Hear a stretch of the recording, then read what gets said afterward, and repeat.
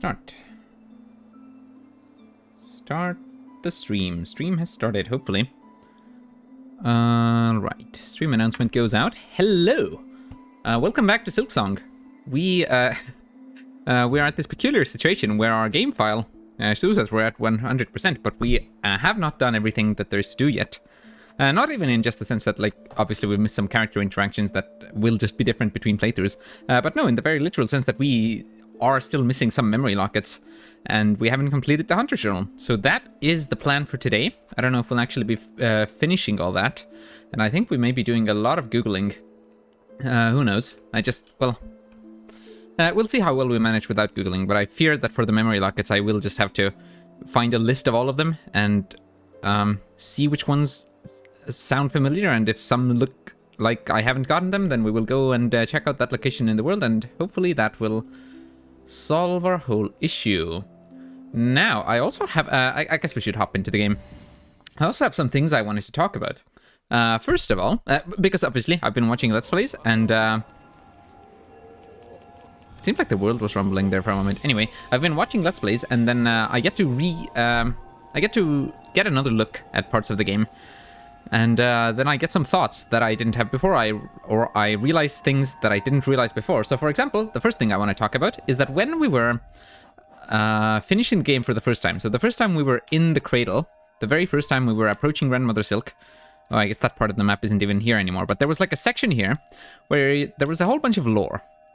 And it had text saying like, oh, Weaver in 4th part, captured in blah blah blah, took this many enemies, like 4 choristers and 1 reed lost to the task. And obviously I understood that what that meant was that the Citadel, or perhaps Grandmother Silk specifically, was sending people to go hunt down the Weavers. But I guess there were just some aspects that I didn't fully appreciate there. So first of all, Weaver in 8th part, Weaver in 4th part and all that. I don't think I understood what that meant, but when I saw that text again in a Let's Play, I did. So obviously, what that just means is that it's a person who is a Weaver in 8th part, as in they are, like, they are 1/8 Weaver. So Hornet, being a child of a Weaver and a Pale Being, would be, a 1/2 Weaver. So that's what that means. That's like what percentage they are, what percentage Weaver blood they have, or Weaver silk. I don't know. Does Hornet have blood? Or are her veins filled with spider silk? I'm not sure. In any case, that's what that meant, and I just felt really silly for not understanding that the first time. And something else to note there, I don't know if I spotted that the first time I was there, but the things that the notes were at, they were rune cages, the same things that were used to capture us. So yeah, there was like a room here in the cradle, and it had several rune cages strewn about the room, and each one had like a note next to it, or a text that we could read that said like, Weaver in this amount of part, captured here, and took this many guys. So that's basically the fate that was awaiting us, and I guess the idea is that they were hunting down the Weavers for their silk, which, I mean, we already got the idea. That's what everyone's been telling us for the whole game. That's why they captured us, that's why they want Hornet. They wanted our silk. But for some reason, again, when I was in that area in the cradle, I don't think I fully understood that they wanted those Weavers for the same reason they wanted me. I was under the impression that they were like hunting down remnants of the previous royal regime, just to like crush it, I guess, because Weavers were ruling the Citadel before, obviously. But I think that's completely insane. Like, no, the Weavers, the other Weavers, the other Weaver, like partial Weavers even, they were being hunted down for the same reason that Hornet was, because they can produce silk, presumably. And that's the whole thing. Like, they weren't. It's not because they were like descendants of the royal line and could contend for the kingdom with the claim that they have. Like, what does that matter? I don't know. That might have been an aspect, but I don't think that was the main reason anyway. So there we go. That cradle bit has now been talked about for a moment anyway. Talk about Weaver in 8th part and how they were in rune cages. That's done. Oh, and then just another silly idea that I had. So, of course, for this whole game, basically, we've been terribly afraid of anything bad happening to Sherma, and so far, nothing has happened. I don't know if that's guaranteed. For all I know, something could happen to Sherma, what I mean is that for all I know, something could have happened to Sherma if we'd, neglected to do something, or if we'd done something in a slightly weird order. Maybe I got very lucky that Sherma is still alive. But maybe not. So, but then, I was thinking about the Hunter's Journal, and I had the horrible idea. What if Sherma is the final Hunter's Journal entry? As in, like, we get to New, we have all of the entries, and then New is like, watch this. One final request. Go kill Sherma. We want Sherma in the Hunter Journal. Wouldn't that be awful? I don't really think that would happen, but that was just a funny thought that hopped into my brain. Now, my next thing that I wanted to talk about is the horse guy, Loam, who was in the Underworks somewhere. I don't remember exactly where, but somewhere in the lower part of the Underworks, I think. We found Loam. There was this like a big guy with long arms and legs, long limbs, and they were essentially just like running on a treadmill, generating energy, I guess, for the Citadel. So, what did I want to talk? Oh, yeah, that's just a thing that I saw in the Let's Play. Loam is, of course, dead now, so we can't try that ourselves. But I saw that, because next to Loam, there was another smaller treadmill that you yourself could run on. And we did that. But what I failed to notice was that in the background, as you run on the treadmill, there's like a dial thing that goes up, like, it's got a display thing in the background, and then there's like a pointer, a clock hand. What do you call that in a dial hand? Whatever. It's a thing, and then it like is rotating across. And I never noticed that. But anyway, if you run on it for long enough for it to rotate across, then you get one whole rosary. One whole rosary shoots out of the wall. And I think just I don't know. I wanted to talk about this because I think it's yet another element to emphasize how awful the existence of the people in the Underworks really is. Like, they're just toiling away there, and they have this confession booth that's just automatically programmed to always tell them to just, make sure you work more, and don't sleep, and don't eat, and don't take a break, and work a double shift this time. And then they just work and toil, and they're so beaten down, and then for like a bunch of running, they get one tiny rosary bead. So that's unfortunate that I missed that, but also it's not a massive deal. It's something that I'm also perfectly fine just seeing it happen. At least I am aware of it now. Another thing. Last time, or was it last time? It might have been before last stream. We tried out a plasmium overdose. With this thing. So I think you need to get, 9 whole plasmium hearts? There's some way to get it, and we did do it. But in any case, I couldn't figure out what exactly the purpose of the plasmium overdose was, because it seemed to me that, well, okay, so you have lifeblood hearts now, but like, how does that benefit you? It's not like it gave you more health, it's just that the amount of health that you actually have is now plasmium, and that didn't seem useful to me. However, I have now read the wiki entry for it, because I guess I just happened to do so. And turns out that the plasmium overdose gives you passive regen every 6 seconds. And the wiki page did say that it seems to not be very useful still. And it's a lot to give up, and like anytime you sit on a bench, of course, you lose it. And it takes a lot of shell shards to even get to a plasmium overdose. As in, you use a whole bunch of plasmium, so then you need to repair your tool. But it could technically be useful in some situation where you just can't heal, and it will just passively regen. So that's interesting. I guess I just didn't try taking damage with the plasmium on me already. Because lifeblood in Hollow Knight never really regened, other than sitting at a bench. So, that's that.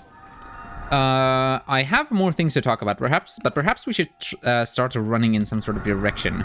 I guess let's go to the Hunter's Journal. I believe there were some bugs, like some of the Pilgrim bugs, that I didn't know where to find, and I do now.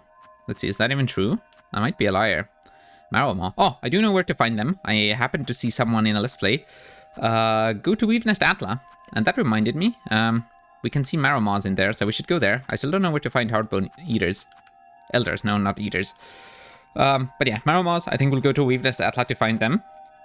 Elder Pilgrim and Pilgrim Hiker. Now, Pilgrim Hiker, I'm pretty sure we can find them on the path, like around the Blasted Steps, like somewhere around there. I apparently have you and you and you. Okay, so I guess we will head to the Blasted Steps. I thought I was missing someone else too, and those I thought I would find in Bone Bottom, or like rather to the left of Bone Bottom, in that church thing, chapel thing. But I guess not. Yeah, so we will run left, and we will try to get the Pilgrim Hikers. I guess I don't need to run, I could also trap. No, we will run, it's fine. We'll run through a bit of Shellwood. And I can talk about the other subject that I had written down for myself. So, yet again, I was watching someone play Silksong, and they were in Bilewater. And the thing about Bilewater is that obviously it's this awfully gross area, right? Oh dang it, I'm in the elevator. It's this awfully gross, horrible area that you like wouldn't want to be in at all. You don't want to be in Bilewater. Well, I guess I'll defeat that Void Clump, why not? Or well, I would if I didn't have to write this whole elevator down. Nah, we still will. I think we'll climb up and defeat that white thing. Anyway, Bilewater. Right, it's awful, it's gross, it's terrifying, like gameplay-wise and visually, and I guess also audio, except for the music-wise. It's just like, Bilewater's no good, right? I imagine a lot of people hate Bilewater, and in general, it's just an area that is not pleasant to be in.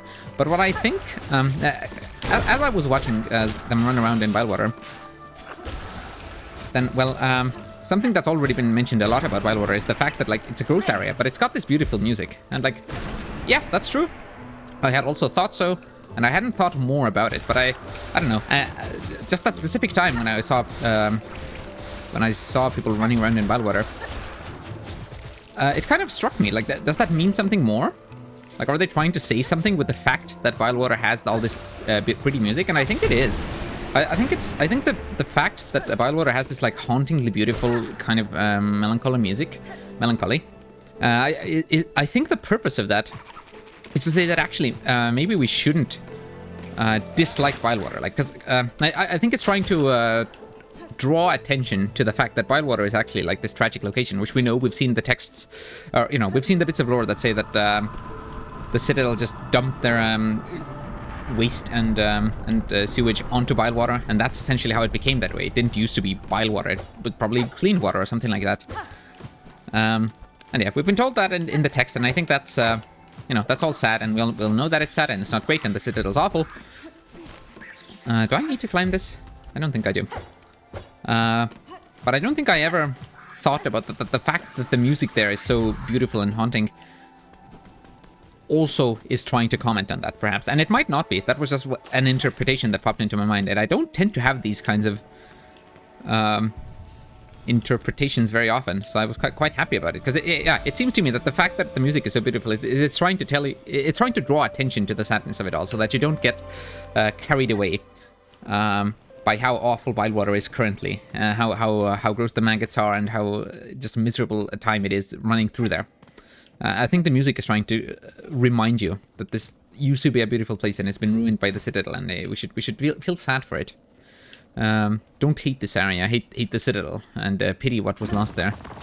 Sorry, I just glanced at my notes to see what I'd written down, if I was missing something. Okay, so that's also been dealt with now, and I think that's all that I wrote down. Something that did I talk about this last stream? Did I know about this last stream? Is of course Garmund. Apparently, you can fight Garmund. You can have like a friendly duel with Garmund. I don't mean you can fight Garmund as in fight Lost Garmund, which we did when Garmund's taken over by Void. That we did do, and that we knew about.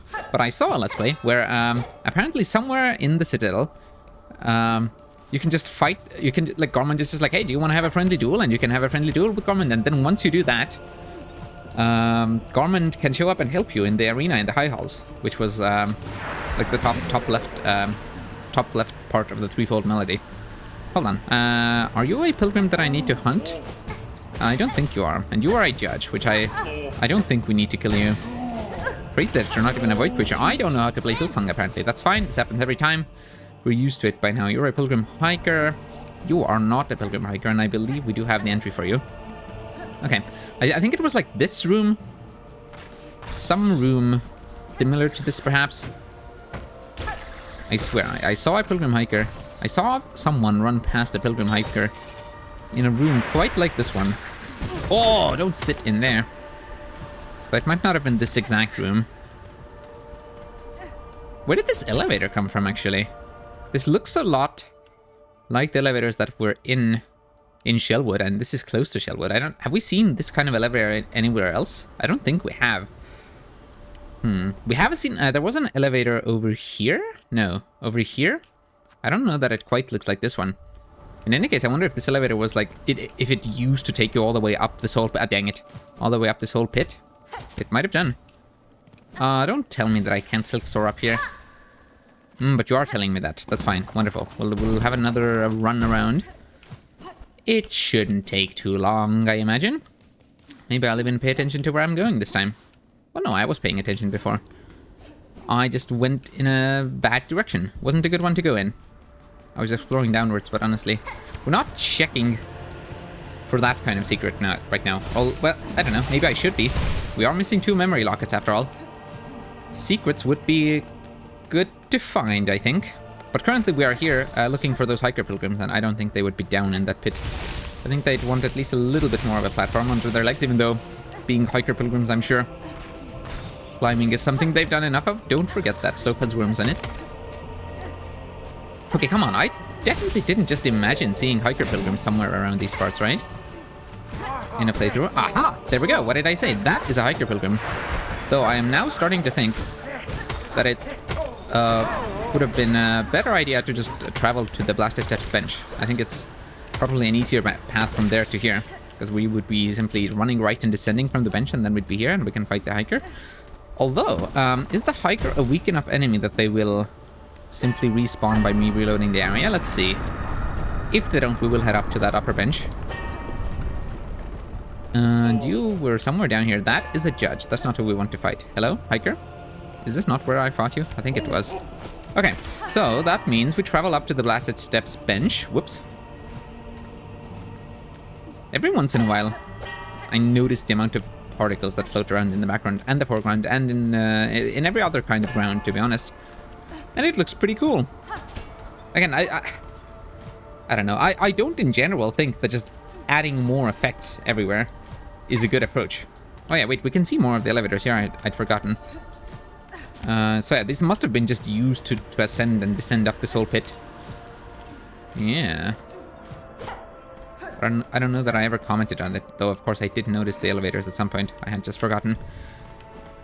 Oh, goodness me, I interrupted my sentence with another one, and I've forgotten what the first sentence was. That's fine, everyone should be used to that by now. Although, should I investigate these elevators a bit more closely? Like, are you sure you're gonna just have several elevators like this and none of them do anything? I mean, you could, of course. It just feels like, you know, this is an area with a mechanism. With elevators and things. You'd think that maybe one of them would hide a secret from you. But perhaps not. So, yeah, we will go get the 100 journal entry for this hiker. It shouldn't take too long, I imagine. Ouch. Oh, you know what I should have done, actually? Oh, I like how you just hit there. That's pretty cool. Have I got an entry for those bell tossing guys? I think I must have, right? I think I checked even. Yeah, you. That must be... You must be the one that I've done already. Whoops, I didn't need to heal. Yeah, so this time we will still run up manually. I don't want to use bench warp. And by bench warp, I mean, of course, you know, manual, non-modded bench warp, where you just exit the game. We will not be doing that. However, dang it. I do think we will make the climb a little bit easier. Or, a little bit faster. By skipping it completely. Via a different means that is perhaps a bit more intentional. By the game designers. And that is, I run to the left and activate this. And that means the Beastling Call should bring some friendly Bellway Beasts, Bellway Beastlings, to carry me all the way back there. I don't think we'll need to do this grind too many more times. I wonder if you can... I do wonder where else you can even find this hiker pilgrim, because I really can't think of too many areas where I've seen them, and of course that could just be me misremembering, or rather not remembering. Slightly different from misremembering. Both are mistakes in remembering. Anyway, I could just not be remembering other locations, but I'm just thinking. I can't really think of many places where we've seen them. And lots of places around the world are taken over by Void now anyway. So like, I don't know. Maybe this is the only place where the hiker pilgrim exists. Probably not quite that. There's probably, I don't know, I'd imagine there's at least like one or two other spots. But there could also not be... Excuse me? Did I not sit on the bench, the fool that I am? I think I didn't. I knew there had to be a purpose to why I was sitting on the bench the whole time. I guess I just figured I would skip it. Speed things up a bit. Of course, that ended up slowing things down. Yes, so, I am really not very opposed to looking up things today. I think we are really just... We're at the point where we got to 100% by looking up one thing. It was the location of the ornate key in Whiteward. And that's, well, that's mostly just because I don't know, I probably should have thought that, okay, maybe the key is in Whiteward, and in that case I could have explored Whiteward myself and found it, but the thing is, we knew that it was needed in Whiteward. The way I saw it at that point, at least, I had no reason to think that it would be in Whiteward. As far as I knew, it could be anywhere in the whole map, and I didn't feel like going everywhere in the whole map. So I decided to look that up, and it's fine. It's fine because I say it's fine because it's my playthrough. So we did that. We got to 100% looking up only one thing, and at this point we've just got very few cleanup things left, and I really don't think it's much of a problem if I decide to look something up to avoid scouring the map for like 2 pointless hours. We've done the exploration parts, the fun parts anyway. If now we are missing a couple of things at the end of the game and we just don't know where to find them, I don't have any problem with looking them up. We will still try for a bit, like as in currently, I had an idea where to find these hiking pilgrims, so I came here and we're getting them without a guide. And the same goes for the Marrow Maw. But if then we have like 2 entries in the Hunter Journal and I don't know where to get them, whoops, like so be it. We will ask our pal Google, or I guess, well, Google's no one's pal. Google is an evil corporation like all the others. But you know what I mean. Google will help us on our path to 100%. Well, not to 100%, past 100%. We are currently at 100%. Are you? How many more of you do we need? Pilgrim fella. Pilgrim hiker. 1 more. Wonderful. Before I then leave this place, because I know I said I would go and hunt down like remaining entries from Marrow Maw, what I should actually do is something else. Okay, we'll get that last hiker, but we do have something to do near this bench, because I have an idea for what one of the 2 entries that were fully missing from our journal is, and that is specifically like above that bench, perhaps a bit to the left. There's a passageway, and you drop down it, and then there's some skittering creatures that just run away. Wait, I don't need to be this far down. There's some skittering creatures that run away from you. Did I not sit on the bench again? Dang it. There are some skittering creatures who run away from you, and I never quite caught any of them. And I think we'll need to do so now. I probably even wrote them down somewhere, but I'd forgotten, and then I saw someone... Well, yet again, I saw someone reach that location in a Let's Play, and I thought, oh, hold on a minute. That's a creature that I don't believe I have in my journal. And presumably they can be added to our journal. So we will go ahead and give that a shot in just a bit. I sat on the... Yeah, there we go. I did sit on the bench this time. And there we go. That is the Pilgrim Hiker. A bug once frail, pushed by twisted thread beyond its mortal limits. I feel like Hornet had a similar comment for some other enemy as well, which makes sense. Not like... It's not like the different types of Pilgrim don't share similarities. Though I don't think... I somehow don't think that entry that I thought of, the entry that reminded me of, I don't think that was for a Pilgrim. I almost want to say it was for like a Mortician in Whiteford. Who knows? I certainly don't remember that entry. Did I mention that Lumble's Lucky Dice that you can buy from Grindle, or that we bought from Grindle rather? You don't necessarily buy them from Grindle. You don't have to, I mean. You can find Lumble's corpse. You can find it before Grindle does, and then you just take them from there. So that's kind of funny. As usual, I keep finding out about more things that can go different between playthroughs. Like, I saw Gilly show up at a bench that I never found Gilly at. Because I guess by the time I went back there, Gilly had already moved on to other things. Like, I got the first encounter with Gilly, and then never came back to Hunter's March until Gilly had moved on to more important quests, where we did see Gilly, but just not at that one bench. And yeah, things just it's just so fascinating. I'm very curious. Like, can you really just completely miss the slab section, like being imprisoned in the slab? It seems to me, as far as I can tell, that you can. And in that case, you like sneak into the slab from a secret hidden path from below, and that you just never get to run around naked with your stuff stolen. You never have to get your stuff back. Oh, and you never get to hear the Red Maiden theme, I think, because there's a track on the OST called Red Maiden, and as I listened to it, after I had already played a decent bit of Silksong, I couldn't remember ever hearing it in-game. But turns out I had. It plays in the slab when you get your stuff back and you kill all the jailers. So that's pretty cool, and I just wonder, do you miss hearing that at all? Or can you hear that in other places? Yeah, I'm not sure. Hold on. How exactly do I even deal with these enemies? Because, of course, the reason that I never... Sounds like they've shown up I wonder if I can use, like, the needle in somehow. Can I call you out of the ground with this? No, I can't. Alright. I do wonder... Have you? Okay, hold on. Can I see you? You had shown up out of the ground, but I don't know... Like, okay. The issue is I don't know if I can even hit them. I have a cannon. Can I shoot them from the right? I'm not sure. Okay, I can get you. I can get you. That's good. Aha. Yeah, it's interesting that the other empty slot is also right next to them, because it seems to me that that's quite a crazy coincidence, is it not? Like, this is just a completely random enemy. It's not like these... It's not like I missed a specific secret area with different entity types, as has been the case so far. So it's just coincidence that these two are next to each other? I wonder.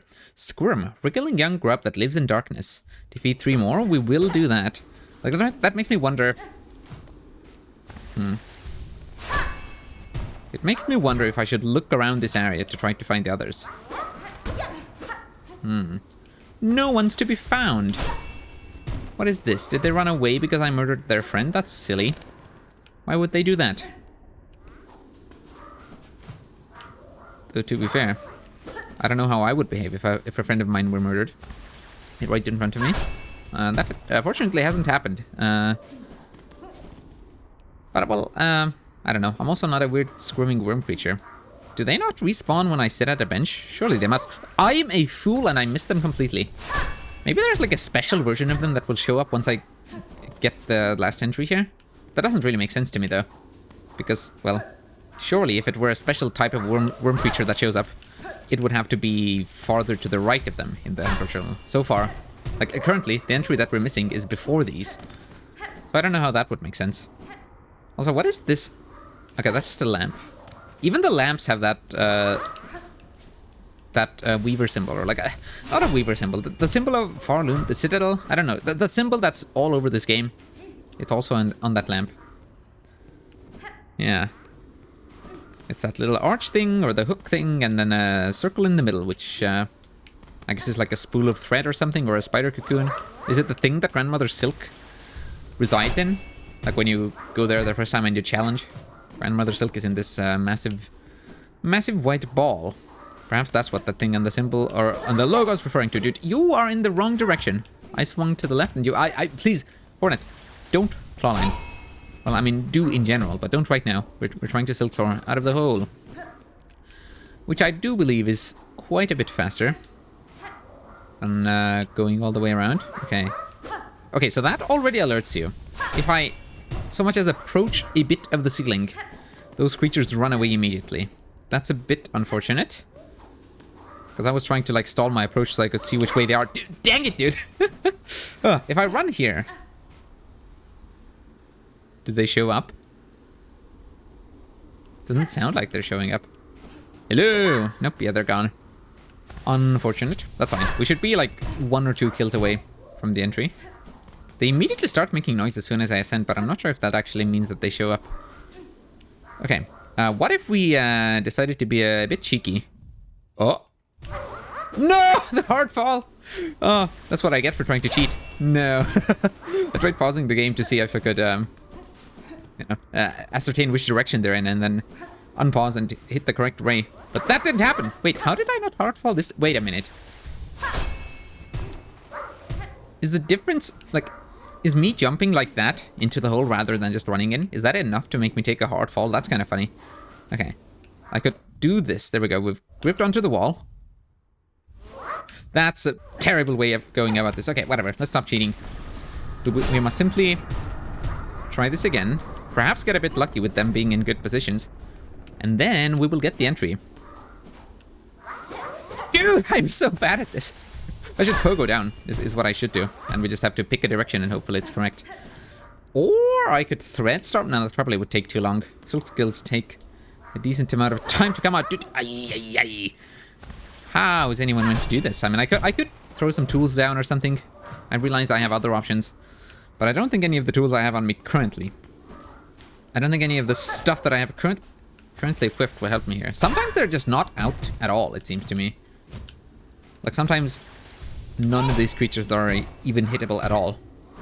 They're just like slightly in the foreground or background. And none are actually fully ready to be attacked. Dude! You can hit them. You can. We've done it. I've seen it happen. But it's kind of crazy that it takes so much work. You were to the right of me, of course you were. Like, isn't that kind of nuts? If I didn't, like, you know... I feel like they take enough effort to get a hit in at all. Dang it, that wasn't the last one. That if I didn't know that I'm missing like 1 or 2 hunter journal entries and this is like basically the only place that I have an idea for, I don't know that I would be persistent enough to keep trying to hit them. Okay, there we go. Finally, squirm. With 2 R's, actually, I didn't notice that before. If allowed the opportunity, these creatures will grow into a form larger and more oppressive. And I've seen these, or what? Wait, no, these look like the judges. And that's why they're here. Like, this is a progression. Look at that, their face is just like the judges. That's crazy. What? Okay. Thanks for pointing that out, Hornet. I don't think I noticed that myself. My shelf. I never noticed my shelf. I mean, there's actually a shelf right, like, you can't see it, but it's behind the camera, behind my monitor. I can see a shelf right now. Completely irrelevant, of course, I'm just making a dumb joke. Farlet, diver, winged, firm. This whole group of enemies is just interesting because... Like, what's this? Does this entry relate whatsoever to the squirms or the shardillards? I don't know. I could not tell you. It would be great if I could figure it out on my own, but I think I might just look this up in just a moment. Though, I suppose we are not in a rush with it, are we now? And by that, I mean, I could run around getting the entries that I think I know how to get. For example, the Maramaw. And then whatever we have left at the end of that, we can then look up. Because, like, for all I know, during all of this running around, some miraculous idea will pop into my head. And I guess the same would go for looking up the last memory lockets. Or actually, hold on, before we do any of that, have I even used my current memory lockets? I should have a couple. Yeah, we have 3. But, like, what if I went over here? Do I finish? I have 3, right? Let's just finish the architect one and we'll leave the shaman one for last. I guess we could finish either one. Like, we have enough memory lockers to finish one of them and not the other. There we go. So that's the architect crest, which please. That's the wrong button. Okay, so shaman crest, we need 2 more memory lockets, and that is that, right? Like, we do need 2 more. This isn't just for fun. They didn't put these in here for fun. You can't actually find the last 2. Probably not. Like, you probably can, I mean. I don't imagine they would do such a thing. So we've somehow missed 2 whole memory lockets somewhere. Oh well. I guess it's just gonna happen sometimes. Alright, we are going to go hunt down a Maramaw, which looks quite similar to these Bilbeasts, actually. Very similar creatures. Maybe I should try to remember what the Bilbeast looks like, and then when I go see the Maramaw, I will hopefully be able to see how similar exactly they are. I really don't want to fight you freaking Snitchbox, and one of you is always like trying to ambush me from behind. That's crazy. Oh, first of all, before I go down there, I would like to run over here to the left and just see what the enemy types over here are, because I believe there are some pilgrims who attack you. Wait, can I? What about you? Aren't these the same bugs that helped me in the mist? I think they are. Yeah, I don't know what to do about them. And I do wonder if you just never got the Wraith in the mist. The entry for the Wraith. I've talked about this like 5 times already, but I wonder, is it just an entry that's optional? Because Hollow Knight had optional entries in the Hunter Journal, and I do now know that Silksong must as well, because if you do that duel with Garment that I said, then you get an entry for Garment. And like, we have an entry for Lost Garment, right? Not regular Garment. So I feel like it's just an entry that we don't have and we cannot get on the save. But it's, well, presumably not counted among the max. Like the 234 that's listed here. Because that would suck for us. Garment must be close to the end, right? Because it's a special-ish boss, right? Right? I'm not going crazy here? Garmund and Zaza are nowhere to be found. They cannot be seen anywhere near here for some reason. Garmund and Zaza, where are you? Okay, whatever, it doesn't matter. I don't care. It would have helped me confirm what I was saying, but I think I'm right anyway. That's kind of a funny statement, isn't it? Whatever, it doesn't matter. Actually, whoops, dang it. Is this finally time to like fully thoroughly explore this hallway? I think I've talked in the past about like, okay, I will come back here once I have the abilities. I will check all of these walls. Now, of course, this secret here we found very early, right? This was a secret. Yes, it was indeed. We found this like the first time we came through this area, I want to say. I've seen lots of people miss this. I don't imagine it had anything too important, though. That seems to be just a rosary chest, presumably. But hey, I'm just proud that I found that. Not that it's some crazy accomplishment to take all that much pride in, but still. Yes, and it actually makes sense for there to... Oh, look at that. That cage, that rune cage has been smashed more than it already was. Yeah, this Marrow Maw here. We know and knew that there was a Marrow Maw here. Because we fought one here. And I guess by knowing that, I could have also guessed. Like, I maybe should have had the idea that Statla has more Marrow Maws. But I didn't. I didn't have that idea. I simply saw people run around in Statla and I was like, hey, that's a Marrow Maw. I need that. Or, well, I probably didn't even remember. That bit up there is very suspicious. The way that it's crumbling. Do you see that? Dang, and you can even go behind the foreground element of it, but it's still nothing, is what you're telling me? Are you sure that that's what you're telling me? Like, really? Is that... Okay, alright, that's fine. I mean, it's believable. I'm not saying that there is something there. I just have to make sure, at a suspicious location like this, at a point in the game where we have found all of the more obvious secrets, presumably by now. Oh, there is something that actually... I want to check out Disgraced Chef Legoli's house. Well, yet again, I saw someone go there in a Silksong playthrough. And it seemed a bit suspicious to me. Hold on. Let me actually... Isn't there... Yeah, there's a bench here. Let me actually go ahead and check out where Eva used to be. Whoops, I didn't mean to stand on the elevator. Looks like I moved too slow as I read the map. That's fine. Fortunately, the elevator is real swift. So taking a wrong way trip isn't much of a problem. Certain elevators in Shellwood should take note, I think. Okay, so nothing happening here. Eva is just a part of us. That noise is simply the void tendrils. Oh yes, it's simply the void tendrils. Simply the horrible black goop that came down from hell, basically. It's fine. Totally good. It's just those. The horrible void tendrils that are penetrating the whole world. It's just those. No, nothing to worry about whatsoever. Can I? I think I already did go up here. Wait, didn't I? There was some sort of secret path that I went up. Oh, that was above. That was the upper tunnel. Yeah, whenever there's light coming down from a ceiling, we must be very suspicious of it. There have been quite a few secrets hidden using such means. Aha, that is a Marrow Maw. Though usually, like it's not like this ray of light. Usually, I think it's usually like a fairly clearly vertical beam. Like it's not diagonal. This looks too natural, almost. Even though those other ones also look pretty natural and were quite easy to miss. What I love, dang it, not that. What I love is when you pogo and you're like in a narrow tunnel and you can save yourself that way. I think I could maybe even... Well, dang it, you died, so I can't prove what I was going to say. But I think even if you're in a tunnel where you can't like actually pogo above someone, I think the pogo might give you enough iframes that you'll be safe anyway. Have I got an entry for you? Probably, right? There's more mossberries? No, not... Well, okay, no, this isn't a mossberry that we never found. This is a mossberry that we found and we hit and it fell into the spikes. I remember that. That's kind of crazy. I figured it was gone forever. I guess I should have guessed that you could come back for more.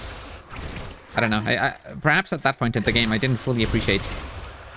Or, well, I don't know. I just didn't have an idea for what kind of collectible the mossberries are. Because we'd already done the 3... Or had I? I probably had already done the 3 mossberries that you need to do for that druid quest at first. And then what? I feel like I just had plenty of moss berries.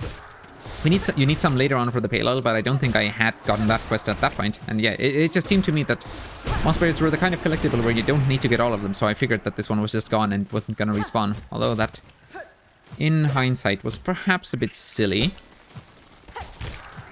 What? I can't believe I actually hit you with that claw line. Because you were on the platform and my claw line hit the edge of it. Curious. Can I climb this? It's kind of nice how this whole area has just these bits of light shining in, illuminating the whole place. So I'm currently running left just out of curiosity. Because I'm not ruling out whatsoever that I might have missed something in here. Though overall, our main goal is the Maw guy. What? Marrow Maw? Yeah. Our main goal is the Marrow Maw enemy. Which we already found. So realistically, I should just sit at my bench and keep resetting them. Look at all those tiny bugs in the background. We of course fought like a rematch with Moss Mother here, or something like that. Or 2 Moss Mothers even. That's crazy.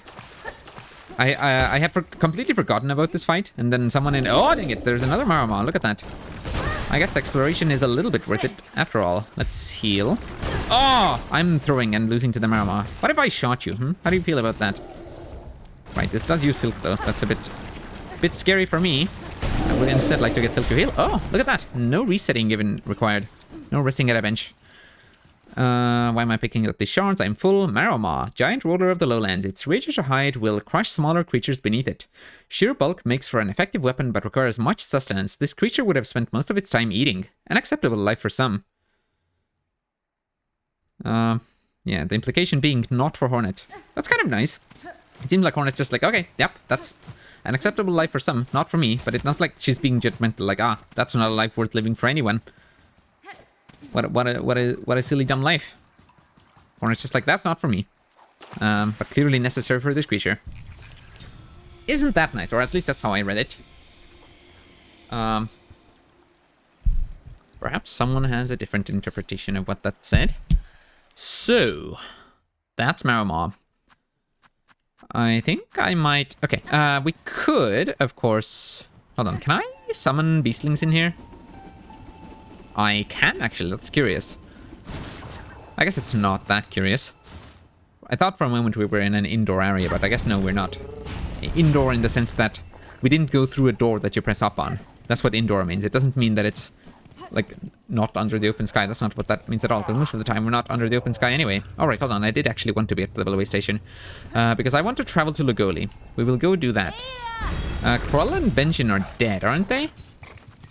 I think they're dead.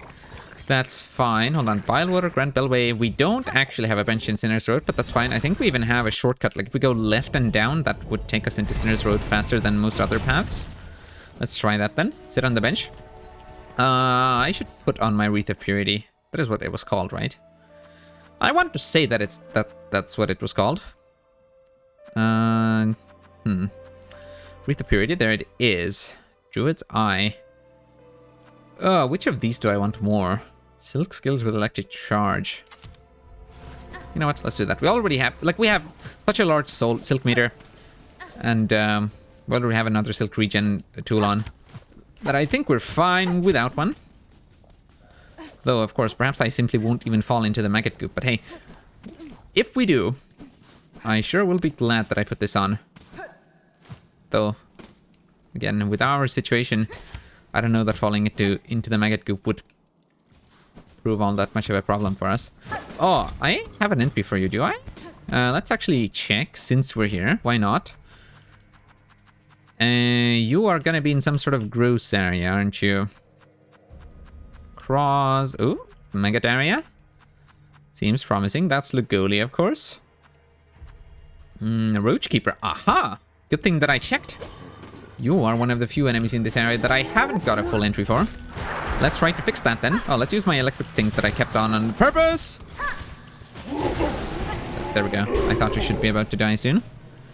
We need another one of you. Oh, that was close. That's fine. We have like 2 billion different platforming moves that we can use. The issue... Yeah, what's gonna be funny is that I will be back doing a Steel Soul run or a speed run and by speedrun I mean just like the under 5 hour achievement. I don't think I have the patience to actually do any speedruns of anything. But yeah, the under 5 hour achievement. Oh my goodness, that was close. I will be back doing those, and I will be used to having a double jump, and that will almost certainly prove fatal, or at least troublesome in some situation. Okay, so Lugoli's house is right over here. I wonder, do you think there's any way you could go get Silksong without having double jump? Maybe you could. There are still people around here. I guess if we didn't kill everyone, they're like in the background cooking stuff. Yeah, anyway, this up there, that's why I'm here. I figured we could Silksong up here. Yes, we can! Look at that! And I haven't been here, right? There's no way I have. How could I have been here? Ooh, is it just lore? Is that Lugoli? Farloom's soul. Farloom's flavor. Or is that... preserved? Remembered. Essence. True essence. For you all. This holy taste. From you all. Preserved, remembered. Okay, so you're preserving all the creatures and thinking they should be glad that they get to be remembered. Their taste gets to be remembered. Well, this is slightly unfortunate. I don't mind. Like, I think it's cool that there was something here. I didn't completely waste my time coming here. However, this is neither a memory locket nor a new enemy type, as far as I can tell. Which certainly is at least a little bit disheartening. I was hoping I was just hoping that I'd get to find at least one other memory locket on my own without having to resort to looking them up. Well, perhaps we still might. I imagine, again, that there are several other things that we could use Silksong on that I simply haven't found. And I don't remember having seen, because of course I didn't even have it as a concept in my brain at that point that we could ever get an ability as crazy as the Silksong. That simply lets us ascend. Not quite where we wish, but also, well, not very far from that either. Whoa. Don't quite know what I did there, but it's fine. We will simply glide over. Yeah, so Kroll and Benjen. Aren't you a bit close to that stash that we just found? Like, I feel like I could just walk right through a secret wall in here and then end up at Lugoli's place. Yeah, these corpses aren't exactly recognizable to me, but I imagine they must be Kroll and Benjen. We never really saw them leave this cave. So how does this work? I'm still very curious how like the timing and your ability to miss things in Silksong works. As in, like, because, like, the Witch's Crest. The whole Grey Root putting a weird worm-cursed baby in Hornet, and then you have to, like, get that out of you using the Great Yarna Bee's help. And you get some spikes from, or spines from Kroll and Benjen. Like, how does that all work out if Kroll and Benjen can die? Because like, so far, it seems to me that it's Act 3 that causes a lot of these creatures to die. But then if you enter Act 3 when you still haven't done the quest yet, like, how does that work? Can Act 3 not start? Like, does the caretaker not let you start Act 3 until you've done that quest? It seemed like a fully optional quest to me, I don't know. Because surely if Kroll and Benjen... Oh, no, actually, sorry. It probably just works the same way as it works with some of the other merchants. I did sit on the bench, right? Because I needed to respawn the guy up here. It probably just works the same way as it did with several other merchants where, like, okay, if you didn't get the thing while they were alive, they will simply have dropped that. Oh! They will simply have... Dang it. They will simply drop their stuff and you can get it off their corpse. So I wonder how that would work. As in, like, if you found the corpse before you even activated the root quest, or rather, before you got cursed and knew that you need spines, would the spines be there already? And you could just pick them up in advance? Or would the spines only show up once you're already cursed? Which might look weird. I'm not sure. Dude, how? I need to hit you in such a way that I actually deal damage, don't I? That would be lovely. There we go. Roachkeeper. Though their mind is largely lost, their skill with the chain has not been forgotten. Does the haunting eternally bind a bug to the task it had in life? Perhaps. I mean, again, this shouldn't be a fully new phenomenon to Hornet in the sense that the infection in Hellonest performed in a very similar way. At least with several bugs. Perhaps not necessarily with everyone. Like, the city guards still stayed on their task of guarding the city, even though they weren't fully conscious necessarily of who they were guarding it from. Right, I guess I could have fought this guy. So why am I going this way even? I don't know that anything awaits me here. Right.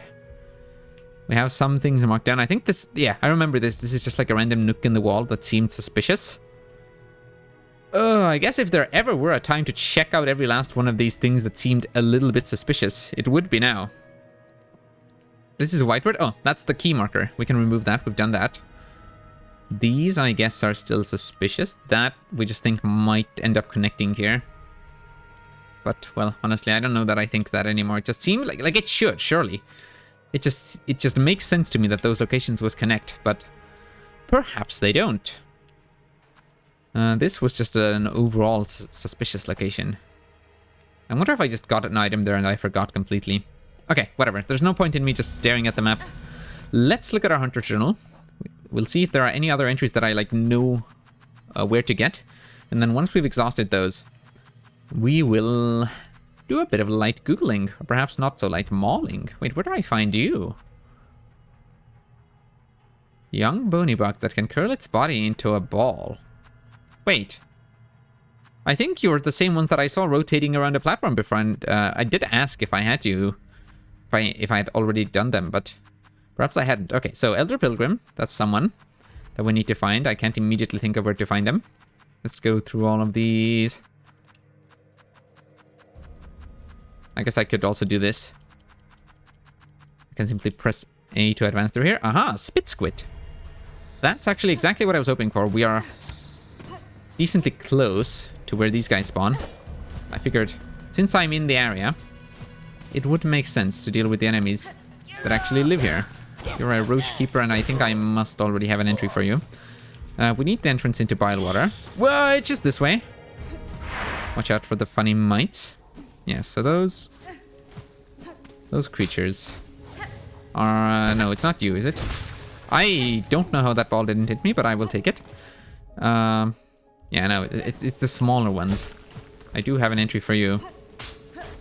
I think I simply need to run to the next room over. And there are several of these here. No, I am wrong. I guess they're farther into Bilewater. But yeah, just listen to this music. I fully think that the purpose of this is to evoke sadness for what Bilewater was. Oh! Dang it. I didn't even get away from that. Those explosions are still just a little bit scary. Okay, nothing to like ascend to over here, and I think we even found a weave nest here. Yeah, that's crazy. I think this is what weave nest... no, Merglin? Yeah, weave nest Merglin. Probably unlikely that I have an entry for these hunters, right? And never mind, I'm wrong. Pond Catcher. Right, well, we know where to find those. They should be near Bellheart in Shellwood. That's good, that's good, that's good. I just need to remember that I can go get the Marrowlings. Wait a minute, what's up here? Oh, I remember what's up here. This is where we got captured and taken to the slab. Not the only place where you can get captured and taken to the slab. Not at all. But this is where we specifically got captured. Okay, I probably shouldn't just be running around here randomly, though of course it might lead to me stumbling into a secret, fortunately. But probably not, I would say. Oh, that's a bit close. I'm pretty sure, dude, I've made that jump. I assure you. Did I pogo off that enemy down below? Maybe that's what I did back then. Okay. Did anybody ever check that wall for secrets? I'm not sure. I don't think I did. Okay, dude, in one of these directions, there's something to do. I assure you. That's a door that maybe used to be openable in the past? How does the map look if I walk here? No. Perhaps that door wasn't openable. Any needle in revelations? No. No revelations. No leverations. Lever-shaped revelations? There are no revelations. Lever-shaped or otherwise. I was trying to go under that platform, but this works also. You might not have even been able to tell that I was trying to go under that platform, given how poor of a job I did of it. Perhaps I shouldn't have even mentioned it. Alright, you, as I've said before, are just free silk unless you mess up horribly. Okay, wonderful. Oh yeah, we've passed this marker. I think I should... I don't know. I think I should look at this marker and go, huh, this is like the 10th time that we're here and we still can't do anything here. I think it must just be nothing. Right? Well, must it though? Do I know that? Oh, I was so tempted to remove it just now, but I'm thinking like, okay, what if there's some way that you like approach from the other side of the wall? And then it does end up being something. I was really hoping I could say, well, I guess there's nothing here, but I don't think I can actually say that. Surely I've killed enough of these umbrellas, they die in one hit. Actually, heading to the right. I think this is finally... Nope, it's still just those big guys. The big bulbous guys. Really? Every room where I go to and I think this is finally it, this is where those guys are, is wrong. Oh, this is the one with the fish. This is not where I want to be at all. Nope. Hold on. Have I got an entry for the fish? No, we've moved into pond catcher territory already. Fish? Oh, they're up above. Slubberluck. Okay, we do have those. I really do just need to find... who are we trying to find? The big green... Or, no, well, no. Rather the small... Yeah, the spitsquits. Okay, well, they're not in this room, I'm pretty sure. I think they might be, like, at a higher room in Bilewater. Or maybe they're even in Putrefied Ducts. Turns out that there are some very similar... Oh my goodness. Similar enemies around these parts. And every room that I think of... Well, every room that I think of when I think, ah, is that where that kind of enemy was? It's the other kind. We've found so many of already. Well, that's fine. Eventually we'll get somewhere where we actually want to be. Oh! Don't get hit by the horrible bile being spat at you. Fortunately, they can't even spit down. So, like, it really is just, unless you end up right in front of them, you are going to be safe. Yeah, like, aren't they?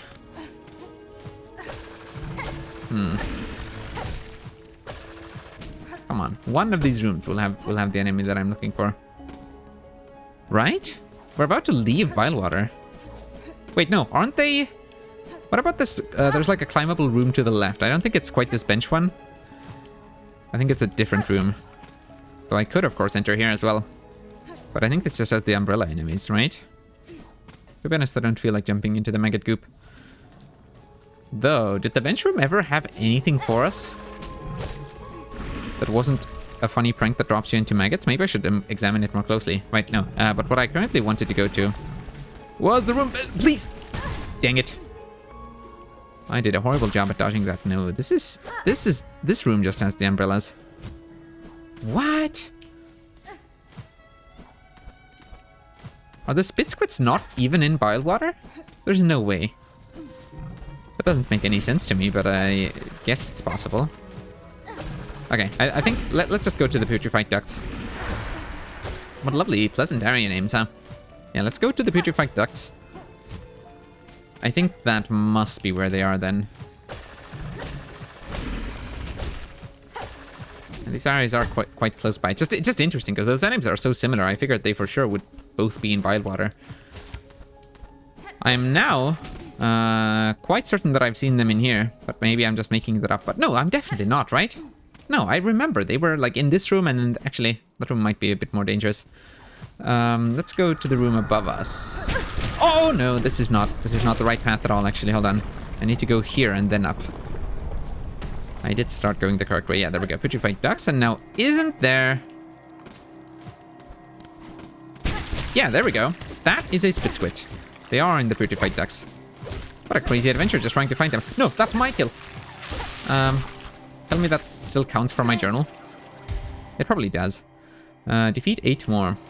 Well, I wasn't actually paying attention to how many we had before, so I don't know if that actually helped us at all. Oh, why are you a void enemy now? Ah, that doesn't help me when trying to murder you. There we go. I guess let's just climb up to the bench and then we can simply keep grinding the same ones in this room. No need to run into that big room between this and Fleetopia. Or I guess it's Festival of the Flea now? Well, no, it's not. I mean, there is a Festival of the Flea there, but it is still called Fleetopia. What is this crumbling bit of roof? Anything to be suspicious of? No, not really. Okay, that's fine. Let's use our silk skills, actually. Surely that would speed things up here. What? I pushed you into a Barnack again? Surely that can't... No, wait, did it? I can't tell. Whatever. Let's fight you also. If I could hit you whatsoever... Okay, hold on a minute. It says defeat 7 more before, so what does it say now? It still says 7 more. Unless... Nope. Yeah. What? Alright. So apparently, if a Barnack eats an enemy, that does not count as an entry for you. That's curious. I mean, I guess it makes sense. It's just that, in general, if an enemy just like happens to wander into a hazard, usually it seems to me that that gives a kill to you. But not so over here. So we must... No, please don't... It's... Okay, this is actually maybe not a good room to farm these in. No, please just don't back up. At least I got that one. It's funny, I'm like desperately trying to avoid them backing up into the Barnack tongues, but I guess they're just desperate to get eaten. We'll have to just defeat them real fast, which honestly I probably could do. I could simply sit on this bench, charge my silk up fully using Giva's Blessing, and then I show up in the room and I spam my silk skill, and that should be quite good enough. Okay, so like I go here. Not like this. Okay, I think I got them before they had time to back up. Now here, whoops. Oh, I was gonna attack the Barnack. No, no, no, no, go the other way. Go the... I hate you. There's no way. This is like the silliest room to be farming these enemies in. That's hilarious. The Barnack just don't count. And they're so, like... I don't know. I tried to get to the other side of them so that they don't back up into the Barnacks, and yet somehow it simply does not happen. Like, yeah, go to the left. I'm over here on the right, so you should try to run away, surely. There we go. What a struggle. Okay, can I get... Yeah, there we go. I can get the Barnack out of the way, perhaps. No, I'm the one that's being taken out of the way. Excuse me, I'm trying to save your life from the Barnack. Fair, it is to killing myself, but still. It's got to count for something. Alright, well, if there's anything that it counts for, it should be the Hunter's Journal. That is, of course, the count that we're trying to get to go higher. Uh-oh, don't back up, don't back up. Did I get you? No, I didn't. I can hear you being eaten up there. Ugh, what a brutal room to grind these in, I say again. Thank you. At least they don't explode when they fall down. I have to say, when you see the Barnack as an enemy, I at least definitely don't. I didn't picture them causing me trouble in this way. You think, oh no, it's gonna be annoying when I get eaten by them. I never thought that it would be annoying when other enemies get eaten by them. No, stop! Did I rescue you? No, I think it just fell down. Oh, that's unfortunate. No, please stay away from the... How did none of those hit? It's fine, it's fine. You're not close to being eaten currently. Okay, we're good, we're good. Wait, did that Barnack stay dead? I thought they respawned after you hit them. Yeah, this one did. I might not understand how these enemies work. That's fine. We almost certainly have an entry for the Barnacks already, right? I'm trying to keep in mind, we were meant to go... Kill not Marrow, but the tiny version. Okay, I would rather dash into the Barnack myself than have you jump in. There we go. Wonderful. Finally. Spit squid. To subsist on the sickly water in this fetid environment, it spits out the most toxic elements. Over generations, this former survival technique has turned into an effective hunting tool. That's pretty cool.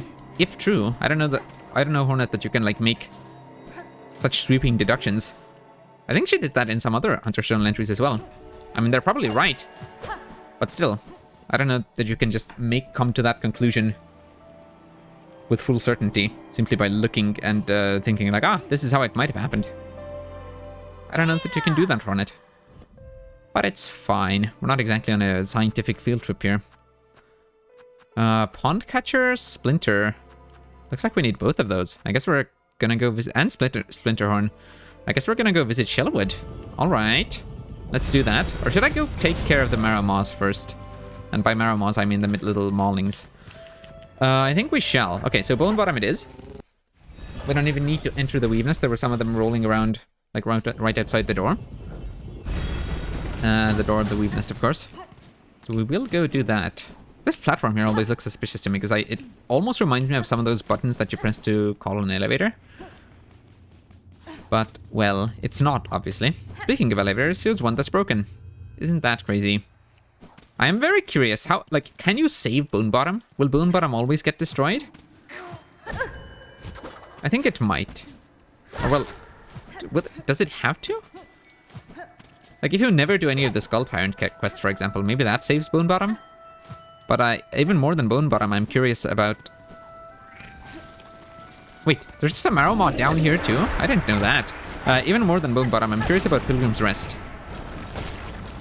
Because that really is, like... I don't know. We could have simply not broken that door. We could have easily avoided breaking that door. And then maybe people would still be alive inside that house because it would have had a door. Curious. Very curious. Any more maulings around? I wonder if I exit and re-enter this room. Will it spawn the mauling? Or respawn the mauling, rather. Will the mauling, will they respawn? Because they seem like a tiny enough enemy that they might do so. Ah, fortunately they are. That's good. That's actually brilliant for me. Did they die in one hit? That's crazy. Imagine being an enemy that dies in one hit. Couldn't be me. First of all, because I'm not an enemy. To myself, at least. Alright, I don't think we need too many of these entries, at most like 5 or 6. So, this shouldn't take too long. It would be more convenient if there were more of them in this room together. But we will manage. Oh, I was hoping I could climb up that ledge before you attacked, but that's fine. We have enough health to throw around and not worry about these little enemies. What if I just did this? Oh, look at that effect. Some of that, like, purple-pink electricity was still lingering on them after they died. Curious. Okay. I don't need these moss enemies, right? I think we're done with those. I don't think we need any more entries for them. Whoops. It's always so... It's always so exciting when you know you're just a couple entries away from the end. And so every run back into the room... You're just wondering, is this the time? Is this the time? And I'm so tempted to check the journal every time, but like realistically, checking the journal is just a waste of... Wow, how did that not hit me? I think I was just barely enough to the left for our hitboxes to not touch there. Whoa! Right, you are in this tunnel, I remember. That was not it. By now, we must be like 1 or 2 entries away, or 1 or 2 kills away from completing that entry, I think. Should I heal? I mean, I shouldn't really, actually. This was fully a waste of time. We're not gonna need that HP. Okay. Well, clearly we weren't 1 hit away last time, but are we now?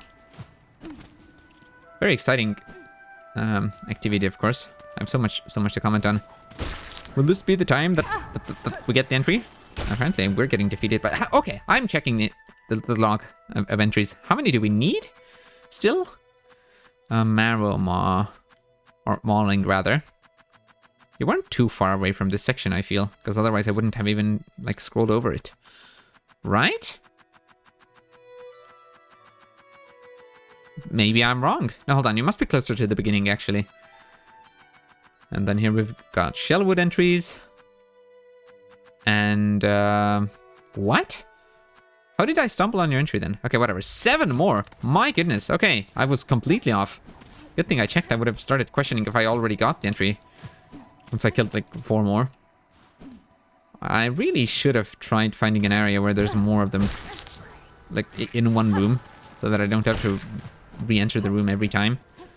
Oh well, I think we're almost done with this. Hold on. Would it be easier to like use this entrance? Oh, it almost certainly would actually. Whoops. And also there might be more of them in that other room. There we go. This is a way easier path to grind this. Of course, I do this after I already used the other entrance for like 6 runs into the room, but that's fine. None of this on its own takes all that long. Like grinding 1 enemy, not a big deal. You take a couple of minutes and you're done. All of them in the journal, that's where the real challenge is. I mean, not much of a challenge. I would say test of patience, but it's also not that much of a test of patience. It is something to kind of just trudge on through. And again, maybe this would be something better done off stream. But I feel like if we've, you know, we've streamed so much. Like, we've streamed all of my Silksong experience already. So, like, if a couple hours at the end of it are just grinding entries, like, it's fine. I think it would be weirder if those couple hours were just missing. Mauling.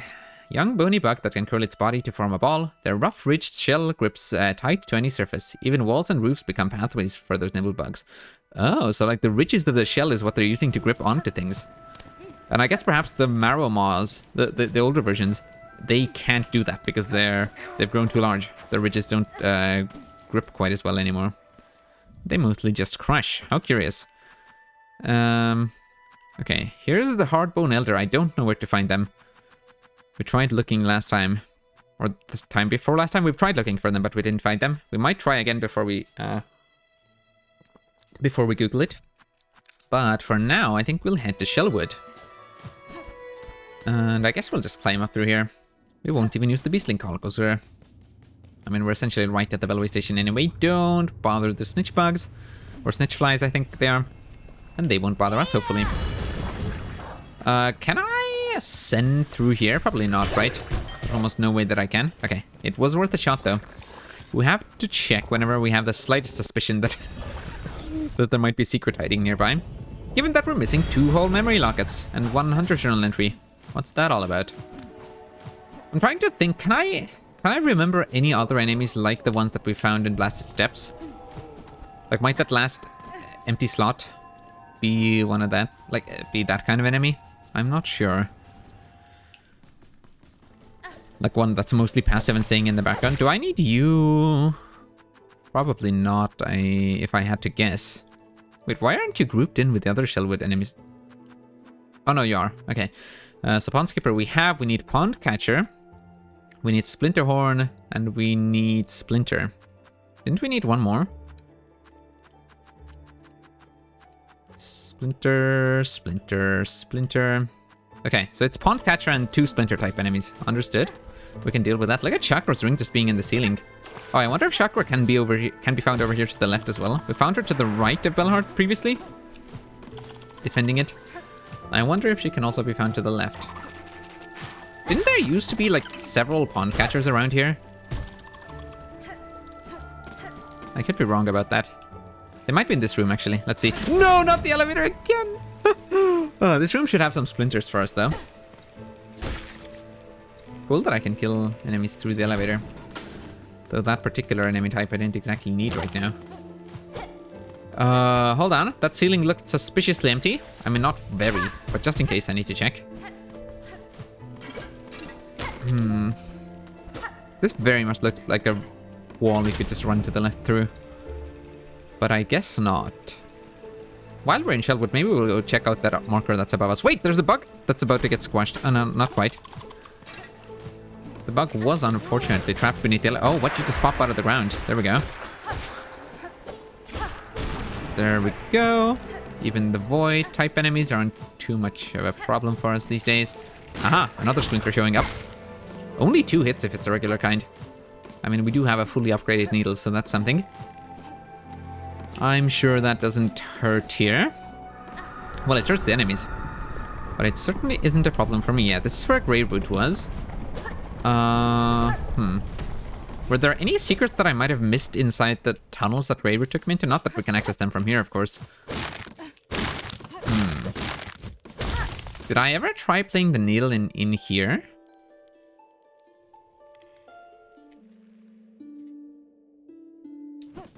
Well, I have tried it now.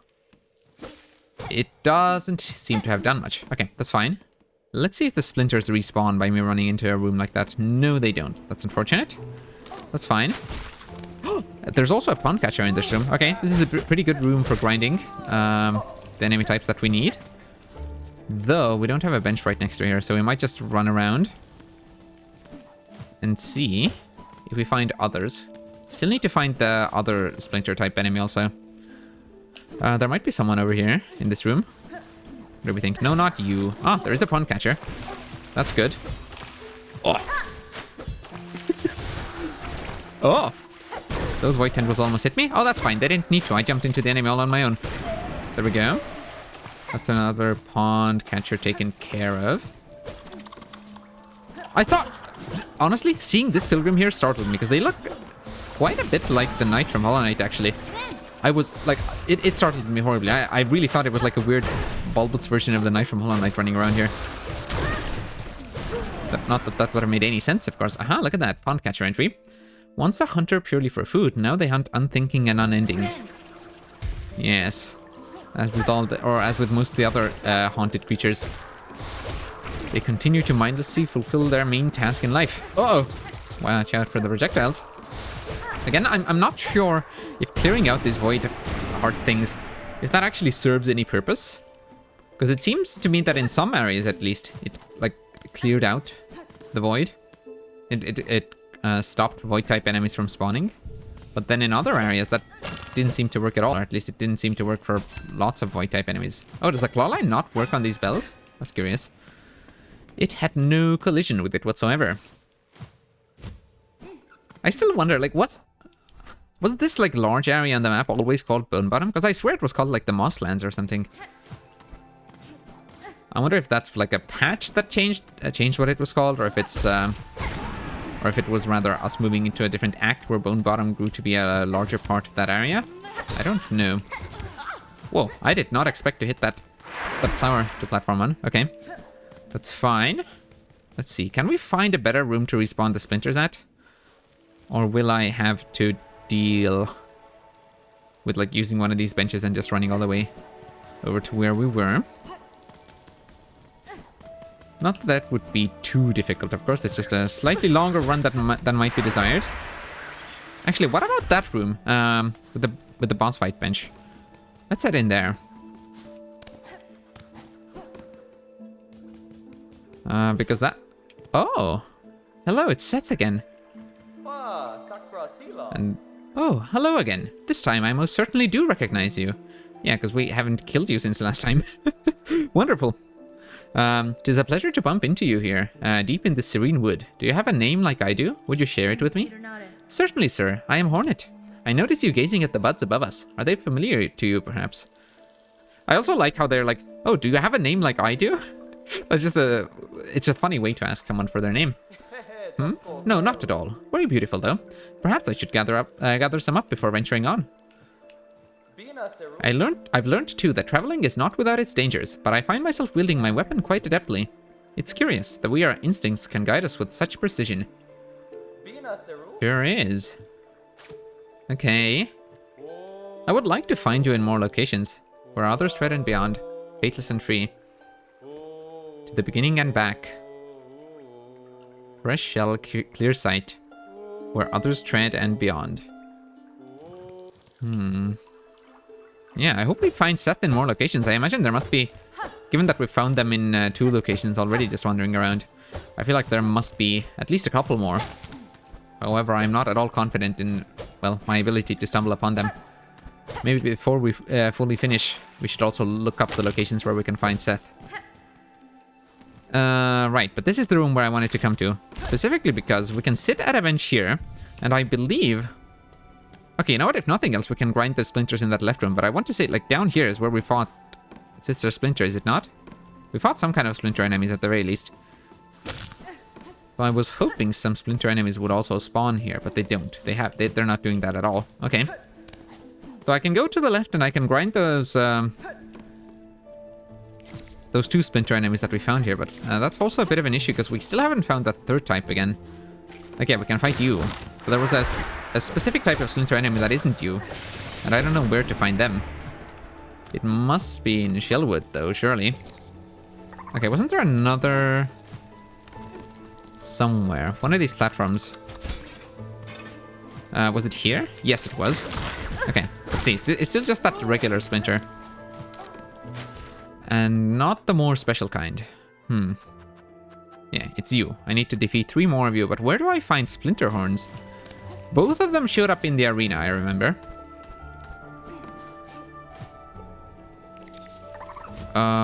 Does my... Whoops, that's not it. Silksong. How far does that go? Can I actually get all the way up through here? I can. That is wonderful. I think it might just work in any room where it actually has a ceiling defined above you. I think it works. But it doesn't go infinitely in the sense that, like, if you're at the bottom of, like, say... Like, if you're down here and throw it up, it won't just go all the way up here, of course. So, like, technically it has a height limit in universe, if that makes sense. But within the room that you're in, if the room has a ceiling, it seems to always reach it. That's at least been my impression so far. Wait! Oh, look at that! That's where we find the splinter horns then. Or are you the splinter horn? Whatever, it doesn't matter. We know where to find all of the enemy types now. Which is good. That's precisely what we need. Didn't the splinter spawn there before? I feel like I'm going insane. Was one of them replaced with the other? Hold on, I'm lost and confused now. That's fine. We will run back to the bench. And at least some of those types of enemies will respawn again, I'm sure. It almost seems like one of the splinters was respawned with the splinter horn this time to me, but I could be wrong. Okay, we're down here. Hopefully, our path back up is as smooth as it was previously. I killed that enemy with my Silksong, apparently. I don't think that's ever happened before. I figured that we would simply like grapple up to them, similarly to how the claw shot like grapples you to an enemy, and then you do a little jump. But apparently the Silksong is perhaps even a bit better in that regard. Well, okay, I don't know about better, because if the claw line just went through enemies, that wouldn't actually be great for us. I did sit on the bench, didn't I? I didn't just somehow completely forget to respawn the enemies, did I? Well, no, these ones respawn, but... Well, one of them, like this one up here, I don't think a splinter even spawned in this location before. So does this room have like a couple predetermined locations where splinters can spawn, and always precisely 2 of them will spawn some type of splinter? Curious. Okay. That's how it seems to work to me at the moment. Let's investigate further. Those regular splinters we should be quite done with soon enough, shouldn't we? Yeah, you can even see where they're hiding in the ground. Which I perhaps... Yeah, see that right there? That's them. Alright, splinter. Insect formed to imitate a branch, capable of remaining perfectly still for long periods, but are unexpectedly swift when roused. Avoiding their ambush is a good test of my senses and my ability to rapidly retaliate. Right. Oh, that was a splinter horn, that's good. It is kind of crazy how realistic the camouflage and some bugs can be. Like, they really can look just like sticks or leaves or whatever.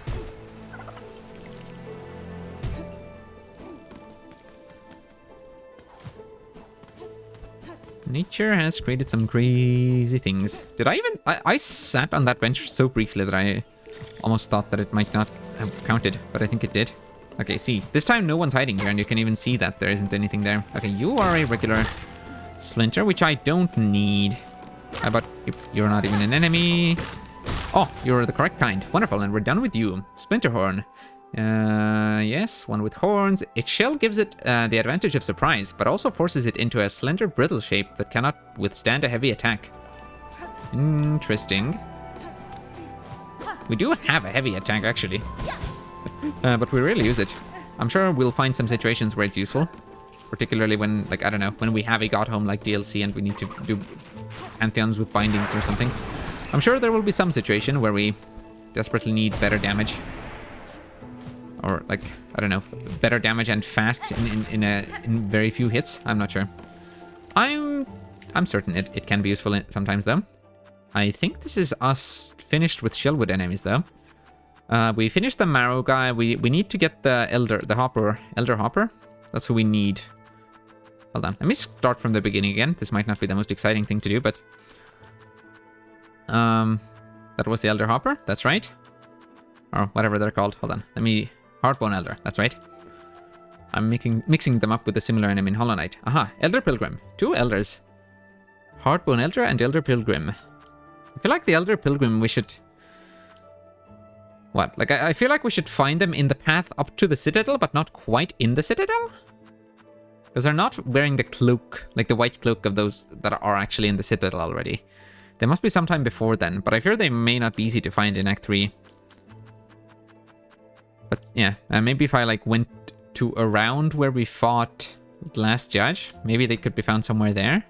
Or maybe in the Underworks? Did we ever see pilgrims like that in the Underworks? I don't think so.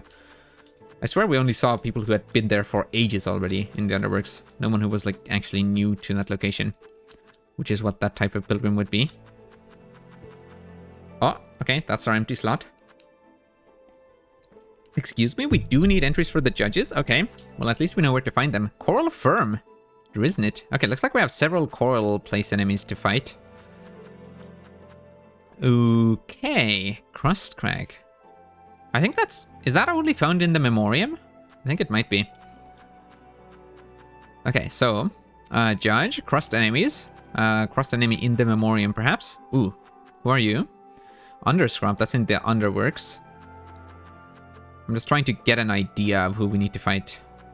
Yeah, this is a group of enemies in the Underworks.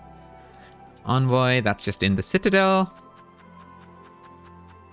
I guess we're just putting together a plan right now of roughly where we need to go. Baldborn Lampbearer, Scroll Reader. I know where one of you was, but I think that one's just dead permanently in Act 3, so I don't know where I could find others. Probably somewhere around the same area in the Whispering Vaults, though. Okay, slab enemies. Aha! Abyss enemies we also need to deal with. Maybe I should explore the Abyss a bit more. But it doesn't seem to me that it even had all that many places for us to check out. And by the time we were in there, we already had basically all abilities. We even got the Silk Sword there, which is like the last movement ability that we were missing when we were back there. Okay, let's head over to the steps. And actually, I guess I'm quite close. Yeah, I'm close enough to the steps that I might not even travel. They're using a bellway. I think we can just run there, because we'll start encountering judges already on the way up there.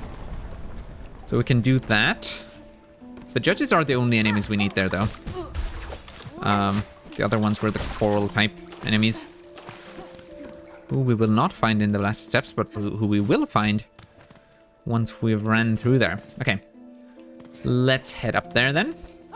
It should probably be whom we will find, but who even says whom? Oh my goodness! I'm frequently shocked by how well the clawline actually can grab onto things. Should I sit on the bench? Nah, we can just heal. There's no need to sit on a bench. We have so many tools and so much silk. Should I drop down here? Hold on. I think I will go sit on the bench after all, so I can warp back here. Sit on the bench and make sure that this station is activated, is what I should say. Hello, Bellway Station. Let's summon you here. I want to be able to beastling call my way over. Yes, because this vertical hallway, we explored the vertical shaft back in Bone Bottom, but we have, of course, checked out this location in general, but have I specifically checked out what's over here if you drop down? I'm not so sure about that. It will probably, and it seems like it is, just lead us down over here. The path above Wormways. We found... What, the merchant... No. We found Pep's courier down here, didn't we? I think we did. I believe that is correct. But still, I don't think I explored this hallway very thoroughly at all.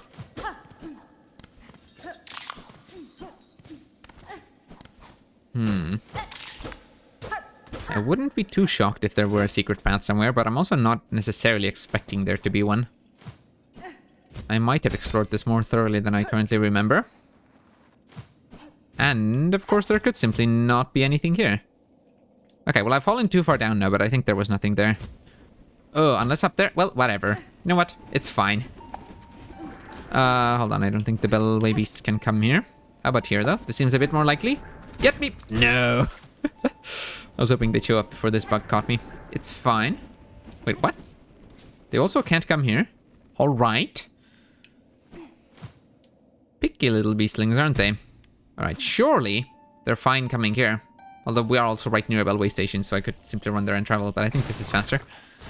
I believe this is a bit faster. At the very least. Okay. We don't need to sit on the bench. I'm sure we don't... I'm sure we won't run out of the amount of health that we have. So, blasted steps. We will go ahead and see the... should I run to the left here? It seems that I've already gone that way and used my claw line to jump up there. I think that's what we did. I don't think that needed Silksong. So we've gone there. We've checked things out. I think that direction is explored. Hoping I'm not wrong. But why would I be wrong? I'm pretty sure I'm right about having explored that way. So I said that we would start encountering judges along this path, but where are they? Ah, there's one. What? There's also a tiny pilgrim. That's right, I remember them actually. I remember these two enemies. We basically started today's stream off by fighting them. Or well, encountering them. Not necessarily fighting. We also need like, what, 5 kills from the judges? I think we do. Oh good, I'm at the very beginning of this, right? Because we scrolled through the whole thing. Oh, that's fine. They shouldn't be hard to reach. Yeah, there we go. Judge. Defeat 6 more to complete the Hunter's Notes. I think I said 5, so I was somewhat close. Hold on. I also need coral enemies. Are you among them? Are you a Driznit? I think you are, actually. Okay, cool. So we need to be fighting them along the way as well. And I think running through this room over here will make us face a couple of these types of enemies. Yeah, there we go. That's another Driznit. And a judge. Just as I thought. Let's use some silk skills. Oh, in combination with our tool. There we go. That's another judge down. Oh! Yeah, if only I'd looked at my journal a bit more carefully when I was going after this hiker. And I guess the little wormlings. If only I had done that. Could have dealt with these enemies a bit more easily. Now the thing is, I don't think I need to descend down this pit, because we will have judges and Driznits also in that room that's between this and the last judge fight. But I think I won't need to descend or climb this location again. Of course, for climbing, I could use the Beastling Call. Shall I sit on the bench just in case? I guess I will. And summon the beast here. Bellway Beast. The Bell Beast. Whatever. Ooh. Dragon Garland. Why is your only redeem to die?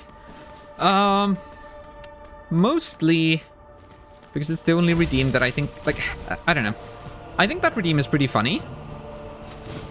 And I think the other redeems were, like, the other redeems that I had were quite pointless. Like, what, you had, like, I don't know, you had, like, Hydrate or Do a Funny Voice. I just wasn't enjoying them. Hydrate is the only one that I feel like deserved to be around. I wouldn't be opposed to adding more channel point rewards if I could come up with good ideas for them. But I felt like the other ones were mostly pointless and ended up, I don't know, like they were either pointless or they were too distracting. The thing with the die redeem is that it's expensive enough that it doesn't happen too often. And the thing with it is that it, like, even if people had like tons of channel points to spend on it, it's the kind of thing where you don't tend to want to spam it, like, because it's best when you time it at like the most devastating moment, like right when someone's completed a difficult challenge that they like must not die at the end of, or they'll have to redo it, or like, you know, it's something where timing is important. So even if you have the channel points, you're probably not going to spam it. And well, if someone were to, I guess we could just make it more expensive. I'm not sure. But yeah, like overall, I think it's the only reward that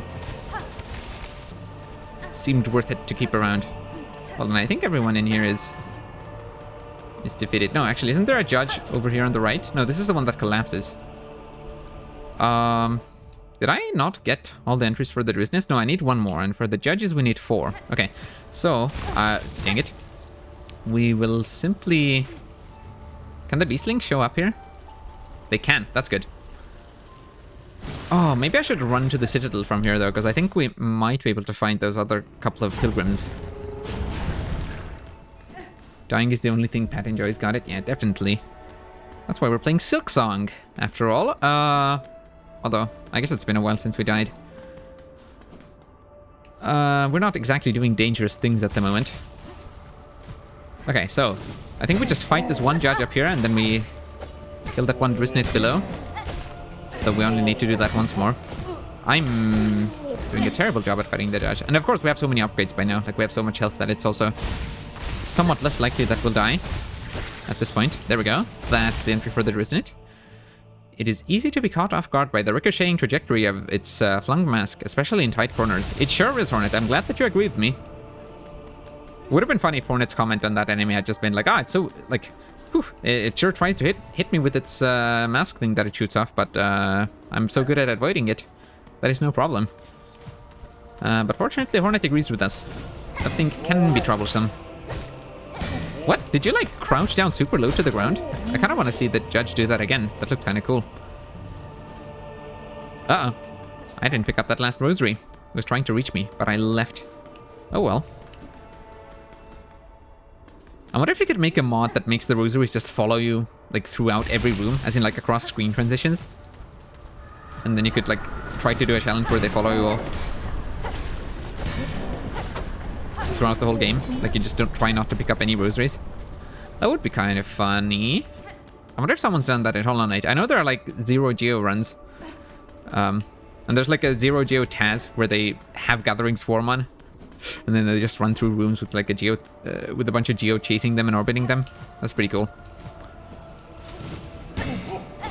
But I, like... That still is, like, regular Gathering Swarm in the sense that...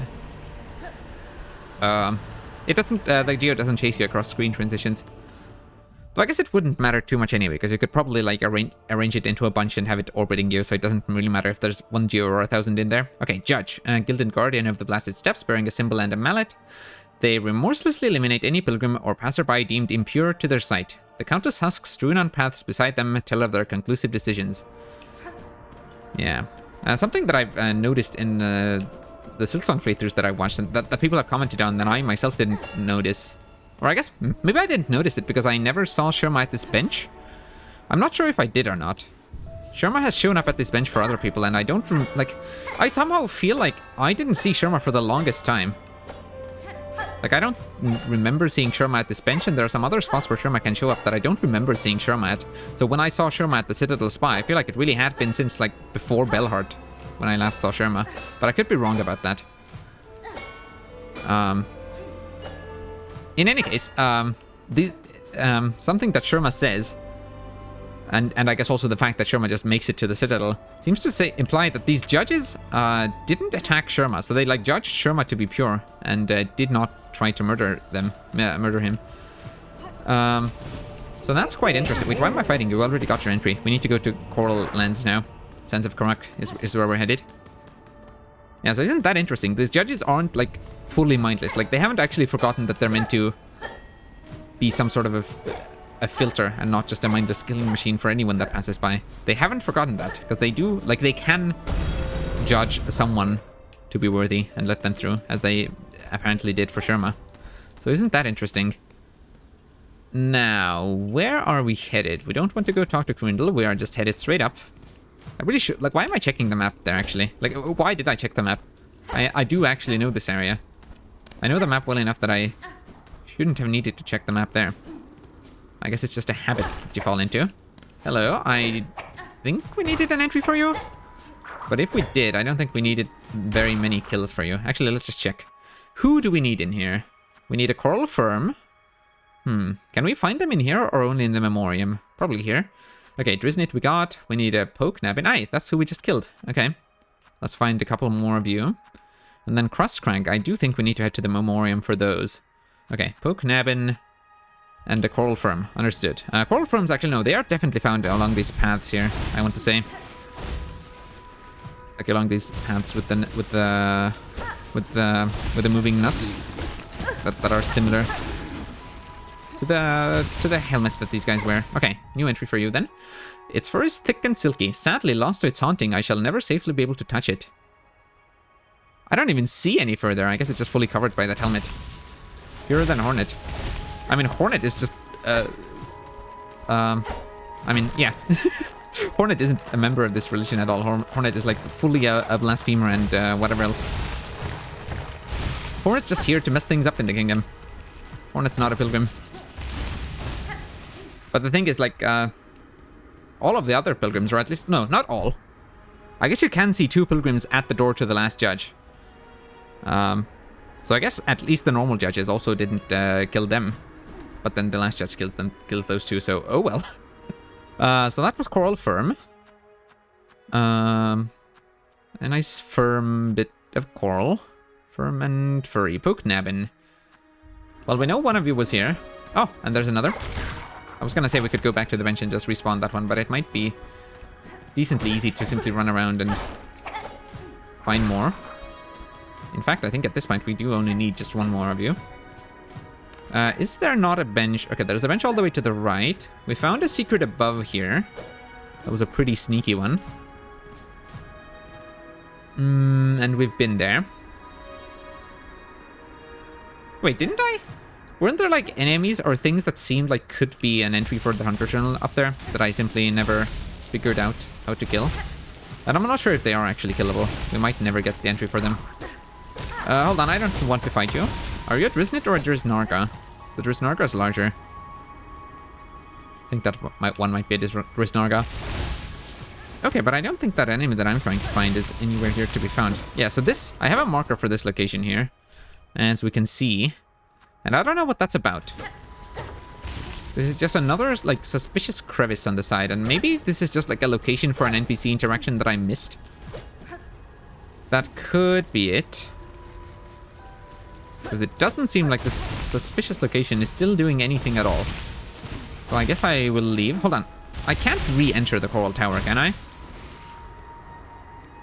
Because I swear it had some unique enemies, but I guess... No. It works the same way as some other areas where you simply cannot get through the Coral Tower without killing enough enemies. Yeah, but I don't think we can enter the Coral Tower again. I can't just ascend from here, can I? I can only do that in the dream world. In the current day, the ceiling is blocked off by something, I guess. But yeah, this place does have a bench, fortunately. Which, is this even marked on the map? I think it is. I can see the bench icon behind Hornet there. Okay, well, in any case, being able to sit on the bench here means that we, already on the run back, can get the last entry for those enemies that we were fighting. Oh! That's fine, you can drop onto me. I have enough health to spare. We are not in any danger whatsoever. Yeah, I'm pretty excited to finally be done with this first playthrough of Silksong soon. Both because, well, I want to get back to Dark Souls, but also because I'm excited to do more playthroughs of Silksong. We need to do Seal Soul, we need to do the, like, beat the game in under 5 hours thing. I won't stream all of my, like, other things that I do. I definitely won't stream my 100% Steel Soul thing, but I think I might stream, like, the regular Steel Soul attempts, who knows. Pokenabbin. Passively waits for prey to blunder into its path. A technique that should not necessarily be derided. Whatever is effective is best. Hornet's so nice. It's just crazy. Big revelation in Silksong. Hornet's just nice to people? That's crazy. That's not what you experience as the knight in Hollow Knight. I mean, Hornet's not necessarily mean to either, but she is certainly not terribly friendly.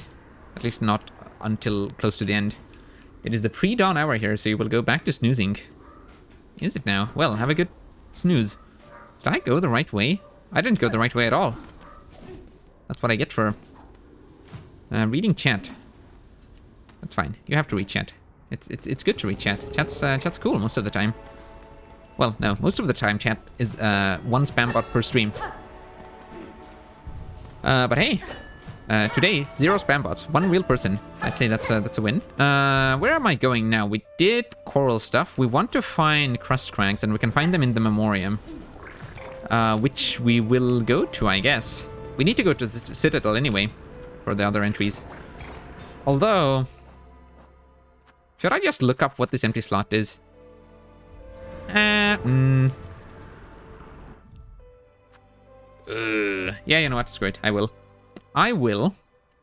So, Silksong, Hunter's Journal. Hunter's Journal, Silksong. Now let's see. Do they have a list of all the entries? All entries. Aha, they do. Expand. Hold on. I think it's like I don't have an issue with looking at this stuff on my other monitor. But if I look at it over there, I'm like facing away from the mic. I think that might sound a bit weird. Okay, so who's the enemy that we're on currently? Shardillard. After you, we have Sand Carver. Interesting. That their name sounds similar to a dirt carver. which is an enemy in Hollow Knight. Okay, Sandcarver. Yes. Sandcarvers are enemies in Hollow Knight Silksong. They are aggressive worms that dwell in sand pits and eat anything that falls. Wait! Oh. Yeah, these are the environmental hazards in Blasted Steppes. You can kill them? Can be defeated with tools such as Cogwork, Wheel, and Pimpillo to add them to the Hunter's Journal. I see. Okay, well, I should have thought of that before, honestly. That's not exactly a crazy discovery to make. Okay, I'm glad I checked. We are currently in the correct location to be fighting them. So, Pimpillo or Cogwork Wheel. I should have tried that. I might have even mentioned at some point that I should. I definitely mentioned, or maybe I even... Wasn't there some other environmental hazard that I did use my tools for? There probably was. Okay, let's go back to our Cogwork Wheel then. And you know what? Why not? Let's also put the Pimpillo on. Let's defeat some Sandcarvers then, shall we? What is a good location to fight them? I mean, we know there's definitely some of them in this room. Hello? Okay, there we go. Sandcarvers there. I'll defeat this judge. And the thing with the Sandcarvers is that they respawn, right? So we shouldn't... well, first of all, I shouldn't die to this judge. However, there we go. What? What a funny movement pattern. My goodness. Sandcarver. Defeat 9 more. Wait, what? Only 9 more? Didn't they say, like... What? Didn't this entry say 40? What does that 40 mean here? Number of kills required for full entry. What, did we just... Did that one throw just defeat a whole bunch of them? Is that what happened? Oh, yeah. I guess there's just a lot of them in one spot. Got it. Well, that was easier than I thought. Sandcarver. Shell-plated worm that lives beneath pools of shifting sand. Bursts forth at movement sensed close and will consume any object or bug careless enough to fall into its maw. Indeed, which we have done quite a few times. I love the way that moves there. That's hilarious. Okay, so that's wonderful. That has now been taken care of. Well, since we are looking things up... Actually, hold on. Maybe I can remember the name of the enemy. It's Elder something. Elder. Not Elder Pilgrim. Well, we do need to find those, actually, also. Hardbone Elder. Let's see. Where do I find you? Enemies. Yes, where can I find you, though? Not how to fight you. Location. Aha. In northeast Farfields. Accessible in Act 3. Ah! Okay, I was looking in the wrong part of Farfields. That makes sense. I probably should have thought of that. Can the Beastlings show up in this on this floating platform? They can, actually. Right? This platform is floating. So far, I had been under the assumption that they can't pick up if you're on a platform that isn't, like, firmly attached to ground. But I guess that's not necessarily true. Alright, so Farfields is our destination. Yeah, we did check Farfields, because that's... Or, you know, we checked, like, the deep docks Farfields around that area. But turns out they are in the new part of Farfields that you can only access in Act 3. Well, isn't that neat? Okay, we will take this left path. Now, of course, above us, we have that suspicious target practice room. Right? I think that's what's above us here. I still don't know what the purpose of it is, and I will... You know what? I refuse to enter it right now. Again, like, it's not going to be any different. There is not going to be any kind of revelation or change there that will make it all of a sudden make sense to me. I assure you. Okay, let's toss a Pimpillo. It's got an interesting trajectory, actually. What the hell? Okay, what if I toss some tools at you? I'm in the mood to waste some shell shards, mostly because... Well, I have so many. We're kind of just... Oh, no. We're mostly just picking them up and not doing anything with them. So let's use some tools. We are also at the point where we're just gathering rosaries, and I don't really think we need any rosaries. Perhaps I should have, you know, not grinded rosaries previously. And I should have just started going for Hunter's Journal earlier. Though some of our rosary grinding was done as part of our Hunter's Journal efforts. Oh well. It's fine. It's kind of nice to have all the purchases out of the way already. So, Hardbone Hoppers, or Hardbone Elders rather. Here you are. Alright, you're actually not the weakest enemy ever. You've got a big old strong tail. But you're dead. How many more, or how many entries do I need of you? Right, I never actually did scroll all the way up to where you were. We need Elder Pilgrims also. There we go. 5 more of you. Okay. We could run back to the bench. The bench is quite close, but I'm thinking maybe there's more... Dang it. Maybe there are more of you around. Perhaps there are... Actually, there's definitely some of you above us, right? Also, where did Gilly go? Did we ever find Gilly after we, like, found that hunter enemy who had taken the grass doll? Did I miss an implication that Gilly had been killed?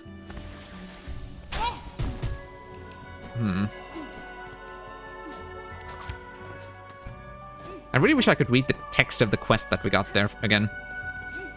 Like the quest that told us, like, oh, I've been captured, come help. Or, like, if that is what it said. It might have just said, oh, a mean bug took my little grass doll. I think seeing the text of that quest again would certainly help me in figuring out what on earth even happened. Hold on, if these ants steal my kill... There we go, that's good. I imagine there's at least 2 hoppers in this room, right? Yes, look at that. Or not hoppers. The small ones are hoppers. This one's just a hardbone elder. Hardbone hoppers and hardbone elders. They're all similar to the hoppers in Hollow Knight. These birds, I must have an entry for you, right? I think I do. I think it's completed. Okay, 3 more hoppers. That just means if I do another trip through the bench area, we should be fine, right? And I should be able to drop down through here, yes. So we just do another circuit just like that. And this enemy should also be covered. Wonderful. Oh, you are back. Of course you are. Why wouldn't you be? Let me in the door. I will sit on the bench to respawn an enemy and then... Or well, all 3 of those enemies. And then, after that loop, we should be quite done here. I remember being so worried when we encountered this rhino here for the first time and then they ran away and I wasn't sure if I'd be able to get their entry for my Hunter's Journal. Though, of course... I mean, it makes sense that you would be able to. It doesn't make sense for Team Cherry to just not allow you to get an entry for them. But I wasn't sure how that would happen, so I was slightly concerned. I'm still very curious. Like, I know I already talked about this today, and I've talked about this like 10 times before. I wonder what the deal is with the wraiths that you find in the mist and then you seemingly can't find anywhere else again. If you don't get full entries for the wraiths in the mist, how does that work? Maybe the wraith is the type of enemy where you get the full Hunter's Journal entry by just killing one of them. That might make sense. Because the thing is, like, yeah, there are some optional enemies in Hollow Knight as well that you don't need... Oh, wait, I'm going the wrong way. There are some optional enemies in Hollow Knight as well that you don't need to get Inner Journal at all. But the thing is that if you get one entry... what am I saying? Like, I guess the thing with enemies like that is that they should be the type... Like, they tend to be the type where if you get one entry, then that's it. Like, that's all you need to get the full completed entry also. So I guess maybe it's that way with the wraiths. Because it doesn't really make sense. It doesn't make sense that you could add them to your journal and then not get the full entry.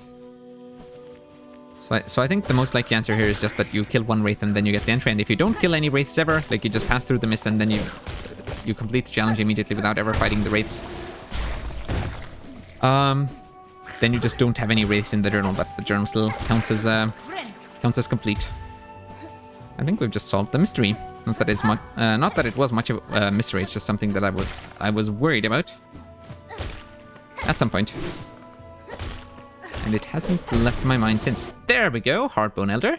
There is surprising strength hidden in their thin, elegant limbs. It would be a pleasure to ride upon it.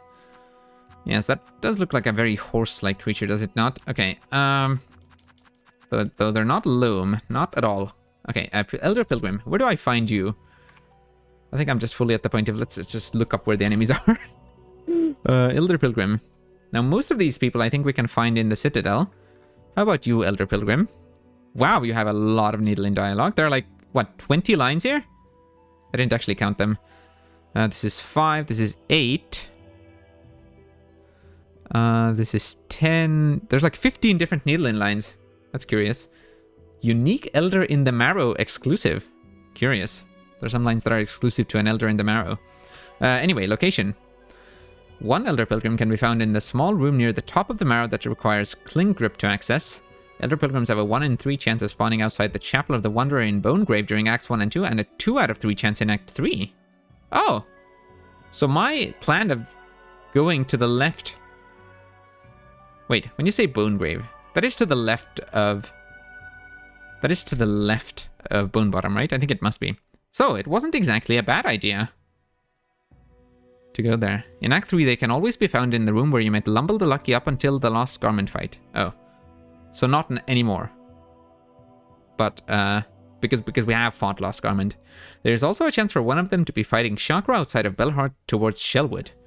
Curious. Okay, so that sounds like I should go back to Bone Bottom, which we shall do promptly. All right. We'll try to get them dealt with. And again, I don't know how long it would have taken me to figure out where to find them again on my own. Especially given that I already ran over to that chapel in Bone Bottom today. Yeah. So, good thing I looked that up.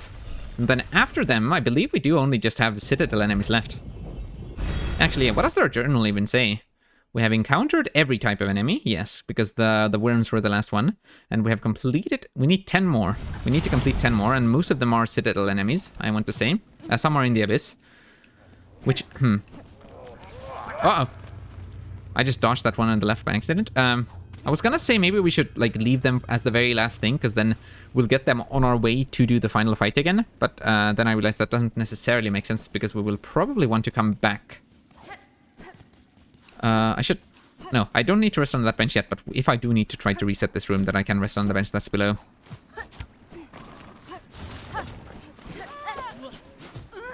These are not the enemy type that we need. Oh, but more of them, more enemies spawn over here. And still none of them are who we need. Okay. Understood. What was I saying? Oh yeah, because if I left the Abyss enemies for last, I imagine we would have to, like, leave the Abyss to go talk to Nu. So that doesn't really make sense. We should still take care of the Abyss enemies. 2 benches over here, actually. I wonder which one's closer to sit on. I might have made the wrong choice, but that's fine. How many entries do I need for you even? 3. Okay, that's not too many. Though, given this random chance, what did it say? 2 out of 3 chance for them to spawn? Given that chance... Well, this might take a couple of runs back to the bench. But that's fine, we can deal with that. Right, any Elder Pilgrims? You're not an Elder Pilgrim. Ah, you are though, aren't you? I think you are. Let's see, oh, of course you're the one that's infected with Void. Okay, that is, yep, okay, that is who we needed. Wonderful. Let's get out of here. I'm way too fast for the rosaries. Would I be way too fast for the rosaries if I weren't wearing my Silk Speed anklets? That's an interesting question, actually. Maybe I wouldn't need to worry about being faster than my rosary magnet if I weren't wearing my sprinting shoes, my Pegasus boots, my speed anklets, as they are called in this game. That's interesting to consider. But, well, I would rather be fast in general and have to slow down sometimes for rosaries than be, well, slower overall everywhere. You are not who I need. Aha, there we go. Oh, I'm throwing again. How are you always the one that's infected with Void? Does the Void prioritize the Elder? It recognized that the Elder was more important and thus decided to puppet them to fight me? Who knows? Alright, well, our luck's not too bad so far. We'll see if we get the Elder spawning there 3 times in a row, but even if we don't, it's not like we will need to run back too many more times, unless we get extremely unlucky. But surely we won't, like, because yeah, theoretically, it's presumably possible that you could run in there like 20 times and never spawn a single one. Assuming that Team Cherry hasn't added like a minimum amount of like, okay, you know what, if you don't get it in 5 tries, then we will spawn one. But I somehow don't imagine they did. I imagine this is actually just like truly random. In which case you could get unlucky. Hey, speaking of getting unlucky, I just did. But yeah, in which case you could get unlucky like 100 times in a row, which would be very funny, but also quite unfortunate. Who cares about those rosaries? I do wonder if there will be anything else for me to spend my rosaries on. I kind of doubt it. I think that... well, you know, we've bought everything from every vendor, I believe. And, well, I believe that the last, like, completionist thing to dump your money into was the house upgrade in Belhart. The spa, I think it was? Or was there something after that? I'm not sure. In any case, I think the house upgrades were they were the end game thing that, like, okay, you've spent your rosaries on everything else, now dump them in here. And I think I did that in a bit of a funny order. I shouldn't have bought any house upgrades, maybe. Until I'd bought every item, and then... I shouldn't have grinded for rosaries. I should have simply gone hunting for Hunter Journal stuff. There we go. Elder Pilgrim. Thick-set bug consumed by haunted thread uses their solid frame to crush others. A lucky bug to be able to grow old. Farloom's roads take most much earlier.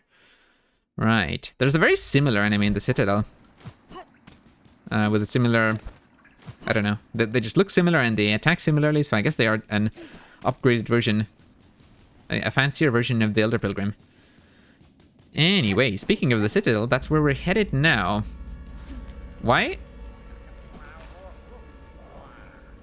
Man, it is just it like the way the music just came in here, and the fact that this is happening in Bone Bottom, that honestly kind of just scared me there for a moment.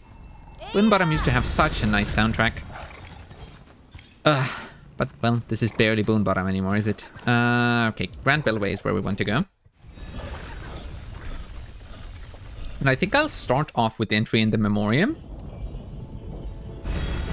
Because that's the only one that isn't like strictly in the Citadel. I mean, I guess overall in the map, like if you zoom out, it does count as part of the Citadel. But in my mind, it isn't. In my mind, it's somewhat separate. So we'll head to the Memoriam. We need... What are we trying... We want to get the Crust enemy. I guess that's why I'm going here. Because this is technically not a Citadel enemy. This is technically like a... oh, what is it? What is the sand area? Sands of Karak. It's technically like a coral tower, coral enemy. I said coral a lot there. No, you're not this way, actually. Whoa. Do I have an entry for you? I might not. Perhaps there's more to do in the Memoriam than just the coral enemy. I wouldn't say no to that. That enemy drops a lot of money, my goodness. Okay, yeah, there we go. This is where the crust... Okay, now that is a Driznarga. That is definitely a large version of the Driznits. There we go, you're taken care of. And I think we needed to defeat only like 2 of these coral guys. Okay, was there more of you or was there only 1? I think there's 1 below us. I could be wrong about that. Looks like I am wrong about that. That's fine. We will run up and to the bench. You don't... Yeah, you are way too large of an enemy to just respawn randomly as I re-enter the room. That's not how... Oh my goodness, that's not how enemies work. Look at how those spikes twitch. Or I guess there are more thorns than spikes. Spiky thorns, thorny spikes is what they are. This is not a bench room. The bench room is still below us. Whoops, almost fell into that moss enemy. That's a bench. Yeah, I think it might be enough to just run up there once. I think we only needed 2 entries, but... Well, I've been very wrong about the amount of entries that we needed previously. This might be another such instance. Oh, I was really hoping to pogo on you. As evidenced by the fact that I was trying to pogo on you. I should maybe use my silk skills. There we go. Hey, this time I did remember the count correctly. Crust Crag. Coral hulk with a dense shell bred to immense size by the Citadel's Memoriam.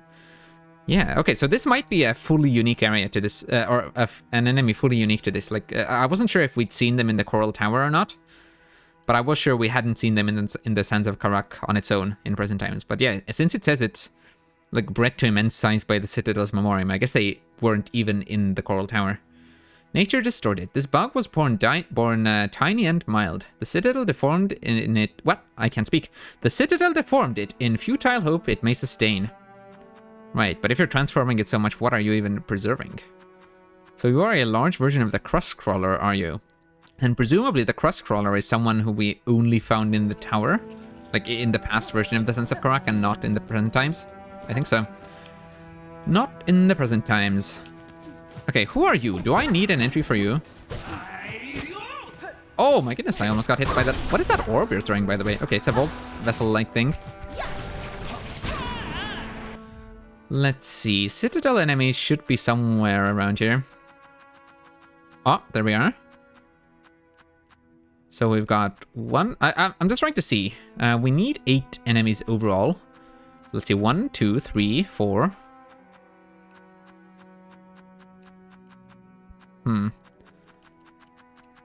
I believe we had like 2 or 3 in the Abyss.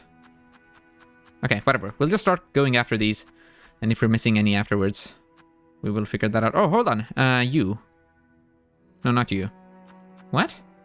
Weren't we missing you? I could have sworn we were. No, it's a similar looking enemy, isn't it? Yes, Lamp Bearer. Yeah, Whispering Vaults enemies. Those are who we're also missing. So Underworks and Whispering Vaults, it seems to me. Well, let's pick one and start off. With the last couple of enemies that we need. Well, since Underworks was the first terminus travel spot that I found. I guess we're going there. Does the Whispering Vaults not have a terminal? Or what? A Ventrica terminal. Terminus is just one of the locations. I guess it might not. Okay, hold on. So let's scroll back up to this section. We need under Scrub, we need under Loft, under Poke, and Envoy. Okay, so those are higher up. We do have one enemy that's not in the Underworks or the Whispering Vaults. But that is fine. So we just head left, and I'm sure we will stumble upon plenty of enemies in due time. Oh, speaking of, you are someone we need. How many of you do we need? 5 more. Understood. I think that's an enemy type that we don't need, actually. Pretty sure we have them. Now, if I re-enter, I'm curious. Does the scrubbing one... No. The under scrub enemy does not respawn. That's what they were called, right? Yeah, under scrub. That's fine. I think we'll just run around here. Because we basically need... Well, for almost all of these enemies, we need more entries. So I think we can just run around all of these rooms, and then eventually we will end up back here. We will end up back at a bench. And that will be quite good enough for us. We even have enough rosaries that we could... You know, we can afford the toll benches. Whoa, aren't you? Wait, no, we don't need an entry for you. You're like an under... Oh my goodness, I almost just died there. That was a bit too risky. Oh, okay. We've got more of these flying enemies that we do actually need. Oh, nice drop right there. Whoops. Oh, there's a whole void heart thing here. I see. That's the issue. I imagine if I got rid of it, we would have fewer void enemies around. That's how I think it works, but I'm not quite sure. I would like to heal. I'm being a bit reckless with this fight. Oh, goodness me. No matter how much health I have, having several void enemies surround you, I don't think it'll ever be a fully safe situation. Whew. Yeah, I need to remember. If I'm in Act 3 and in Silksong mode, I need to be on high alert whenever there are void enemies about. I mean, realistically, you should be on high alert anywhere if you're playing Silksong. But I think I'm very prone to underestimating the void enemies. Okay, so hopefully next time I'm in this room, these enemies will be easier to deal with. There should be less void infecting everything. Whoops, don't run into that. Oh, you are who I need, under Scrub. Wonderful. Yeah, I guess we'll just run through here. And we'll see how many enemies we get as we pass through. Okay, on the left, I know there's a big enemy who I think we have an entry for already, so I don't need to explore that direction. Good thing these cubes don't deal double damage anymore. I do think that was actually a good change. I think there are some enemies, or some things, some hazards that they couldn't possibly make deal less damage. That, for example, lava and fire, because the whole point of that one item that you get from Forge Daughter is to reduce their damage. So if they already did 1 damage, then it would be a bit silly. It would kind of reduce the point of that item.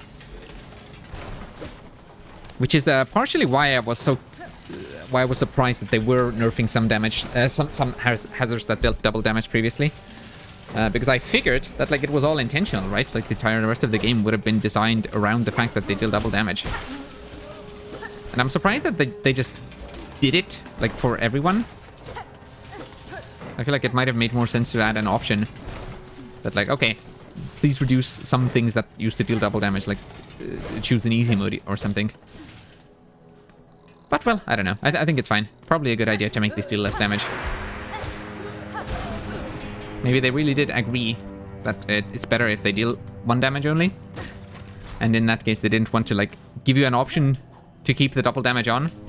Because they knew that a lot of people, definitely including me, would have just been like, okay, well, give me that back then. If that's the harder option, we will take it.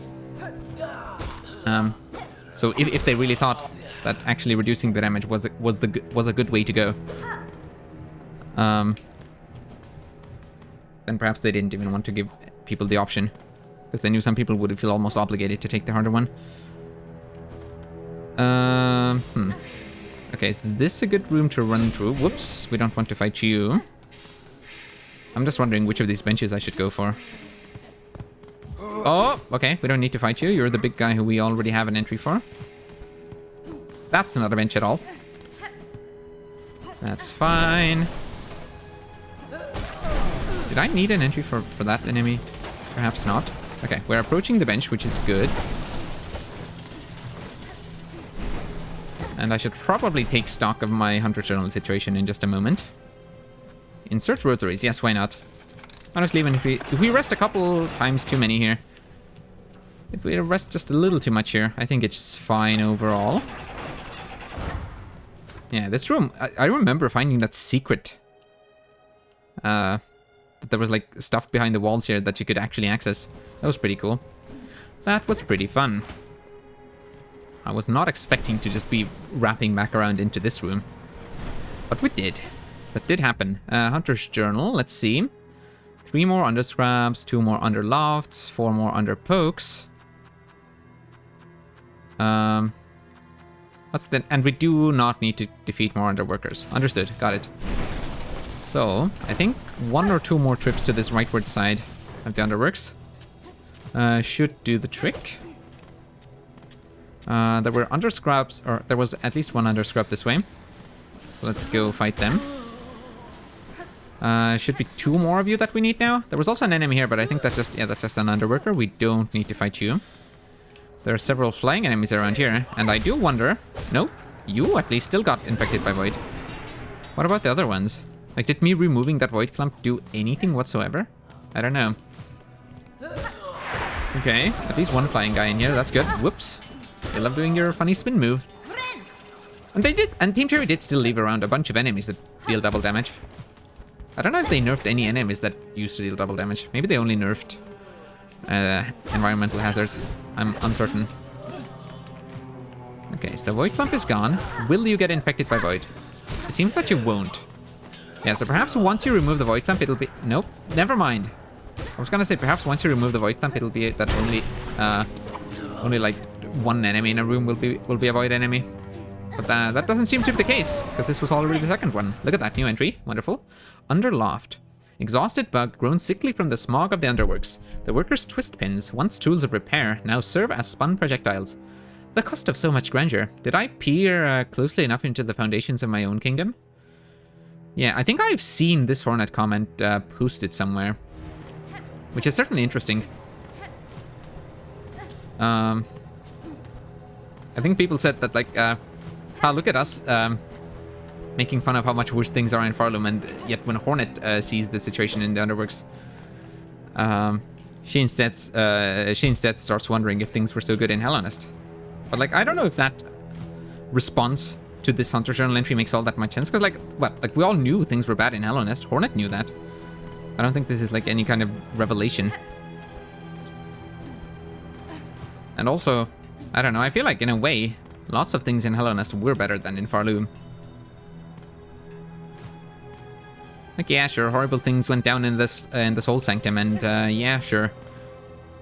Eventually the civilization collapsed, but, like, I don't think anything like the Underworks existed there. As far as we know, I guess what Hornet's comment could mean that, like, what if an Underworks-like location existed in Hellonest and we just never found it? But, well, I feel like Hornet would know about that. Why am I going this way? I mean, I guess there's no harm in it. There might be enemies around, but there aren't. Oh well, let's run back then. Did I only kill 1 underscrub since sitting on the bench? I think so. That might mean we need to sit on the bench twice more, but I could be wrong about that. I just don't remember there being any underscrubs to our left here, but I could be wrong. Oh, never mind, I'm a fool. Okay, just 1 more bench rest, at least as far as the underscrubs are concerned. It feels so weird only taking 1 damage from this. I did not, however, jump into it again intentionally there, just to make sure I took double damage. Nope, that was fully a mistake on my part. I love making mistakes. I must, clearly. Because I make so many. Alright, there's a big enemy to our left. We don't care about them. Well, maybe there's someone else in that room also, but I remember there being a big enemy in there. Maybe they're actually dead. This is Act 3. Things could have changed. Still, I don't think we'll find a smaller enemy that we want to fight down there. Oh, another underscrub. Wonderful. Okay. There were more here than I remembered. Underscrub. Drained yet dedicated laborer wielding a coarse steel brush. That they ever hope to keep their domain clean. What futility. I mean, to be honest, like, even though this is like a creepy dark area, it doesn't exactly feel dirty, right? Like, Bilewater, that's all gross and goopy. But this place here, this kind of just seems worn down and dilapidated. I don't know that this looks dirty. But hey, what do I know? Hornet's the one that's actually going through this world. Underpoke. Trained worker on the verge of collapse. Consumed by the haunting, they continue to work far beyond their mortal limits. Perhaps this was the comment that sounded familiar to me then. Because earlier I mentioned that, like... earlier we got a second Hornet comment, and Hornet said, like, wow, they've been pushed far beyond their mortal limits or something by the haunting. And I was like, I swear I've seen that in some other enemy's entry. Perhaps this was the one then. They toiled incessantly for the citadel, their shells bent and greyed, and now the kingdom's curse means not even death can relieve them. Indeed. That truly is tragic. Like, they've been toiling away their whole lives, and now... but they've effectively lost their lives. Or, well, no, I guess they haven't. And they can't. The haunting will just animate them forever until we deal with them. Okay, who else do we even need, then? Under Scrub, under Loft, under Poke, under Sweep, under Crank. Is it only the Envoy? And they are, of course, not even down here. I think that is what's happening. Cool. How about... Or actually, Ventrica, nearby? Sort of nearby, but not really very close by at all. That's... Oh, look at that. My beastlings do not desire to show up in the underworks. That's quite understandable, I'd say. Right, this is that very suspicious little room. I still don't know what the purpose of this room might be. Dude, let me out! Oh, I did not put myself in a very good position there, did I now? Okay, so that upper room is still as suspicious as ever. This room I also remember running through, and fine, we'll check it out again. Yet again, I will run in here and come up with absolutely nothing to do in here. Whew, I was kind of afraid of that little drake flying thing. But we're fine. I don't know, still mildly suspicious. Slightly suspicious room. I don't know what to make of it. Okay, Bellway Beasts. Oh, okay. Wonderful. We are standing on a solid enough bit of ground that they deign to show up and bring me here. Bring me back. Well, that's quite wonderful. I'm surprised that I haven't found anything that might even hint towards the other two memory lockets. But I guess we will simply have to look those up as well. That's fine. So, Envoy. I mean, to be quite honest, I feel like I could run into an Envoy simply by running left here. Surely. Excuse me, isn't there an enemy supposed to spawn here? I think there is. You are not an Envoy, and I don't need to fight you. You are just a Pilgrim, and not an Envoy type, I want to say. Yeah, let's look at what they look like. Yes, okay. You shouldn't be hard to find. I kind of have a feeling that you're on the left side of the Citadel. Or you're like, just to the left, like maybe you're in the choir section? Slightly uncertain. Whoops, I've fallen into spikes again. My specialty, my special maneuver. No one's ever done it quite like me. Okay, I think we'll run left. Oh, there we go. Not all the way on the left side of the Citadel, but yeah, this is what I remember, them being like part of this procession. That's good. So, I dare say we might be able to simply respawn that same one. That procession might not always consist of the same set of enemies, perhaps. But I feel like that bell ringer person, the Envoy, must be there. Holy crap, that is a new spam bot link. But fortunately, it was also caught by my Autobot banned terms. Or what? Autobot? What is it called again? Automod. You just add some of the more common spam bot terms into your filters, and it really does catch basically all of them, which is curious. The issue is, of course, that even though it blocks them from sending to chat. Oh, look at that! The second Sentinel is here. Hold on, let me get the kill, please. Oh, thank you. Look at you go. I don't think we've encountered you down here before. I'm really curious if some sort of final event will happen with the second Sentinel. Maybe that's somehow related to the memory locket.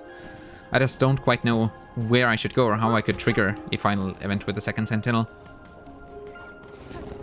But again, I think I'm quite fine with looking up the memory lock and I guess also the second Sentinel. And I need to remember to look up set locations, that's right. So we will need to do that. Oh, I also just remembered I need to go back to the Great Yarnaby. Or not Yarnaby. Well, I guess there too. I would also like to go see Yarnaby again. See if anything has changed. But what I really meant to say is I should go back to Alchemist's Xylitol. Because I'm curious to know if they're still kicking. They were not looking very promising. They were being infected by Plasmium previously. I wouldn't hold out too much hope for seeing them alive again. Or at least uncorrupted. I'd say they were decently corrupted already last time we saw them. Okay. The envoys didn't need too many entries, did they? Oh, indeed they don't. We already got them. Guide and oft-times leader within the Citadel's choir. Bugs like these crossed the caves to bring me to Farloom. I cut down many before my capture. Then I had thought them minded and cunning. Now I can see the singular will that haunts them all. That's actually interesting. I hadn't considered Hornet's experience in the sense that, like, what her first encounter might have been like, and she might have thought that these were normal bugs. She wouldn't have known that they were, like, controlled by a singular mind who controls them via Silk. Just imagining that revelation dawning on her. It's quite interesting. I feel like I could, like, write a short story about that. How Hornet got captured and taken towards Farloom. We've of course seen what happened once she got to Farloom, though I feel like I haven't talked about the bugs that ended up helping Hornet get rescued from the rune cage nearly enough. Like, what's the deal with these bugs? And were they the same? I should watch the beginning cutscene again. Were they the same bugs that guided us through the mist? I wonder. Well, in any case, that was the envoy.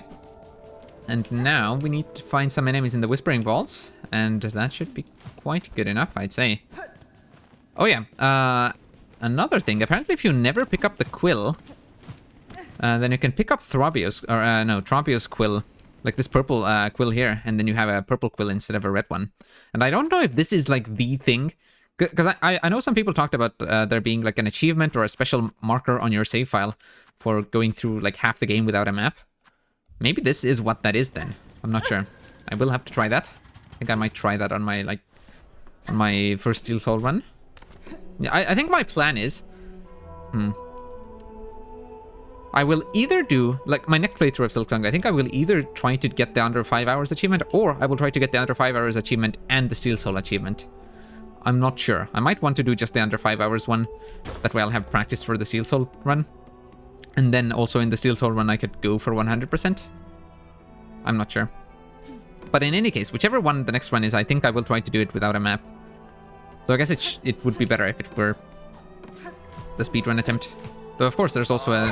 Oh hey, this is precisely the enemy type that I need actually. There's of course an achievement also for 100%ing the game in under 30 hours. We'll see. We'll see how many playthroughs that needs to be. And definitely, whichever one is the 100% one will not be streamed. Streaming all of Silksong for one playthrough is quite enough for me, I think. We will, of course, be streaming a bunch of Silksong once there's a randomizer and once there's mods and whatever else. Like, we will be doing so much Silksong. But just doing another 100% playthrough, except that it's Steel Soul, I would rather do that on my own time, I think. So, hold on. We have those lamp bugs that we fight here. Yes, we need 9 more of you. Fortunately, we can spawn right next to her. And yes, the scroll reader. I don't know where I can find you. But I think I might just deal with the lamp bearers. By resting on this bench. Or actually... No, I think for now I shouldn't be grinding these lamp bearers just by sitting on this bench. And... Dude, why did I leave this music on for Cardenas? That's crazy. What is it called again? The music scrolls. Not scrolls, the psalm cylinders. Why did I leave the one on that's like a horrific operation being performed in Whiteward? What was I thinking? I think what I was thinking was, man, wouldn't it be funny if we just left this on here? Yeah, so I think you are the enemy that I need. But an alive version, preferably, is what I would like. Yes, this. I think this is where you can have a duel with Grommet. this platform. I don't exactly know how you make it happen. I guess I only found this location overall in Act 3. And I guess that's just too late. If you're in Act 3, Garmin's freaking dead. Or, well, corrupted by Void and about to be killed by you. So you do get to fight Garmin, but not quite in a friendly duel way like here.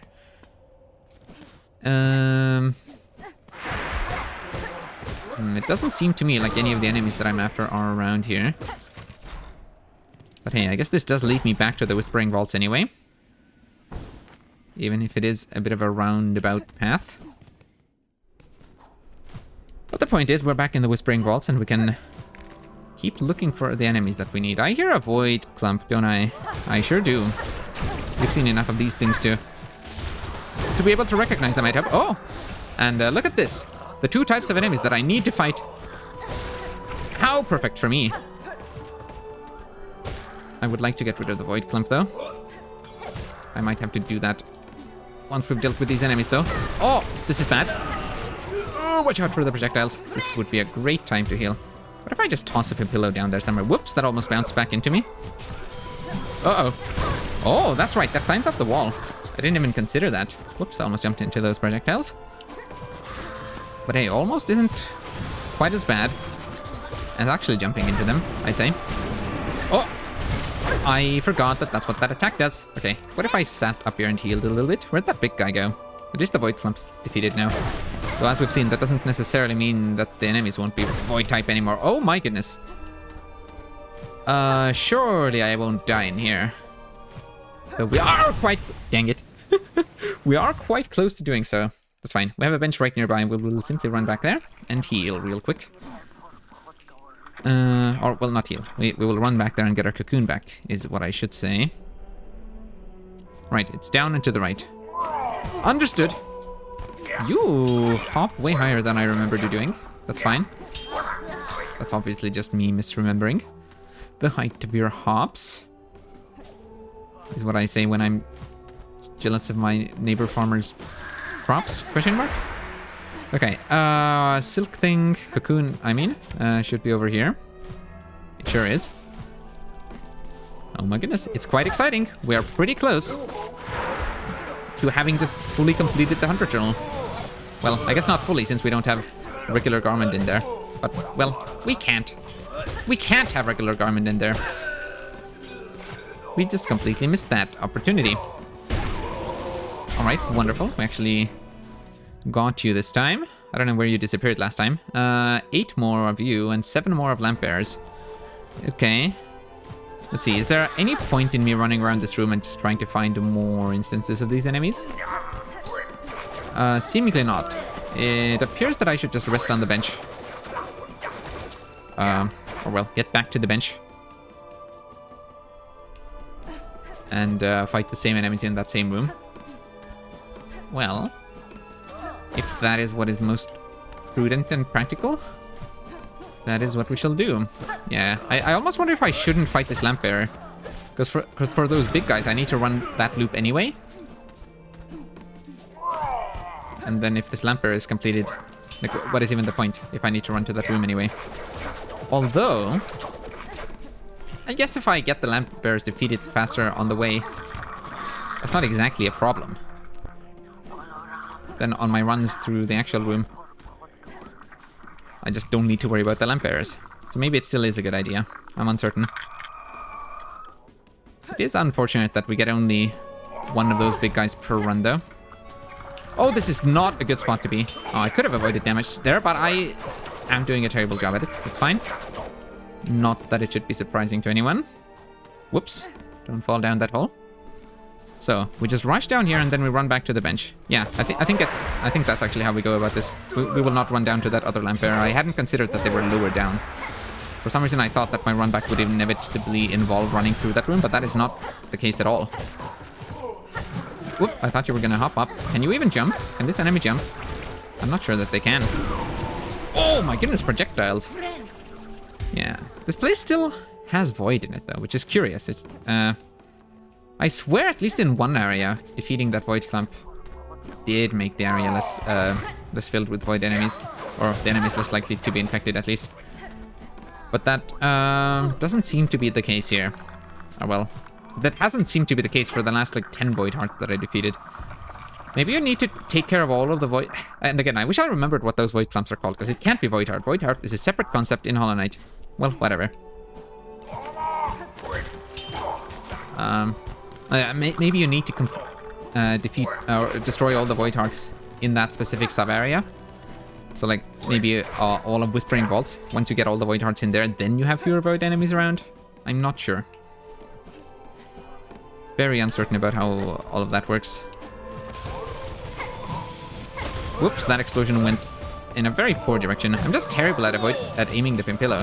Wait, but none of you are Void enemies this time. Maybe it just takes time? Although you are. Okay, I truly don't know what to make of any of this. Let's pick up those bone fragments, actually, or shell shards. What? You jump real high. Fortunately, my claw line took care of you before I slammed headfirst into damage there. I really thought this wall looked breakable. It almost looked like it was already crumbled. But I guess not.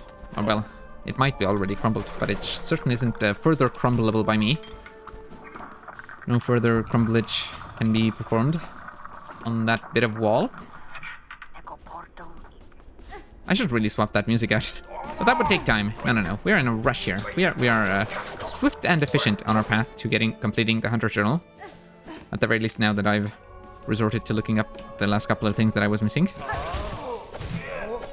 We still didn't look up very many things. And again, I think it's... I don't know. At some point it just makes sense. You're not going to scour the whole map for the last, like, 2 things that you're missing. Or at least I'm not. I didn't and I wouldn't. I think overall we still did a good job for me, by my standards, of finding things without looking them up. Well, we'll see what the memory lockets say. We still need to figure out how to find those. Maybe when I Google where they can be found, it'll turn out that I missed 2 whole important major areas. Though I would be very curious to see where such an area might be hiding at this point. Okay, 3 more lamp bearers and 5 more scroll readers. Yikes. Okay. That's okay. I wish that upper one were still alive. If I'm ever doing another Hunter's Journal, or if I'm ever doing another playthrough where I aim to go for the Hunter's Journal completion, I should make sure I deal with these enemies before we enter Act 3. I guess in general I should, like whenever I see an enemy, I should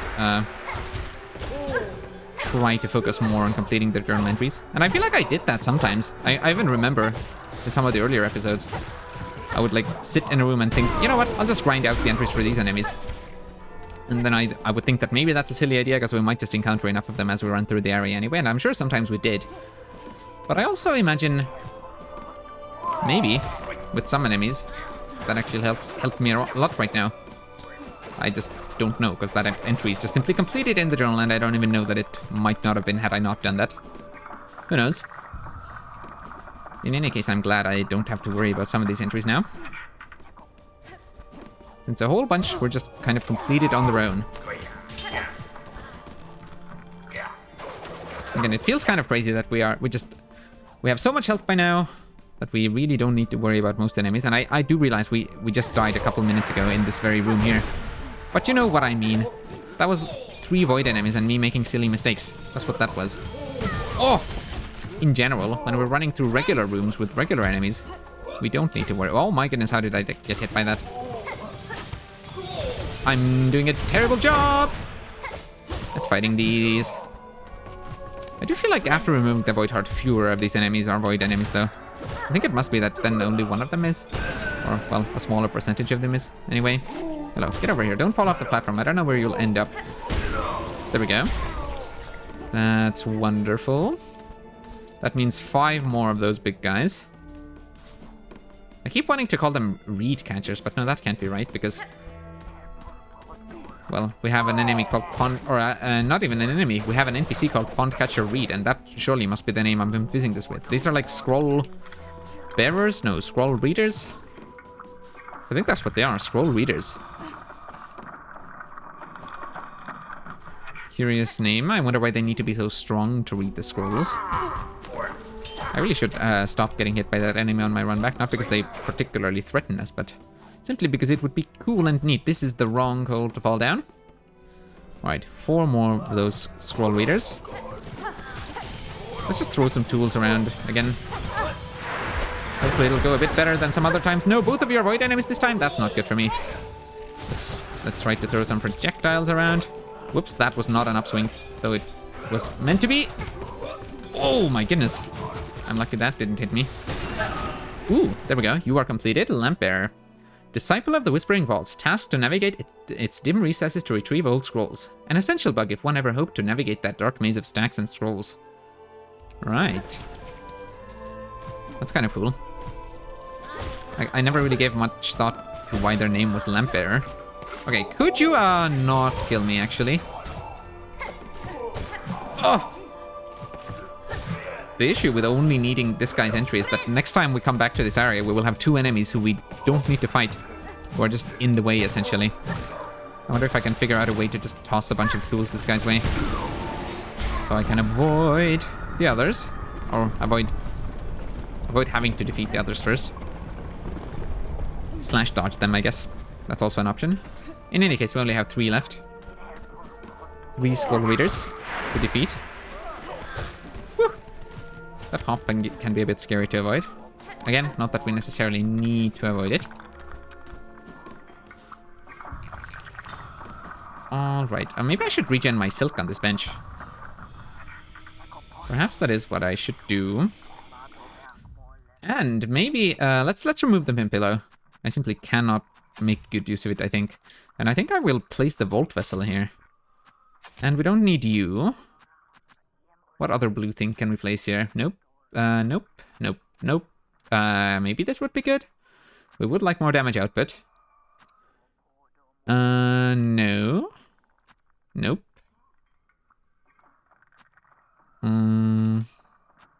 This deals damage to enemies. That might be good. If I get hit, they will walk into it and take damage themselves. That might be nice. Long claw doubles the number of tools thrown.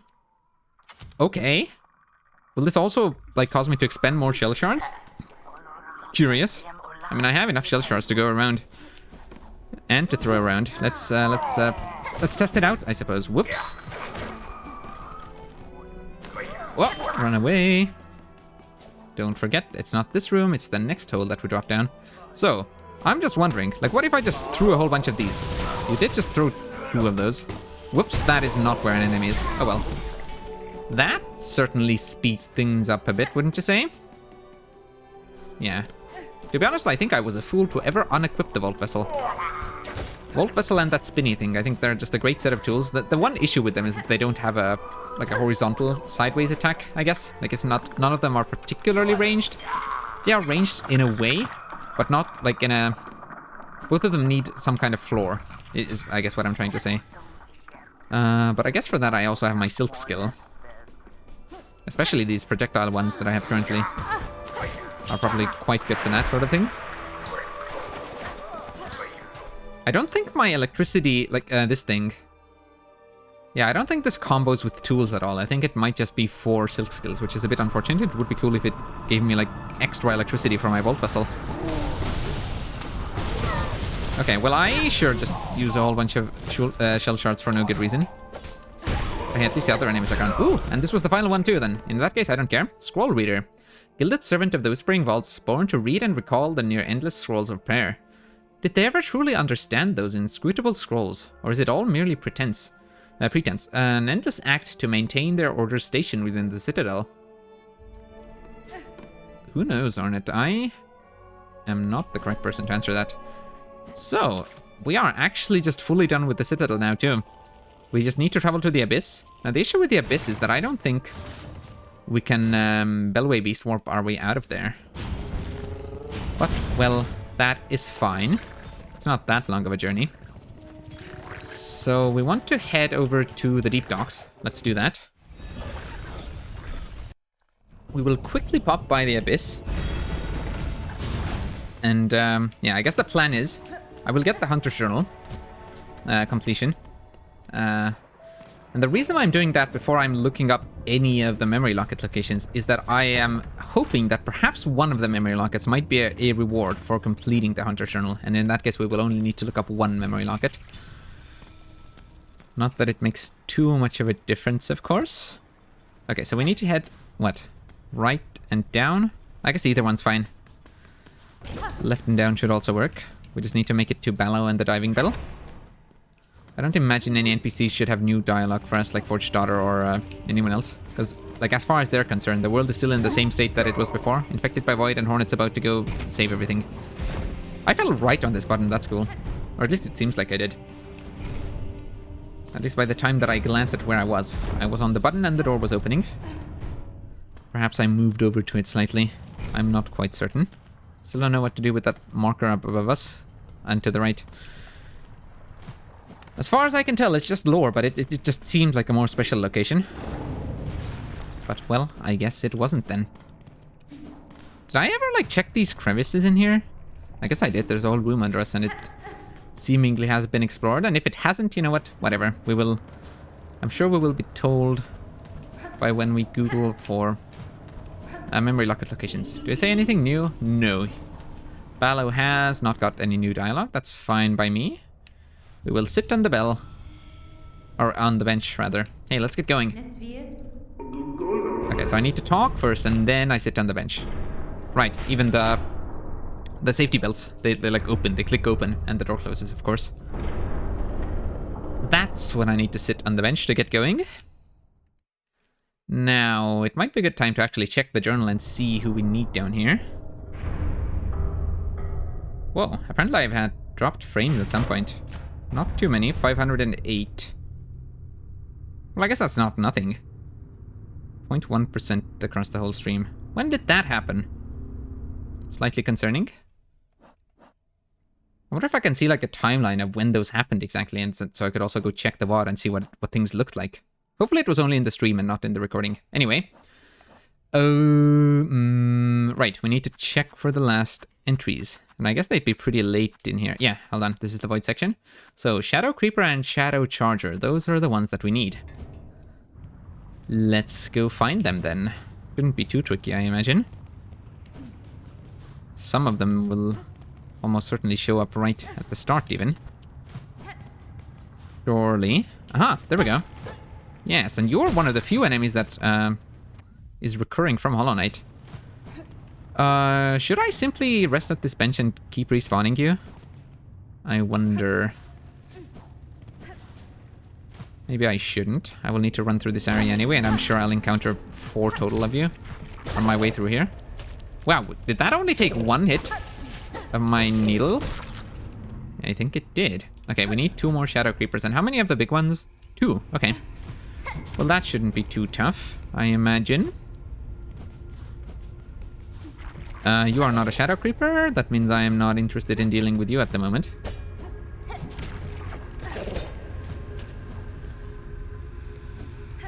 It's kind of interesting how sometimes the claw line...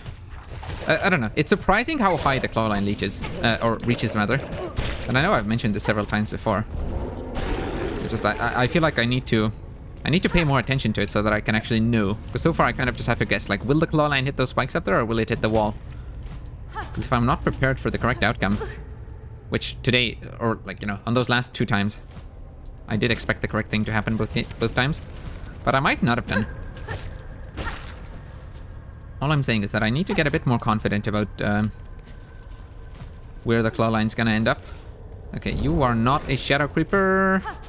I knew that, of course. I don't even know why I checked that way. I guess I was just hoping that there might be a Shadow Creeper still sitting on that platform. Should I head to this rightward secret room? I guess, you know what? One way to look at this is that even if I explore a room that I don't need to re-explore whatsoever, it's still good for something. It might not be a very entertaining something, but it is, it does help me remember the rooms better. Because overall, of course, I hope to eventually know Silksong's map as well as I do Hollow Knight's, where I basically cannot get lost at this point, or it's at least very rare. I know the Hollow Knight map quite well after all the playthroughs and randomizers that I've done. Oh my goodness, hey, look at that! This wasn't even a pointless room to explore. The Shadow Charger. Or well, a shadow charger is waiting for us here. Wonderful. Nice little loop, and we got a reward. But yeah, just re-exploring these old rooms. I'm sure won't hurt my overall plans of trying to know these areas better. Ooh, and this should be our last Shadow Creeper, actually. Look at that. Shadow Creeper, shell-plated worm found only in the deepest depths, seems to survive despite consuming no food or liquid. A creature long familiar to me. I suspect that no matter how far I travel, if I descend deep enough, they will always be there. You might be right about that, Hornet. So far, based on my sample size of seeing 2 different bug kingdoms, and this enemy being basically the only constant between them. Yep, sounds like a pretty reasonable thing to say, Hornet. Aha, look at that. Let's just use some tools here. Never mind, the tools aren't good enough. You are chasing me out of the room. Let's heal. Maybe I should sit on that bench just for safety. I'm sure you deal double damage, right? There's no way you look like this as an enemy and you don't deal double damage. Well, whatever. You are dead. And that should be our last Hunter's Journal entry. No achievement yet, but I imagine that will come when we talk to Nu. Bulky worm of the deepest depths. Lives in tight crevices and uses its weighty body to batter. These ones grow large, yet I have never observed them eating or sleeping. They seem such simple bugs, but I suspect they are not truly our cousins.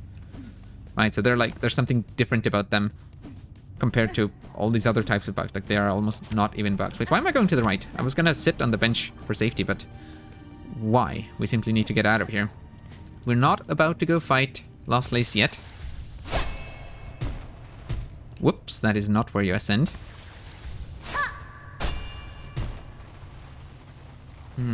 I was hoping that the final fight with Lost Lace I would do on the same stream that we, like, you know, did the last 100% completion things.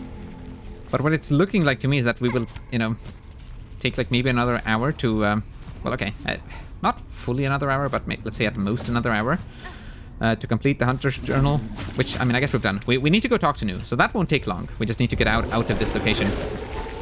But we'll need to do that, and then we'll need to go get the 2 memory lockets, which might take a bit of trying to make sure, like, okay, is this the one that we've gotten or not? Hello, Branko. Yeah, so we'll need to figure out which memory lockets we're missing, and then we'll need to go get them. And I feel like that could overall take maybe an hour. And then it'll be somewhat late, so I don't know if I will feel up to fighting the final boss again at that point. But then it'll be weird if I don't fight the final boss, because then we'll just have a separate stream only for fighting them to complete the game again. Like, to fight the final boss now that we have 100%. That's going to be interesting. Okay, so, Ballo, take me out of here. We will be back soon to fight Lost Lace, but not quite yet. First of all, we're going to see Nu.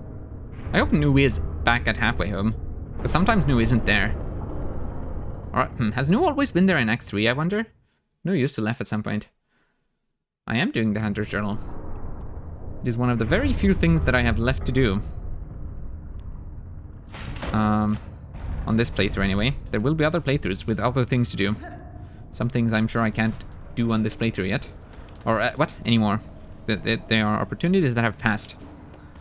But the Hunter's Journal we can complete, and we still need to get some memory lockets. And then that's it. Let's call over some Bellway Beasts. Or, Beastlings, rather. And this should be a pretty quick and short, simple trip to Halfway Home. Which is in Greymore. There we go. Let's head that way. Do you think Nu is always in Halfway Home in Act 3, you mean? Yeah, that might be right. Nu used to kind of travel out, but I think Nu even says in Act 3 that, like, okay, the world's a bit too dangerous. I think I will just stay here now. And we'll let Hornet go around exploring things. I think Nu even explicitly said that. That might be so. Okay, has anything, like, changed already? No. Let's talk to Nu then. Okay. Come to rest here, Miss Grown-Up? Then let Nu see your journal, for she's eager to see your cuts. Wah! Miss Grown-Up, your journal is bursting with every sort of creature, overflowing. Surely we can call this complete. To think that such a task could even be done. So clever is Nu to have set such a fierce predator onto the work. I guess so, yeah. This vast lands holds so much life, and to catalogue it all has taught me greatly. I guess you're more cataloguing death, aren't you? It's an effort worth continuing even after I leave this kingdom. Uma, such a hunger is worthy indeed. You and I are of accord, Miss Grown-Up, hunters both. Our methods are different, but our appetites have become very similar. Nu has for you this token, a symbol of all your efforts and a marker of your true nature. It carries with it her sweet, sweet smell. Oh, I completely forgot. We also need to get mementos. That's right. Hunter's memento. True hunter. Receive the hunter's memento. And now, Miss Grown-Up, the task is done. Nu must be away. Like completely from Farloom, perhaps. But do not be sour. Just think. Farloom is only one land. So many more must hide out there, filled full with beasts and scents and tastes, all waiting to be discovered.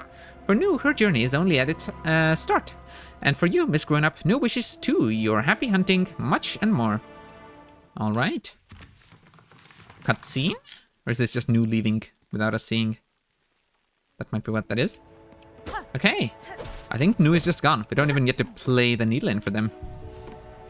Curious. That is an achievement indeed. Speak. Wanting a drink?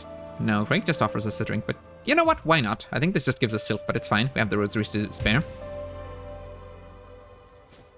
Wonderful. So that's new. But yes, that has just reminded me that we do still need a memento. I think we're missing one memento. And we're missing 2 memory lockets. So, I think it's time for me to look up... Oh, hold on. We have something new in here. I guess that's just the memento. The memento can be displayed in a home. Seal symbol given in recognition of a true hunter stamped in sticky goo. How wonderful. Okay, memory lockets. Time for me to look some of them up. Silksong memory locket. Locations. Surely they have a wiki page. Why are there 2 wikis? Which one's the correct one?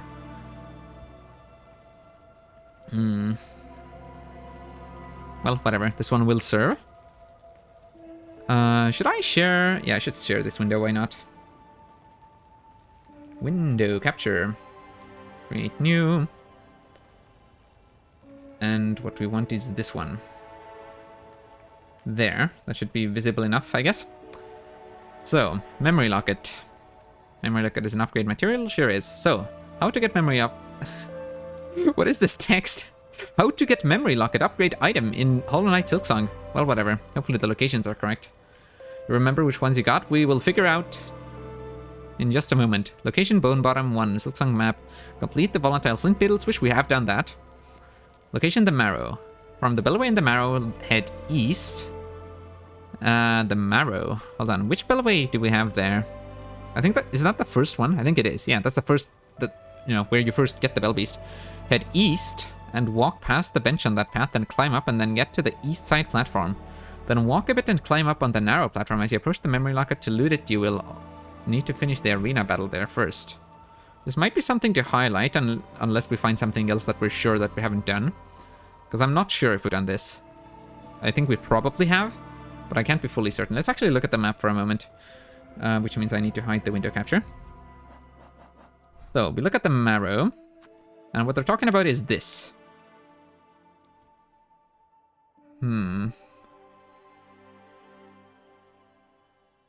Arena battle. It sounds like it's probably this room, right? Or like something in here. This room here was where that like creepy research guy was. Or, well, I don't know. I guess they're just unfortunate. They were researching their hunting and then probably got killed doing it. But yeah, I imagine it must have been like an arena battle in this room, but I'm not sure. I don't remember there being an arena battle there. Which is why I said we might want to remember this for later. Okay. Let's try again. Or, let's keep going, rather. Location, Wormways. Entering the simple door path in Wormways. Head west and then go down the path leading to the basement, and then kill the Gromling on the left side, then jump into the narrow path on the west and then go down. At the bottom you will see the memory locket in a corner. Unsure about this also. We might have gotten this, might not. Let's go through this whole list and then we'll see which ones we were suspicious about and we will go double check. Location, Deep Docks. From the bench on Deep Docks, where you will also find Bollo. What? Isn't their name Ballo? I might be... well, either this is a typo or I am misremembering their name. Head past and then go down the vertical pathway. Bench on the bench. Aren't there more than one? Isn't there more than one bench in Deep Docks? There's a whole bunch. The bench on Deep Docks, where you will also find Ballo. Oh, that's their clarification. Head east and then go down the vertical pathway. They do have a map link here also, which I could check. Ballo. It's the assistant to Forge Daughter. In Deep Docks. I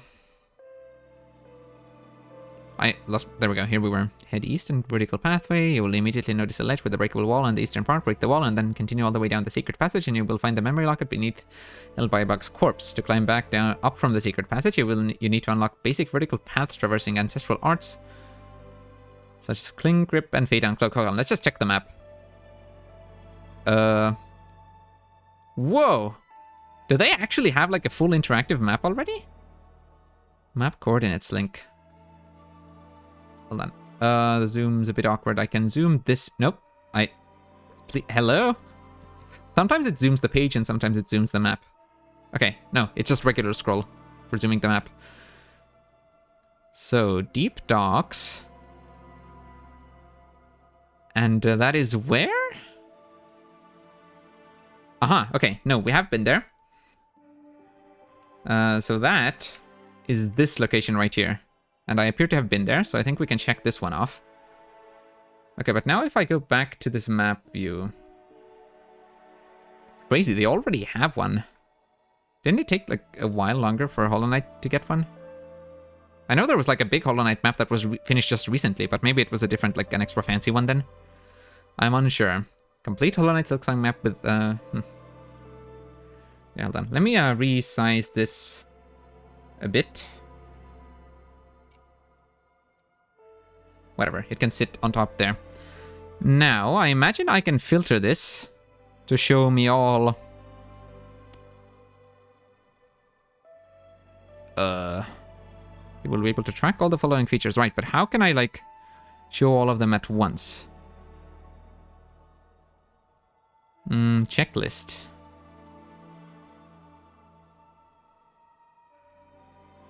No, hold on. Oh, maybe this here. Yes, that's what I'm looking for. Okay, wonderful. Show all, show... Okay, hide everything. And then we would like to see memory lockets. And we can even take these off. Which is wonderful. This is precisely what we want. Expand content area. I guess that's... Whatever. Okay. So, memory lockets. We can check you off. Except, wait, hold on. Can't we... I think that might have been a VIP feature. Okay, whatever. So, we think we've gotten that. This is what you can just buy it from the shop, perhaps? Oh, no, that's the Volatile Flint Beetles one. This is what they were talking about. In the Wormways, I think I've gotten that. Oh. I think this is that arena one that they were talking about to the right of that bench. I'm pretty sure I've gotten that. I don't see how I could have missed it. Pilgrim's Rest. Can be purchased from Mort. We must have done that then. Defeat the Void-powered Scar Guard, guarding it to claim the item. That sounds familiar. And we have been in that place. Interesting. There's one there. From the area where you see the Greymore Bellway, look for a destructible wall on the left and jump down to the area below. Destroy another wall and scale the ledges going to the left. Look for a path going to the top right. You can find the item on a single ledge on a backpack. I think we got that, but I'm not sure. Whoa! Halfway Home. Okay, that is one we definitely don't have. There's one, like, when you jump up inside Halfway Home, and you know what a crazy coincidence? We are in Halfway Home right now, like at this very moment. Wait, there's just this ledge here. Oh, that's hilarious. Oh my goodness. One of the lockets was right underneath my nose in here. That's honestly incredible. Okay, cool. So we found one. We need one more, I believe. Whoops. Where's the map? Give me the map back. Let's keep going then. Bellheart can be purchased from Frey. We must have done that. Requires the Silksong ability to reach this. I have gotten that, or I know the location they speak of, and I remember being in there. I didn't remember that it was a memory locket, though. Memory locket, Blasted Steps. Where exactly is this? From the map, it looks like it's just hanging out on the ground. Maybe I haven't gotten that, but we will try to remember that. Sense of Karak, I remember getting that. That I have that. That we have that for sure. Underworks. Jump into the passage and then drop down the hole on the left to find it. I remember that secret room. We've been there. Memory locket, Bilewater. Is this above the exhaust organ? No, not quite in the location where I thought it was. This locket is found at the far end of a secret room that requires you to cross a difficult path. Does that look like a familiar location on our map? Let's see. Bile water. So it's this location here. I think we've been there. I mean, it's filled in on our map. Hopefully that would mean that we've been there. Bile water, another location. Look for a cocoon that's hanging from the ceiling. Destroy it so you can collect the locket. This is like, what, near the bench, isn't it? Yeah, I'm pretty sure this is like near the secret bench.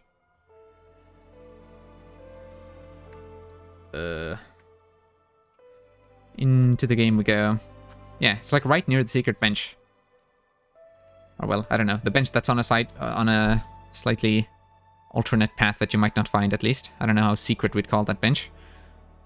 Wall climb to reach the top left corner where you can find the locket. Have I got that, I wonder? Grand Bellway can be found behind a breakable wall. I have gotten that for sure. That Whispering Vaults one seems suspicious. I don't know if I got that.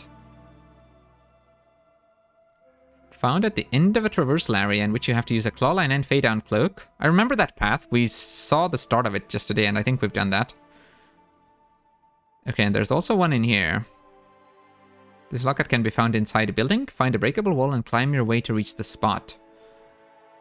Okay, well, there are some that we are certain that we have and some that we are not. So let's start going slowly step by step then. And we will try to figure out which ones we actually need. So, to start things off... Hold on, can I get this out of my way? Yes, I can. To start things off, I think let's go for the one in Songclave. Or not necessarily in Songclave, but right near Songclave, in the Whispering Vaults, just below Songclave. Let's go check that out.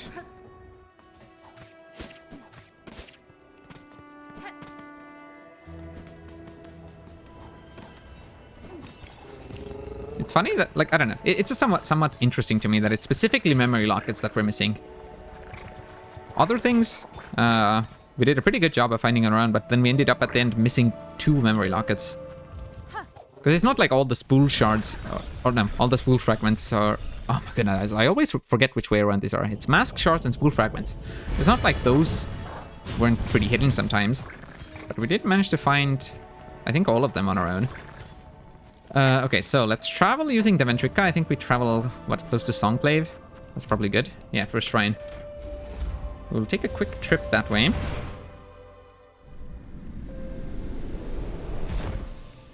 And we will check out this memory locket location. It was honestly hilarious that one of the memory lockets we just had right next to us in Halfway Home.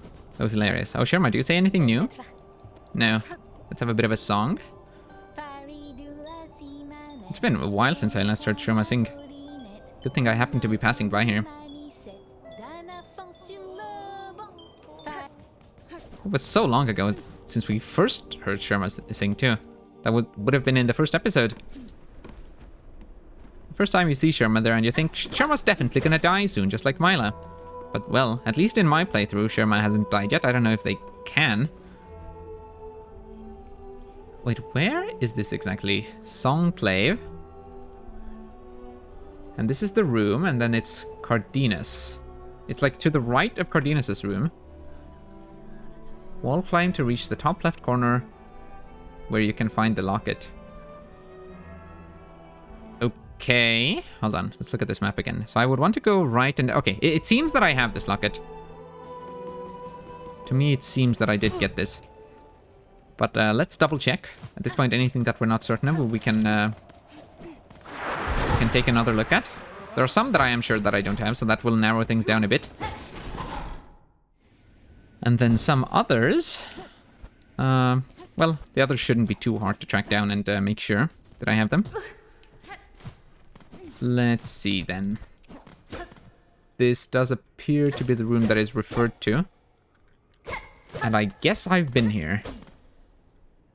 And we should be able to hear Cardenas to the left here. Like, I think we can... Yeah, Cardenas' room is just to our left, and we can hear Guardian is scrolling around in there. So, this was not it. This was not the locket we needed. That's fine. Maybe I go to Bile Water next? Which actually we can drop right down to, so we can... yes. Let's do that. Sorry, I didn't mean to bind just there. So we have one locket to get here. Let's use a different kind of marker. Let's use the spinny ones. I don't think anything else... I don't think I've used those for anything else. Okay, so there's one there, and there's one... what, here-ish? Okay. Let's check that stuff out then. Whoops, this is not the correct way to go. Was there any way to get up here before I had Silksong? Curious. Slightly uncertain of that.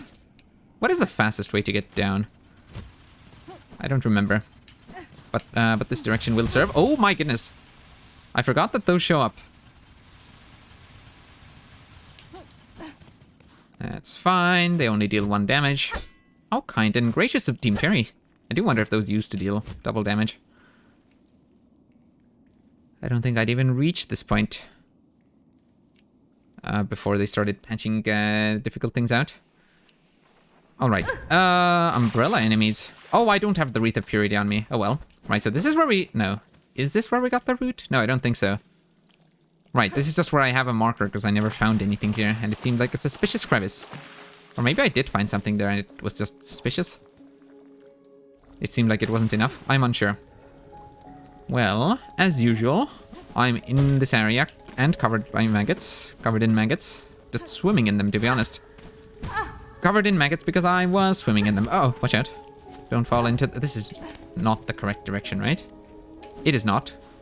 Cool. At least I'm observant enough to notice several seconds into running down the wrong path that I am in fact running down the wrong path. Wait, so I needed to go down here? Yes, wonderful. At least we get to listen to this hauntingly gorgeous soundtrack. I talked earlier about how I think it's interesting that Bilewater's soundtrack is different. Or like the Bilewater soundtrack has such a different vibe from the rest of Bilewater, from what it is visually and gameplay wise, and what I think they might be trying to say with that. So, is this the location? Let's see. Yes. Okay, this is precisely what's on the image, on the memory locket location on the map. Wonderful. That means this one has also been taken care of. Let's go check out the other Bilewater. Whoops! The other Bilewater location, which is closer back towards the bench. Okay, we do need to go down. And I guess I could sit on the bench that we actually have here. This is also near a Bellway station, which is good. Well, I guess it doesn't matter, because we have the Beastling Call. But you know what? Why not? Let's call the Bellway Beast. They can stay in Bilewater for a bit. The Bellway station, at the very least, isn't filled with maggots. Even the maggots respect the Bellway system. How incredible. Oh. I'm terrified of these enemies still. We've completed the Hunter Journal, and somehow still I'm afraid of these Hunter-type enemies. Okay, so we head up through here towards the secret bench path. Oh, this enemy is just fully dead in Act 3. Whoops, that was a bit of a miserable failure. This enemy is just fully dead in Act 3, which means I can't do my funny pogo to get up here faster. I don't know, maybe you could still get up there without going on this wall here. But you certainly can't do it by pogoing off that enemy, given that the enemy does not exist anymore. That certainly throws a wrench in anyone's plans who was planning on pogoing that enemy. Whoa. Curious how that claw line still hit it even though it went past the bouncy pod. Okay. Pogo on the funny mushroom umbrellas, or whatever these are. I don't think they are mushrooms. Some kind of leaf enemy? I honestly haven't got a clue. Are they bugs? Are they actually bugs? Who even knows? I mean, I guess everything's a bug in this game. But no, the weird stick bugs, I mean, I guess they are still bugs. That's what the bug part of their name means. So this, the one that we're approaching right now is meant to be one where you hit a cocoon or something? And I feel like that could easily be a thing that I maybe didn't do somehow. Yes, hold on a minute. Wow. I feel like we've had so many of these cocoons just all over the place. And like most of them haven't done anything. And sometimes they like drop down like a couple of rosaries or something. That's crazy. Well, there we go. As far as I know, this should be our last memory locket, or at least it's the last. Once we use these two, we will have no more crests to upgrade. Surely I haven't missed a whole crest somewhere. That would be crazy, because that would also have to mean that I've missed a whole bunch more memory lockets, which just doesn't seem right. There we go. You are upgraded now. No achievement. Let's see. Can I tell which ones were like originally on here and which ones I've upgraded? Like if I look at you. I mean, I know we started with 3 here, but I don't think I can look at this and tell how many I've added onto here. Okay, I'm not quite sure what to make of this. As far as I can tell, every single one of my crests is upgraded now. What does that actually mean for me, though? I'm surprised. Oh, what, you can equip 2 silk skills with this? I think I noticed this before, probably, but I had completely forgotten. That's pretty cool. So the last 3 crests over here are, like, pretty special, weird quests. With their own special aspects. Right? Like, I'm not missing anything. These are all upgraded already. As is this, and so is this. Then what? Am I missing one? Let's see. Can we see whether there is an achievement? I will check. Is there an achievement for getting all the crests? View my achievements. We are at 83%. We have 45 out of 52 achievements. Now what do we have here? These are the speedrun and completion things. 2 hidden achievements. One of them must be Mr. Mushroom. And I believe there's also like a cursed ending or something. So I wonder if that also has an achievement. I don't know that getting all of the lockets would be a hidden achievement, you know? So maybe there just isn't one for that?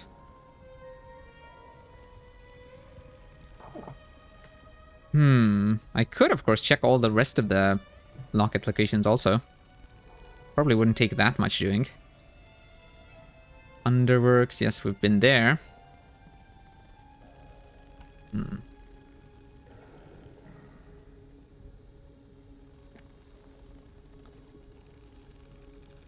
Crest.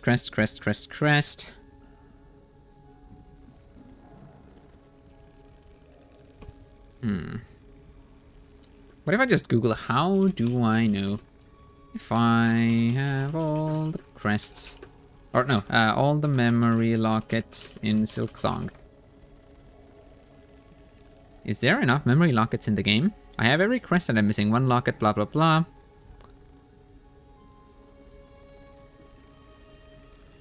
Because like, yeah, like the list will tell me how many crests there are, but given that I don't know what was an original slot and what I've upgraded, I don't fully, like, that doesn't really help me.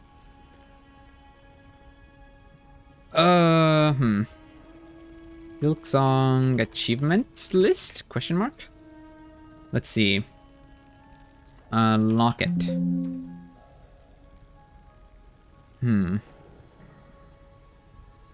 Okay, one of the achievements is acquire all other trophies, and one is passing of the age, which is the herald thing with Mr. Mushroom. So it doesn't seem like there is an achievement for getting all the lockets. Well, in that case, given that all my crests seem to be filled, I think I will just go ahead and assume that we're done with them. And that means I will travel back to my bell home if my beastlings can show up. Yes, they do. We will travel back to Bellheart. We will place our memento, our hunter's memento. We will place that at our house. And we will see. I believe we're missing one more still. Whoops, that's not. I meant to go to Bellheart, not to Shellwood. Shellwood is quite close to Bellheart, but it's not quite Bellheart. For example, our home isn't in Shellwood. Not that it's much of a home, we've like barely been here. But we have spent a decent bit of rosaries upgrading it over the bunch of hours that we've spent in this game. Hello! I'm feeling pretty close to done with this game. Alright, we have some rosaries generated here, I'm sure. Yep, look at that. Now, let's place our memento here.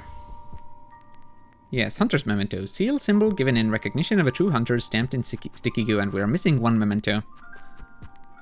Oh, right. We are also missing some relics. Okay, well, whatever. I don't think I'll be hunting those down on stream. I might try to figure that one out off stream. Mementos, though. I'm missing one memento. Silksong mementos. I mistyped that horribly. Mementos. All Silksong mementos and how to obtain them. Is there a wiki page though? Housing items. Memento. So, which ones of these are we missing? Guardian's memento. Aged medallion of the Wanderer Seth, a gift given in respect of great skill. Okay, I don't think we have that one, so that's what we're missing. And that's good. That reminds me that I was going to look up where the other locations you can see Seths are. Yes, how do I get it? Okay, in Act 3, defeat Shrine Guardian Seth in Shellwood. We've done that. Find Seth in Greymore, past at Sharkro's location. We've done that. In Shellwood, we did do that. Next one is a Grand Gate, may not spawn, and then Fleetopia. Well, that's awesome. Good. I'm glad that this final memento reminded me, which I guess is appropriate given that it is a memento. Both concepts relating to memory. So, Grand Gate. That means we need to travel to Blasted Steps. Yes, I think it probably would have been ideal if I'd done that specific memory heart first. But, well, of course, I couldn't have known. But it seems that in hindsight, it would have been ideal if you did that first, because then you'd have an opportunity to encounter Seth in all of these other locations in the kingdom. Oh, well. So, Grand Gate. That's a bit of a silly jump I just did there. How about you actually get to where you're trying to go, Hornet? You have like 2 gazillion movement abilities. Shouldn't prove much of a challenge. Any of it. Now what you're telling me is that Seth may not spawn here. I assume it means if they don't, we just run back to the bench and try again. Grand Gate. This is Grand Gate. I found the correct location. But the Grand Gate area stretches. Like, it spans across several rooms, though it isn't overall very large. Oh, apparently that lower part of the Underworks also counts. Find Seth in Greymore, in the Grand Gate. Hold on. Looks like they also have a map image here. Surface memento... No. Never mind, they don't display the Seth locations. These are just overall memento locations. Find in Grand Gate, but they don't tell you where. That's interesting, but I think the reason likely is simply that Seth just didn't spawn for us. So I think I'll run... We have a bench right here. Well, not right here, but not too far away. Though, to be quite honest, it might be faster to just use the Bellway station. Okay, I think I will do that. I think we'll warp back there and we'll do the run back to the judge again. The last judge. Though, of course, the last judge has been dead for ages by now. Still, the run back exists. The run back persists. We will run through and see if Seth spawns. Because I feel like they wouldn't fight Seth in some, like, high up area. Whoops, that's a very silly poke. And also, I just didn't climb onto the wall. I'm failing horribly. That's fine. There's no real danger here other than a danger to me wasting too much time on my way back through here. It's weird. Like, what do you mean may not spawn? Is that intentional? That Seth may not spawn here? Like, what do you mean by this? Or do you mean that this entire location could be completely skipped? When you say may not spawn, it might not mean that... It might not mean that they might not spawn just that specific time when you're going through here. It might mean that they may not spawn here at all, depending on what's been done. Perhaps that's what that means. Grand Gate.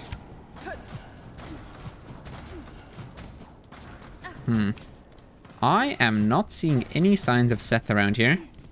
Unless you're like up here? No. There's not all that much more left of Grand Gate. I don't imagine they'd be down at the Underworks location. And this thing here is barely part of the Grand Gate. Okay, so perhaps Seth isn't here. Let's try to find the location. Fleetopia surpasses records. Wait, we get to do more flea stuff? Oh, that's actually exciting. What if I've already surpassed them, though? Okay, well, just out of curiosity, let's go to Fleetopia. They did say may not spawn. So, if that means that Seth may not spawn here at all, and you can just skip the Grand Gate location, let's head to Fleetopia. Maybe they will spawn there, if you haven't unlocked Fleetopia. Maybe that's what that means? It could be. And maybe I should have put on the Wreath of Purity, but no, that doesn't actually matter. We will simply run all the way to Fleetopia, and if we fall into Maggot Goop at some point between then, well, we will simply sit on the bench at Fleetopia. Let's see how well we manage to run through here, though. It's kind of funny that you don't get to fast travel directly to Fleetopia. You must always go through this run back where there's some enemies and a bit of a danger of getting eaten. But well, we should be quite used to that. And we can take this upper safe path that I just did. So we don't have to worry about the big lumbering beasts down below who deal double damage. Okay, Seth. Aha, you are here already. Wonderful. So the Great Gate location was just skipped for us. Curious. Let's have a chat then. Greetings, Seth. It is a welcome surprise to see you here amongst these festivities. Hello, hello. Yes, my wandering was long, and I began to fear I would meet my end in those sticky swamps below. How lucky I was to stumble upon the home of these friendly revelers. They said I could be a flea here with them, so of course I agreed. Seems as good a place as any to call home, at least for a time. Now I just need to grow a little fur and sprout some wings, eh? Haha. Have you tried your claw at the games? A rollicking good fun, don't you think? I wonder if I could score a little higher if I tried again. Okay, will do. Do you sing anything new? Where others tread and beyond. Our ritual need... No, wait, that's the flea singing. Fateless and free. Okay, you seem to have the same lyrics. Well, let's check out the leaderboard.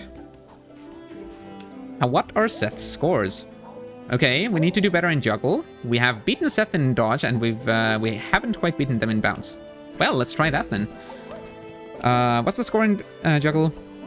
We need to beat 55, and our previous PB was 38. Let's do that. I will partake in flea juggle again. That's great. I'm glad to have an excuse to do this. I was honestly planning on coming back here between streams at some point. And I guess it's a good thing that I didn't. Although I suppose Seth wouldn't have been here yet since we hadn't found Seth in Green and in Shellwood yet. But I'm glad that the game gives you a reason to come back here and do better at the flea games. Because yeah, that first time really wasn't that much of a challenge.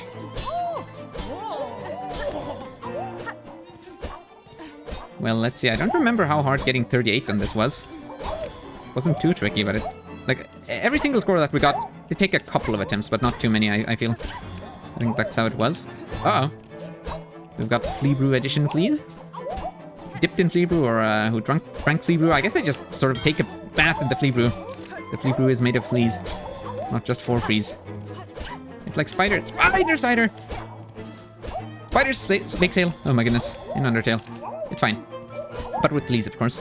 No! I'm throwing horribly. This is a terrible attempt. Uh-oh. I wonder if drinking some Flea Brew would help here. I don't know. I somehow feel like making Cornet faster isn't really all that helpful. What you really need is precision and good timing. Just being able to run faster. Like, okay, it might be a little bit helpful. But not that helpful. Well, we essentially need to do this, oh my goodness, flawlessly from this point. Given that I already have 2 strikes, which is a bit scary. Okay. At least these fleas were dropping quite slowly. I wonder if they keep throwing new flea types into this game. No, that was a horrible failure on my part. How did I not even hit that flea? I did a silly dash instead. Alright, let's try that again. Because yeah, in the Eternal Ordeal in Hollow Knight, they keep throwing new Zode types at you for a while, right? I wonder how deep into this game you have to go to reach a point where they run out of new flea types. And you just get the same ones. Maybe at increasing rates of speed, who knows? Like, I wonder if at some point the difficulty stops leveling up. Who knows? Could you go forever, or does it just keep speeding up? Even when you do run out of new flea types. So that eventually it just becomes fully impossible, who knows? Yeah, something to keep in mind is that we can swing sideways and that still bounces the fleas up.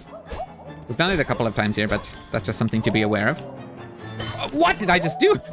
I let that flea Let that flea plummet straight into the ground. For no discernible good reason. That's fine. Wait, what am I doing? I'm throwing again. We're at 2 strikes again and not at a really good score. So yet again we must play flawlessly. From a pretty early point in the game. That's not flawless. Only 16, that's crazy. That is a ridiculously low score. I'm glad I had a better score than Seth on at least one of the games. That makes me feel happy. And the other 2 we will have to... Well... We will have to give that a couple of attempts. Hopefully not too many, but honestly, if this is the excuse to like... have another stream where I don't only go fight Lost Lace. Well, that might be pretty nice. Let's try not to fail immediately before we even get to 20 fleas juggled. That would be ideal, of course. The fleas look so weird when they're upside down. Like, is that their mouth? Their nose? I can't even tell. No, it's their open mouth. That's what it is. Oh my goodness. That flea really drops fast. I need to be careful with those. Well, I need to be careful with all the fleas, but sometimes some of them seem to be affected by gravity a lot more than others.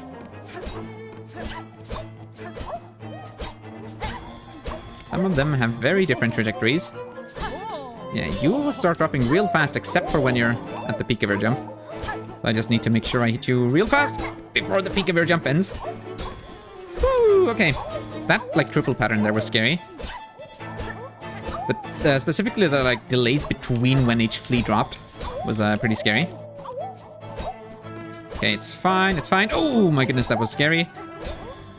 No! I should have swung left there. That probably would have gotten both of them. Okay. At least they let me deal with the flea brew version on my own. Okay, we're getting some of them out of the way. Okay, we handled the quadruple. I shouldn't be looking at my score, that's probably not a good idea. But we do need to get like over 50 or so. Okay, you're gone, you're gone. Still one more flea flying. At least they don't like all keep coming at once, you know? It comes in waves. It's not like they just repeatedly throw fleas at you. They let you finish a wave and then a new section shows up. Okay. Oh my goodness. That's a new level up. What do you do? How fast do you drop? Uh-oh. Things are scary. Do you just stay in the game for longer? You do. Never mind. Not that much longer, at least. Oh my goodness. We're good. Don't mess up now. This would be a very unfortunate time to choke. I have to say, no! Please! No, I just dashed off the arena, no! No, we didn't have enough. We needed like 58 or something, didn't we?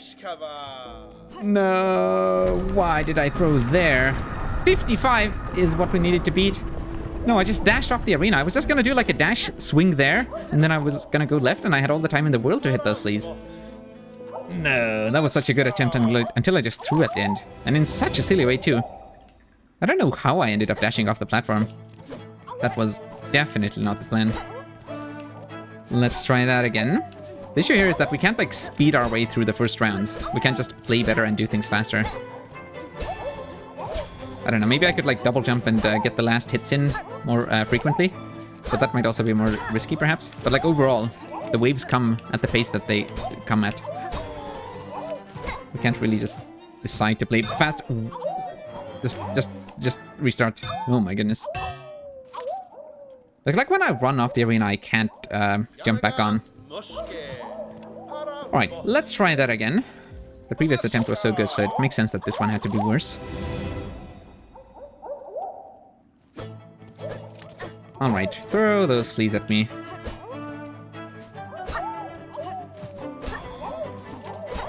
Dang, I just realized that today is only Wednesday. There's 2 whole workdays left. Unfortunate.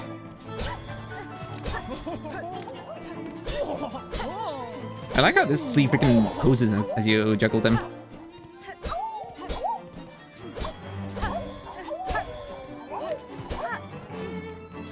Oh, what? There's no way.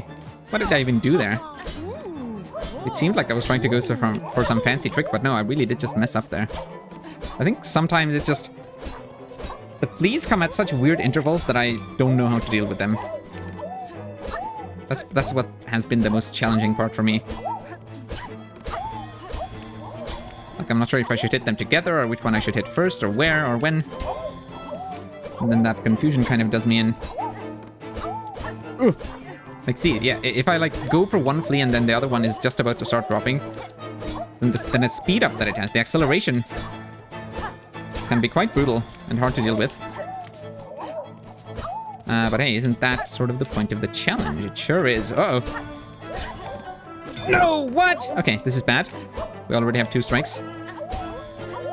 I'm sure it'll be fine.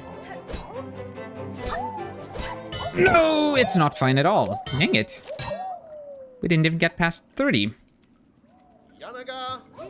Though it's still not the worst attempt, of course. Complete in flea juggle. Seth did say they wondered if they should try the game again, so I wonder if there will be like multiple tiers of this, like we beat the score once and then we need to do it again. I feel like that would be a bit mean simply because, like, once you beat Seth's score, some people might give up rather than waiting until their attempt naturally ends. So if they then find out that they, like, could have beaten the other score if they kept going, then that's a bit unfortunate. I would hope that they wouldn't do that.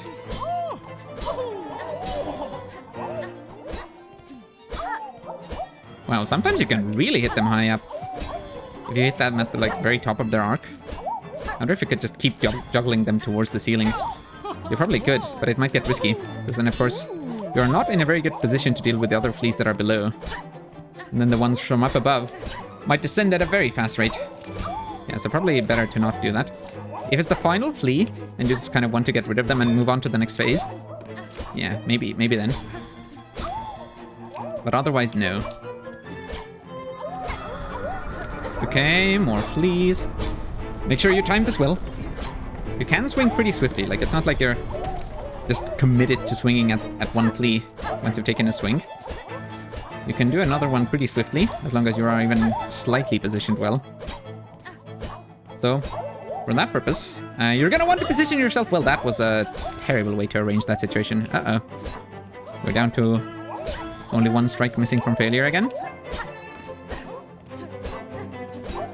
Oh my goodness! Things are looking scary. I almost fell off the platform there too. We want to make sure we don't do that. Ooh, okay. No, please! Ooh, that was scary. Oh, one's still falling. Watch out for this big guy. They seem to be under slightly different rules of gravity than the rest of us. No, I'm gonna lose. I saw that was happening too. Wow. Losing that one attempt where I got to 51 in such a silly way too is crazy. I just had to hit a couple more fleas and I was like fully in a state to do so as well. Also, something to note, they don't let you use tools in this. Which makes sense, I think that's good. Keeps it all balanced and equal. And also it means you don't have to worry about like, oh, what if I use this other tool? Would that make things easier? If you just can't use tools. And that sure simplifies everything. Whoa, I almost let you fall onto the ground straight away. Let's avoid that sort of thing, shall we now? Hopefully we can, I don't know, ideally we would avoid getting to 2 strikes before we even hit 30 points. That is not a good situation to be in. Yeah, the issue is when you've got several fleas like this, and I don't know when exactly to hit them. I should probably get a bit better at like guiding the horizontal location where they end up. Because if I don't do that, sometimes I can just put myself into an impossible position. Why did I just let that happen? That's crazy. Oh, double hit. You love to see that. Or I think you do. I don't know, I guess sometimes it could be a bad spot to put yourself in. Well, so much for me not getting to 2 strikes before 30 points again. Unfortunate. That's fine. We simply have to play better than we did on all the previous attempts. Absolutely doable, for sure. Maybe I do need to do less of that whole double jumping maneuver. That might be what's been getting me. But of course, one of those strikes that we have currently was really just me completely failing to hit that one flea that was dipped in flea brew. That was definitely not caused by me double jumping. That was simply caused by me, well, failing miserably. There we go, look at that. 2 fleas with 1 swing. Okay, just be extra wary of those flea brew ones. It might seem deceptively easy sometimes. Again, it's just a regular flea, it's not falling that fast, but then, uh-oh, all of a sudden it is. It sure is falling fast.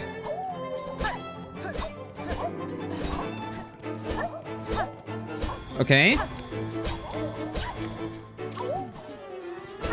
Watch out for the flea brew one. At least they only take 3 hits. That seems fewer than the others, but it might just be that you can get the hits in faster because they fall faster. No! That was way too close for comfort. What? Wait, which one are you? Are you Mushka? I think you are Mushka. That's the first time we've seen Mushka in here. Okay, that was so close. I almost threw there right at the end. I kind of felt it going out of hand. So I tried to make sure I just get over the score. Oh my goodness. Vicna, the game is now ended and the Flea Juggle champion has set an even higher score. Tremble in awe, dear fleas, at the might of our dear Miss Hornet.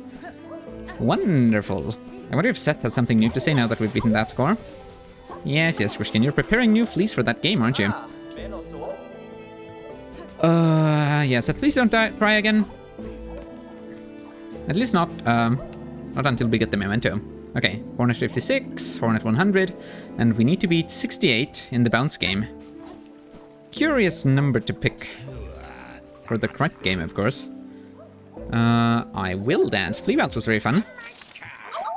We need to beat 68 though. That's potentially going to be challenging. Let's see. I don't think we had too much trouble beating the score previously though. As in, I don't think it took very long. It took several attempts, but just overall, I don't think this game... What did I just poke on? I think I bounced on like the remnants of that flea that I had already bounced on. I was curious. The ghost of a flea. Right, and in this game, the more fleas you bounce on... Dang it.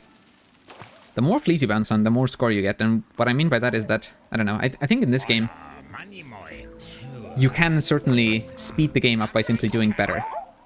Because you could also just stall in such a way that you don't hit all the fleas that fly across the screen. But if you want to go for a high score, you are going to want to make sure you hit all of them.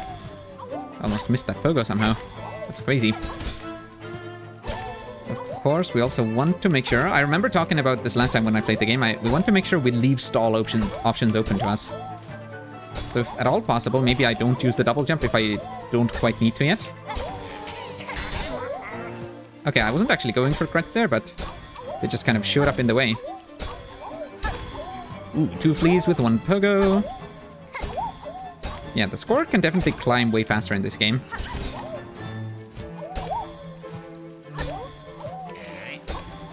There we go, make sure you get the crit. I don't know if that actually gives more points.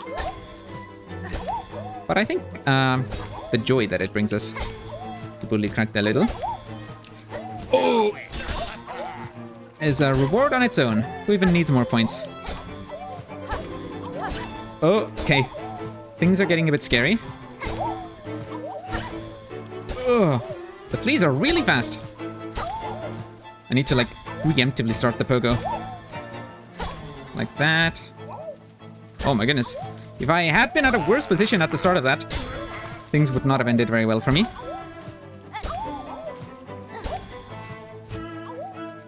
Oh no, please. Ooh, that was terrifying. Uh-oh.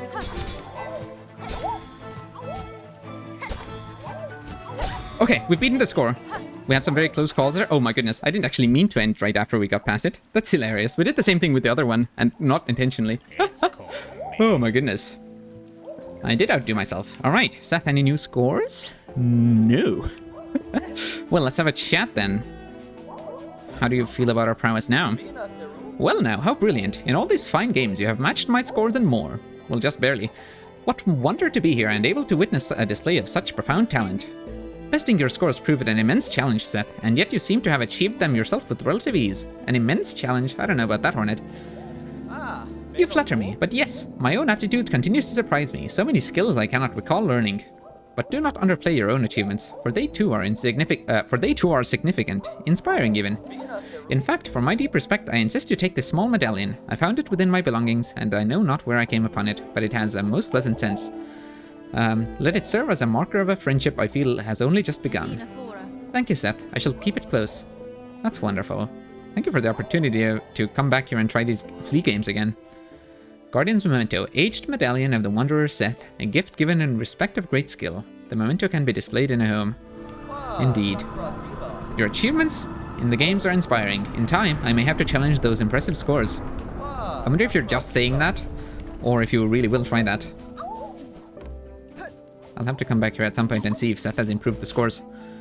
But for now, let's head back to our bell home and place the last memento in there. Go ain't merry till dull ends. Wait, who was singing that?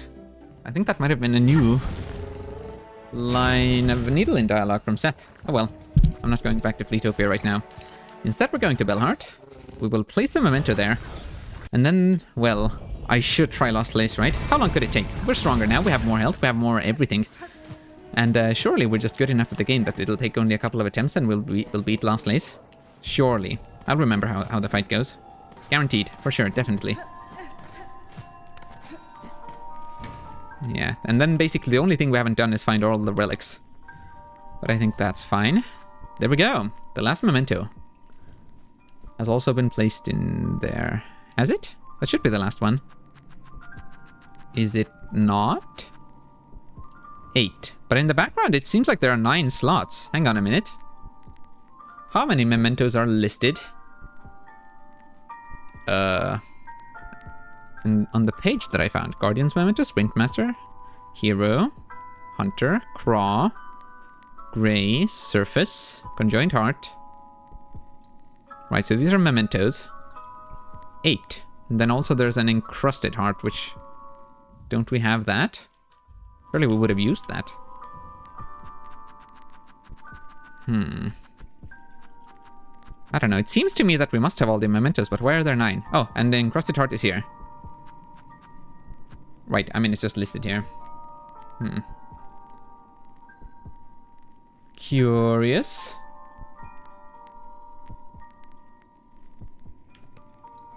I mean, I don't know. Do we have all of them or not? It seems to me that we do. Heroes Memento. That would have been from Garment, right? Probably. Yes, it is. Well, as far as the mementos go, it does seem to me that we have all of them. Cool. So I think we're done with this. We definitely are at 100%, but we were, well, we were at 100% completion even before today's stream. We have now cleaned up the Hunter Journal. That was an achievement. I think we have all the memory lockets, though that wasn't an achievement. We also got all the mementos, as far as I can tell. Slightly suspicious that we didn't get an achievement for that, but oh well. I think I'm content enough with our progress that I will head down to the Abyss again. And we will fight Lost Lace. And of course that will be a new ending for us. We should get 2 achievements from that, I believe. One should be Passing of the Age for the Mr. Mushroom quest that we did. And the other one should be for completing the game with 100% completion. Which certainly is very exciting. And then, yeah, we'll see. I'm still not sure if I will do... I don't know. I would like to do some sort of Silksong stream, or what? Some sort of Steel Soul stream, but I'm not sure if I will. I might just be too tempted to finally get to play Silksong on my own time as well, off stream. We will see how that goes. What's most important is that I have this first playthrough on stream, and then we will have plenty of opportunities to do randomizers and stuff later. But I do think also, well, a Steel Soul playthrough might very well have some exciting, funny moments that we might like to get captured on stream. Who knows? So I'm still quite seriously considering having at least the first couple of attempts be recorded. Okay, so we head down here. Whoops. That's fine. Taking a bit of damage along the way is just par for the course. We're about to go sit on a bench anyway. Knowing where benches are is really just such a huge advantage. The first time you're going through an area, you don't know which way a bench is, you don't know if you'll even be able to access it. And that's terrifying. But then when you know where benches are, you're really just not concerned. Alright, Bello. This will be... well, I guess from your perspective, this will be our last trip down. After this, in the lore sense, Hornet probably wouldn't have a reason to travel down there again. Yes. I imagine the Mr. Mushroom thing will be quite similar to how it was in Hollow Knight, where overall everything is the same. It's just that at the very end you will see Mr. Mushroom like flying off in the background. And then that will be that. Wait, did sitting on that seat not refill my health? That's curious. Huh. Not that that's really much of an issue. Yeah, see, the claw line there didn't grapple the spikes. But I feel like sometimes it does when I don't expect it to. I need to get to learn the hitbox of the claw, and I guess those specific walls with the spikes a bit better. Uh oh. Yes, I'm quite curious to see how well I do at Lost Place. Now, of course, we have more health and more... more health and more everything now. So it's not exactly a clear comparison to the previous time we attempted the fight. And, well, did. We also beat the fight. It wasn't just an attempt, but it did take me a decent amount of time. Hopefully, it'll take a little less today. It probably won't be a first try thing, though. But hopefully I'll at least remember a little bit of it. And hey, if we do need to leave it for another stream, I guess we will. It'll just be a fairly silly situation, because it... we will...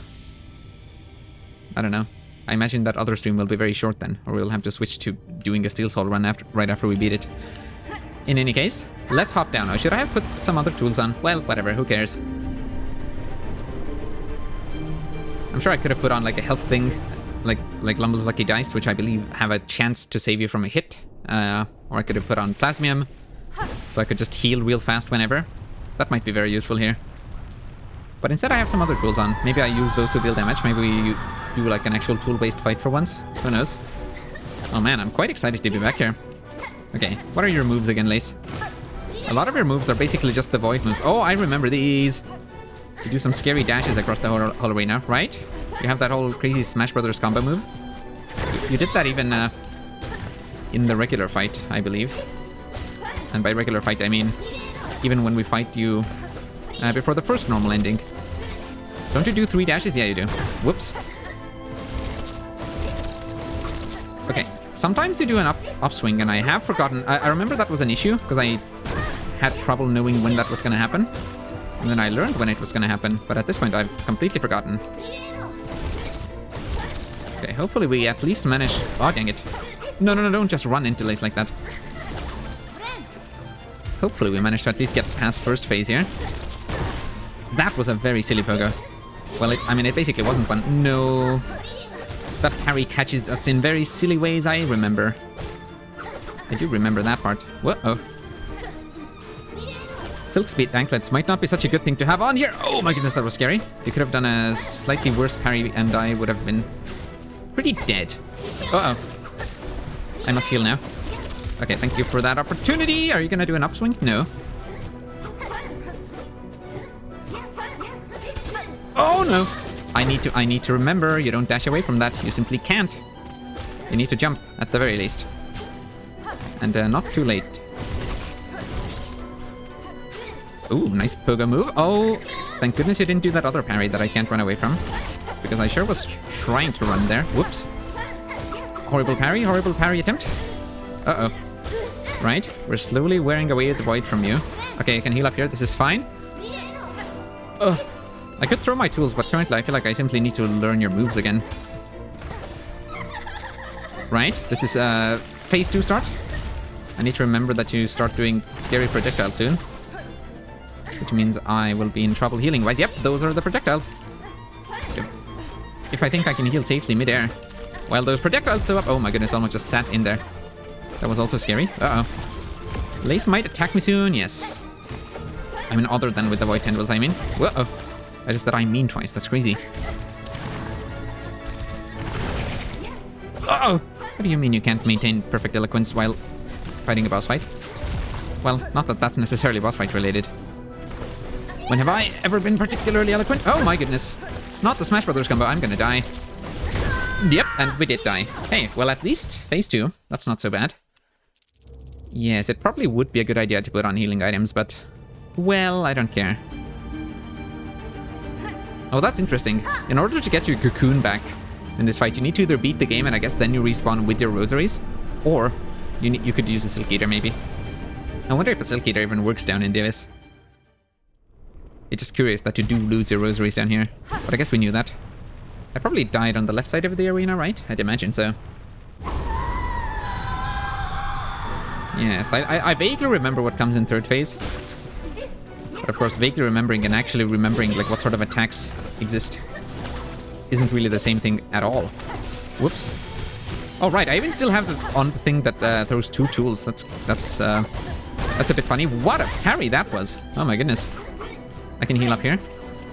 I should also be using my Silk Spear, or well, my Silk Skill. It's not a spear. What? I was hoping that pogo would work out for me. I mean, obviously I was. That's why I did it. Oh! No, that was a very silly move. I keep thinking that I need to be less afraid of that dash move and simply attack during it, but then, well, then I try, and things don't end up very well for me. They don't end up going very well. Uh-oh. I don't like being on this side of the arena, though I guess we're actually... I keep thinking, like, I don't know, I guess it's just the fact that Grandmother Silk is over here. It seems to me that it's gonna be dangerous jumping here. It seems to me that this is like a ceiling that will block us off, but no, it really is just a background element currently. And I need to, like, actually internalize that knowledge, I suppose. Ooh, that was a bit scary. Another dash from you. But then after that third dash, you usually don't do a very scary attack. Whoa!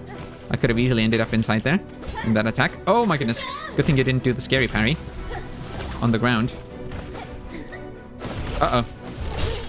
Ooh, you've fallen down, haven't you? No, those missed. I guess that's a bit of a risk with using a Silk Skill. If I use Silk and then I need to heal, and the Silk Skill misses too, that's going to be unfortunate. Uh-oh, watch out for the projectiles! Oof, fortunately I jumped over that parry. Uh-oh. Don't run into the void goop. Okay, we can heal here, totally safe. Ooh! Oh, I thought you'd dash down here. I was fully ready to pogo you after that. Oh, but I guess you were also ready for it. That's some goop splotches flying around. It's fine, we can deal with that. Whoops. I knew you were gonna do a ground parry there. I don't know how, but I did. Oh, this is a silly maneuver on my part. Do I have Grub Song on? Or, well, whatever the name of the equivalent charm was. Moss something. The grub thing. You know what I mean. Ooh. I can't believe I... Dang it. I can't believe I actually pogoed the correct direction there. I feel like that could have easily gone way worse. Oh no, that's it. Oh, it's not a ground parry. I would have been in trouble if it had been. Instead, I almost jumped into the air one. I keep thinking I can hit you while you're, like, when you land on the ground, but then you immediately enter the void. Whoa, funny frame drops. What on earth just happened? I wonder if that was visible on stream. Hopefully it's not OBS failing. No, it doesn't seem to be. We still have the same amount of drop frames as we did before. Can I heal? Oh, no, I can't. I don't even have the silk for it. Whoa, Lace, watch out. That's phase 3 entrance. Heal. Or not heal. No, no, no, no, no. I would love to heal. Oh, well. So we'll have, like, big old void wheels going across the arena. Right, our needle is also way more upgraded now. That's right. Okay. Looks like it's coming from the left first. Yes, it is. Okay, and then we run over here. And the wheel will come from the right. And preferably, I would like to heal sometime soon. Can I play the needle in here? Will that do anything? Probably not. Everyone's a void enemy here anyway. Okay, I don't fully remember the different kinds of attacks that Lace does in this phase. Oh my goodness. Oh, I love the attack where I just fall into Lace. I don't know how I didn't get hit there, to be honest. I'm immediately throwing. As soon as we get into phase 3, I can heal up here. As long as Lace doesn't do something awful. Okay, we're fine. That's a projectile? No, it isn't. Now it is. That is a projectile move. Okay, hit Lace. Get as many hits as you can. This is gonna do a funny ground pound. Oh my goodness, that could have ended poorly for me. Fortunately, we have a lot of mobility. Okay, so here, I think we just jump over the one wheel and then we glide. Then we hover with our drifter slope. I guess we drift is what we're doing. Maybe I should throw some tools right around now. Might be a good idea. Let's throw some of those. Oh my goodness. Things are feeling a bit scary. Did Lace get hit by any of those? Maybe. Whew. Okay. It seems to me that I remember... Oh, dang it. That I remember some of these moves better than I thought. Ooh, that was a lucky heal. Okay. Oh my goodness, I almost ran into those white tendrils. I didn't know they would stick around while the wheel was approaching. Okay, Lace, hello. Nice spot for you to spawn. No, I was really hoping I would hit you there. Oh, okay. No, what? You're really telling me I fell into those white tendrils just then? Oh no, this is bad. This is not good. I didn't mean to use that ability. Oh, things are feeling a bit scary. I would like to heal sometime soon. Because I am on 1 HP. Run to the right. Lace will do some kind of move. No, we're fine. Lace, please. I must heal. Just give me a bit of silk. Just a bit of silk. For my poor family. I haven't seen silk in 200 years. I simply must heal. Lace, please. Yeah, so this is where having a plasmium file on me would be very helpful. But also, where would the excitement be then? Okay, I can heal maybe on the side here. Okay, wonderful. Watch out for the waves. I need to now remember how this phase works. Oh, you're kidding me. Attack me on the ground while I'm dodging those in the air. Okay, that's a bit scary. Okay, that splotchy goop move is a good time to actually get hits in on Lace if you're a bit careful. Okay, we're fine. Lace is gonna do a ground pound. Everything's fine. Just watch out. Make sure you understand what's going on the ground while you're trying to dodge things in the air. Lace will show up now. Up. Get a hit in. Oh my goodness, I just almost dashed into you. Okay. Lace will do something. Ooh. No, we're fine. Just avoid those. Lace is doing a funny ground pound. No, not the projectiles. I'm terrible at avoiding those. Oh, being on that wall was very scary. That has gone very poorly for me in the past, I remember. Oh, that's not gonna hit you. Oh no, it did actually. You ended up just in the perfect spot for that. Uh-oh. Lace, please. Just a bit of silk is all I need. Oh man. I don't remember the last time when I wasn't one hit away from death. Oh, run away, Hornet. Come on. No! Okay, well that was a good attempt. That was like our third one too, wasn't it? That's pretty okay. I think you can be quite happy with that. I don't... Okay, well I'm jinxing it just now, but I don't think this will take too many more attempts. Having a stronger needle and more health, I'm sure has made this a decent bit easier. And I actually used tools a couple of times. Isn't that crazy? I don't know how easy it would be to hit Lace with the vault vessels, but it has certainly been quite doable. Hitting the Lace with the spinny wheel thing that I have. That title card is so huge. Okay, let's use tools. I don't know, to get past the early phase fast, or should we save it for the last phase? Whoops! There's no way I just dashed into you like that. I mean, there is a way, I just did it. And it's very believable, too, of me to do such a thing.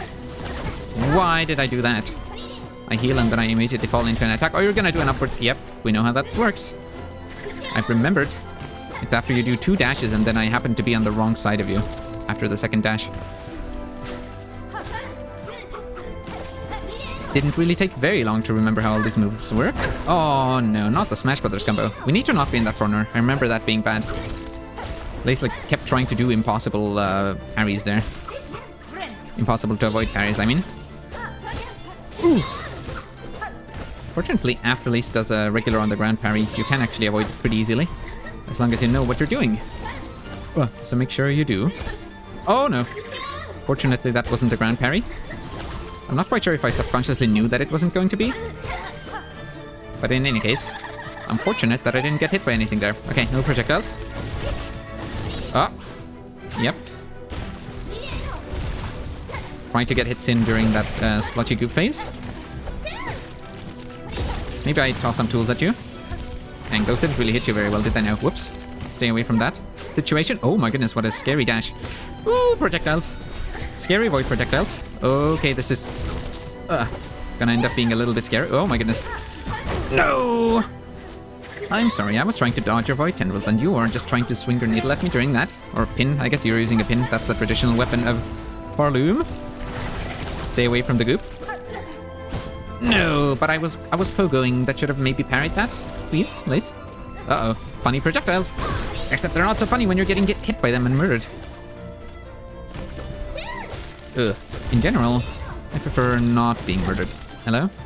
Yes, Pogo. Wonderful. Ooh, stay away from that. Wonderful. As usual, that splotchy goop phase is a perfect time to get some silk. Some free needle in hits in. Or needle, sorry. We haven't even dared try play needle in while Lace is actually active. I can't believe I didn't get hit by that. No, I was trying to dodge out of the way of that. But it didn't work out. Okay, we're entering phase 3. Not too much health, but I think it's more than we had last attempt. Yeah, the extra needle in damage, or dang it, not needle in. Extra needle damage is really helping here, I feel. Okay, the wheels come from the left. I don't know if they always do, but they have the past 2 times. Okay, run away to the side. And then simply don't make silly mistakes in third phase and we'll be fine. We'll be great. It'll be a walk in the park. A piece of cake. Except the park is filled with horrible void goop, of course. But we wouldn't have it any other way, I'm sure. Okay, Lace is doing the funny dash moves. Can I get a chance to Pogo you? Oh no, that still caught me. That's a bit unfortunate. It would be lovely if I got to heal soon. We're not exactly doing great in terms of health. Watch out for the projectiles. I'm being extra careful about those. Hopefully with continued success. Why am I just sitting there? Please, Lace. Don't do an aerial attack.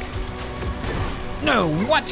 Why are there tendrils there? Okay, watch out for the wheel. We are not doing great in terms of health. The situation has worsened since the start of the fight. Or start of phase 3, yeah, that is. Not going great for me. Oh my goodness, that projectile could have been a problem.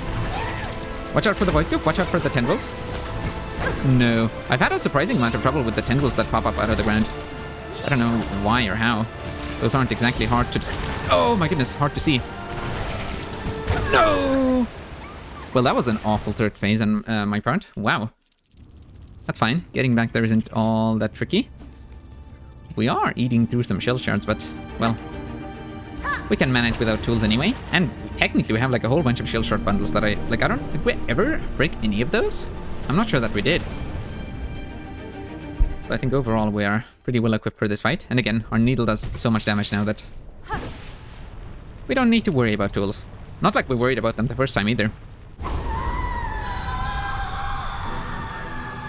I'm pretty sure I remember barely using tools the first time we fought Lace. Well, it would be preferable if I didn't waste the tools like that, though. I don't know that those did any damage just then. Oh my goodness, what? Did I just dash through that? I think I might have had iframes from the Pogo or something. No. Okay, well, I should have Pogoed at some point during that, or done something to avoid taking damage at the very least. Can I heal up here? Yes. Okay, you will now... Oh, you will just sit there. Works for me. Uh-oh. Bad spot for me to be. Ooh, nice bounce that happened off that dash there. I like that. Quite fortunate for me. Oh my goodness. Good thing that parry worked. I was hoping it would. It was semi-intentional, but I don't know. Sometimes they just don't, and I'm not quite sure how that works. So I shouldn't be relying on them. But hey, when they do work, pretty cool. And as I said, it was semi-intentional, so it's not like I was necessarily relying on it. But I was happy that it worked. It's not like I went into that situation intending to parry. Oh no, that is a bad place to Pogo to. I can heal up here. Hopefully Lace doesn't... Yep, Lace does not do an aerial attack off that. Oh, properly timed pogo. No, that's a bad spot to be. Whatever, it's fine. We can even heal. And Lace seems likely to be entering second phase soon. And then we simply need to not... There we go, there's phase 2.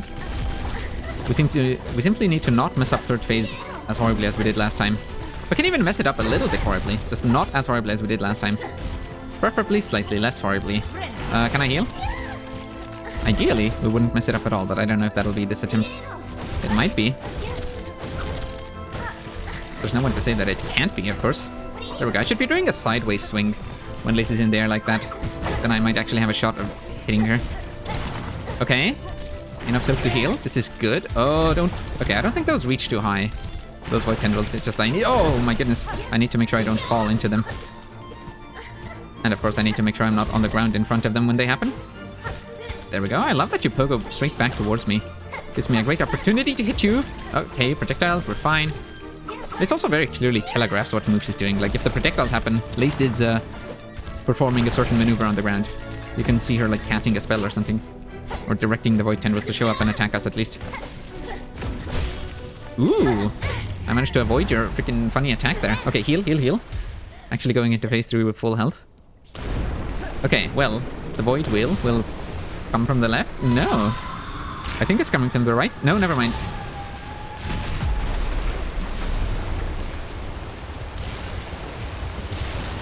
I had a feeling it was coming from the right because I don't know, it seemed to me that these like big circular spurts of goop were coming from the right, but no, that was not happening. Alright, Lace. Let's have a bit more of a fight. Why am I starting phase 3 like this? What a silly maneuver. Oh, sometimes the situation is a bit scarier. I don't know, like all of these attacks are currently the same that they were in phase 2. But I don't know why I'm struggling with this so much all of a sudden. That first phase 3 attempt went pretty okay. Oh no, and now I'm just dashing into Lace for oh no. Oh, this is not good. We're gonna need to find some opportunities to heal. You see, this is what nerfs do. You just get to phase 3 and all of a sudden things are scarier. Even though there's no reason for them to be necessarily. Like, it's not like the attacks themselves are all that much more difficult. What? How come you swung, like, to the right there? I was to the left of you. I was fully expecting you to do that up attack to the left. Oh, don't sit in there. Please, Lace, heal. We must heal. Okay, projectiles are happening. That's fine. We can dodge them. Don't fall into the tendrils. Okay, simply lock in. Ooh, we're fine. Funny void tendrils by Lace. Enjoy! No! What? How did that catch me? At least they didn't both catch me. Like, that was a single hit catch. In the attack, I can heal, I can heal, I can heal. We're fine. Well, we're fine-ish. Sort of fine. No, not the projectiles! I'm in a bad spot to avoid them. That's fine. Void will get incoming. We can deal with that. I almost fell into that. I need to not get, like, too eager to drop down. That might end up very bad. Okay. You do a dash there, I get a hit in. I could throw tools at you. I could. Should I? Maybe. The thing with throwing tools, of course, is that then I don't get silk off of you, but sometimes maybe dealing damage is worth it. Oh my goodness, stay away from that. That's a void will incoming. That's fine. Alright, where's Lace? Where's Lace? I need only a little bit more. A tiny bit more silk to get a heal. Thank you. Perfect. Okay, Lace is doing her dash attack. I can hopefully heal in this corner before any projectiles show up.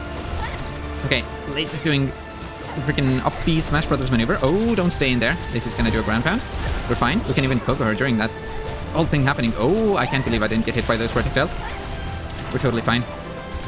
Totally fine. Ooh, that could have gone worse. Where's the ground pound? Here it is.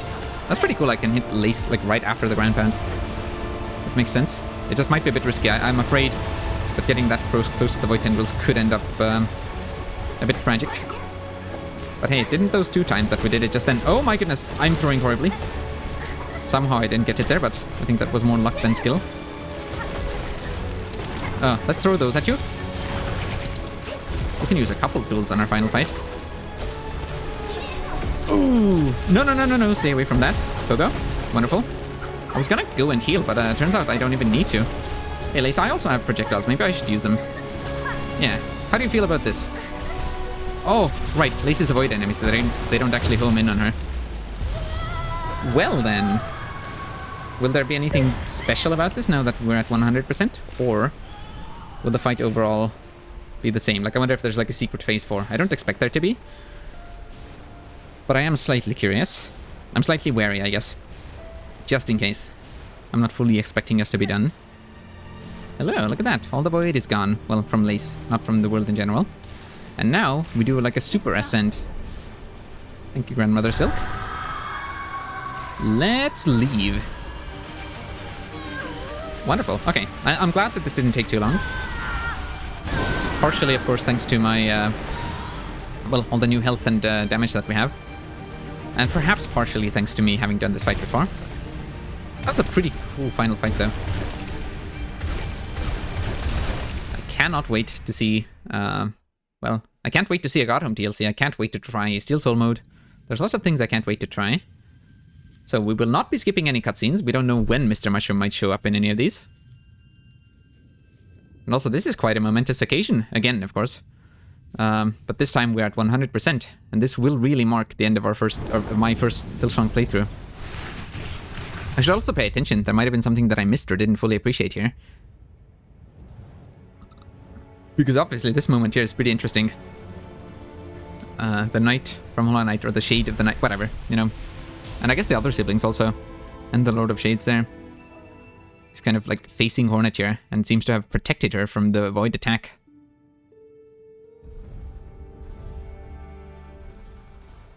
I already shared some thoughts about this ending before. When we got it the first time, of course. Is that like my guess currently is that the reason they didn't that the Knight's Shade didn't gain power before over the void here to like retract it. I'm not sure what the reason for that was, but I feel like Hornet's display of strength down here somehow evoked the Knight to show up from the void, which led to some amount of recognition. And of course to them saving Hornet and Lace here.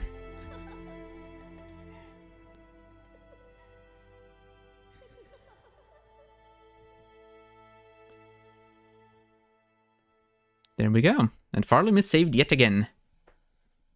How interesting. I guess we'll get the credits and then Mr. Mushroom will be right at the end then maybe? Or... no, already? That's like a skittering bug. That's like the upper range. Yeah, I guess that is where we last saw Mr. Mushroom.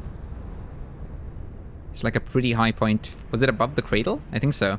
It's like the highest point that we've been at. Yeah, that's Mr. Mushroom. Very similar to the ending in Hollow Knight. His eyes are just insane. Or, yeah. To be continued again. Well, see you in 10 years for Hollow Knight 3. Grant the Herald's wish and finish the game. Indeed. And... credits. I wonder if they are different at all. Probably not.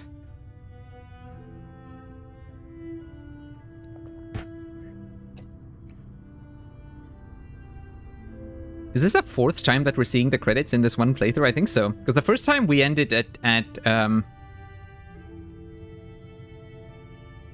my goodness. The first time, it was like the regular base ending, where we were still in Act 2. Then the second time, it was at the end of Act 2, where we had not done enough for it to transition us into Act 3. Then it was the first time that we fought Lost Lace. That was the 3rd time that we got to the credits. And then now is the 4th. With us at 100% game completion.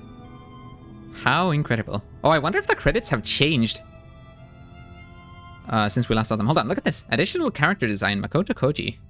Yeah, I was just gonna say, isn't that Hornet's voice actors? It is.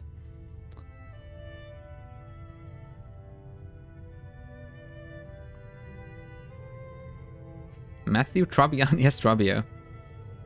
Was that like a particularly high Kickstarter tier, or is that just someone who's related to Team Cherry in some other way?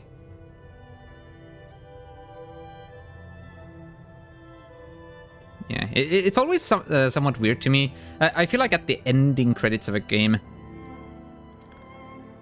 at the ending credits of a game, I should be sharing, like, I should be concisely summarizing my thoughts on the game. But what I always feel is that I've spent like the past however long we've played the game, in this case 89 hours, talking about my opinions on the game.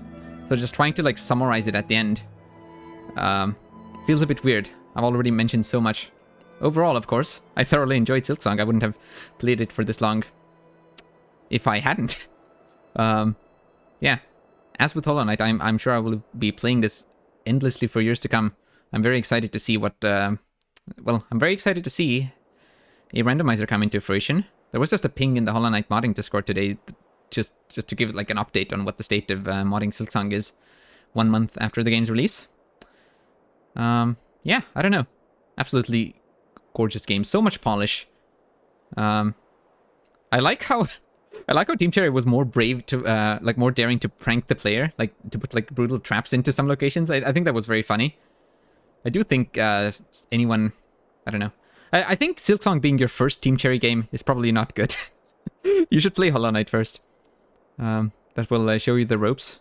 It's, well, I don't know. I shouldn't say that. Like, I shouldn't diminish Hollow Knight down to just being show you the ropes. Hollow Knight is an incredible game that I will also keep playing forever and ever.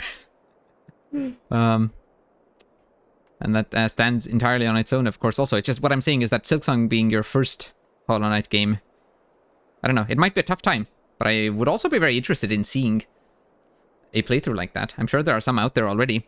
So far, I haven't seen any. Like everyone who I have watched play Silksong has played Hollow Knight before, and and often it's been a channel that I found through Hollow Knight, through their first Hollow Knight play, through their first playthrough of Hollow Knight, which was recorded. But yeah, I'm sure there are some playthroughs, and over time more will pop up where people's first time with a Team Cherry game is a Hollow Knight Silksong, and I think that would be very interesting to see. I do think my own playthrough was immensely helped by the fact that I had played so much Hollow Knight, so I felt very familiar with how one should navigate this kind of world, checking for hidden walls and all that, and trying to make sure every direction was explored. Though of course also people can explore or like get through this game very differently, as in the exploration might not be an essential part to them at all. They might just beeline straight for the end and might not find like almost anything. And the game experience, I mean, I will also do that on some playthroughs, of course, just not on my first one, definitely not. The first playthrough is the exploration playthrough, and then different challenge runs and doing things fast and doing things in weird ways. Those will be in subsequent ones. But yeah, there we go. 90 hours. Well, not quite. But yeah, according to my life split timer, which includes me like pausing and talking about things for a while, like this moment here. 90 hours for Silksong. What does Steam say? Oh, that clicks through this, of course. Whatever. They decided to make every random button advance through dialogue. There we go. Game completion. Percentage 100. Time 79 hours according to the in-game timer. And 100% completion. We got the achievement for it too. How incredible. Yeah, so we have some Steel Soul achievement. Wait a minute, hold on. Actually, hang on a moment.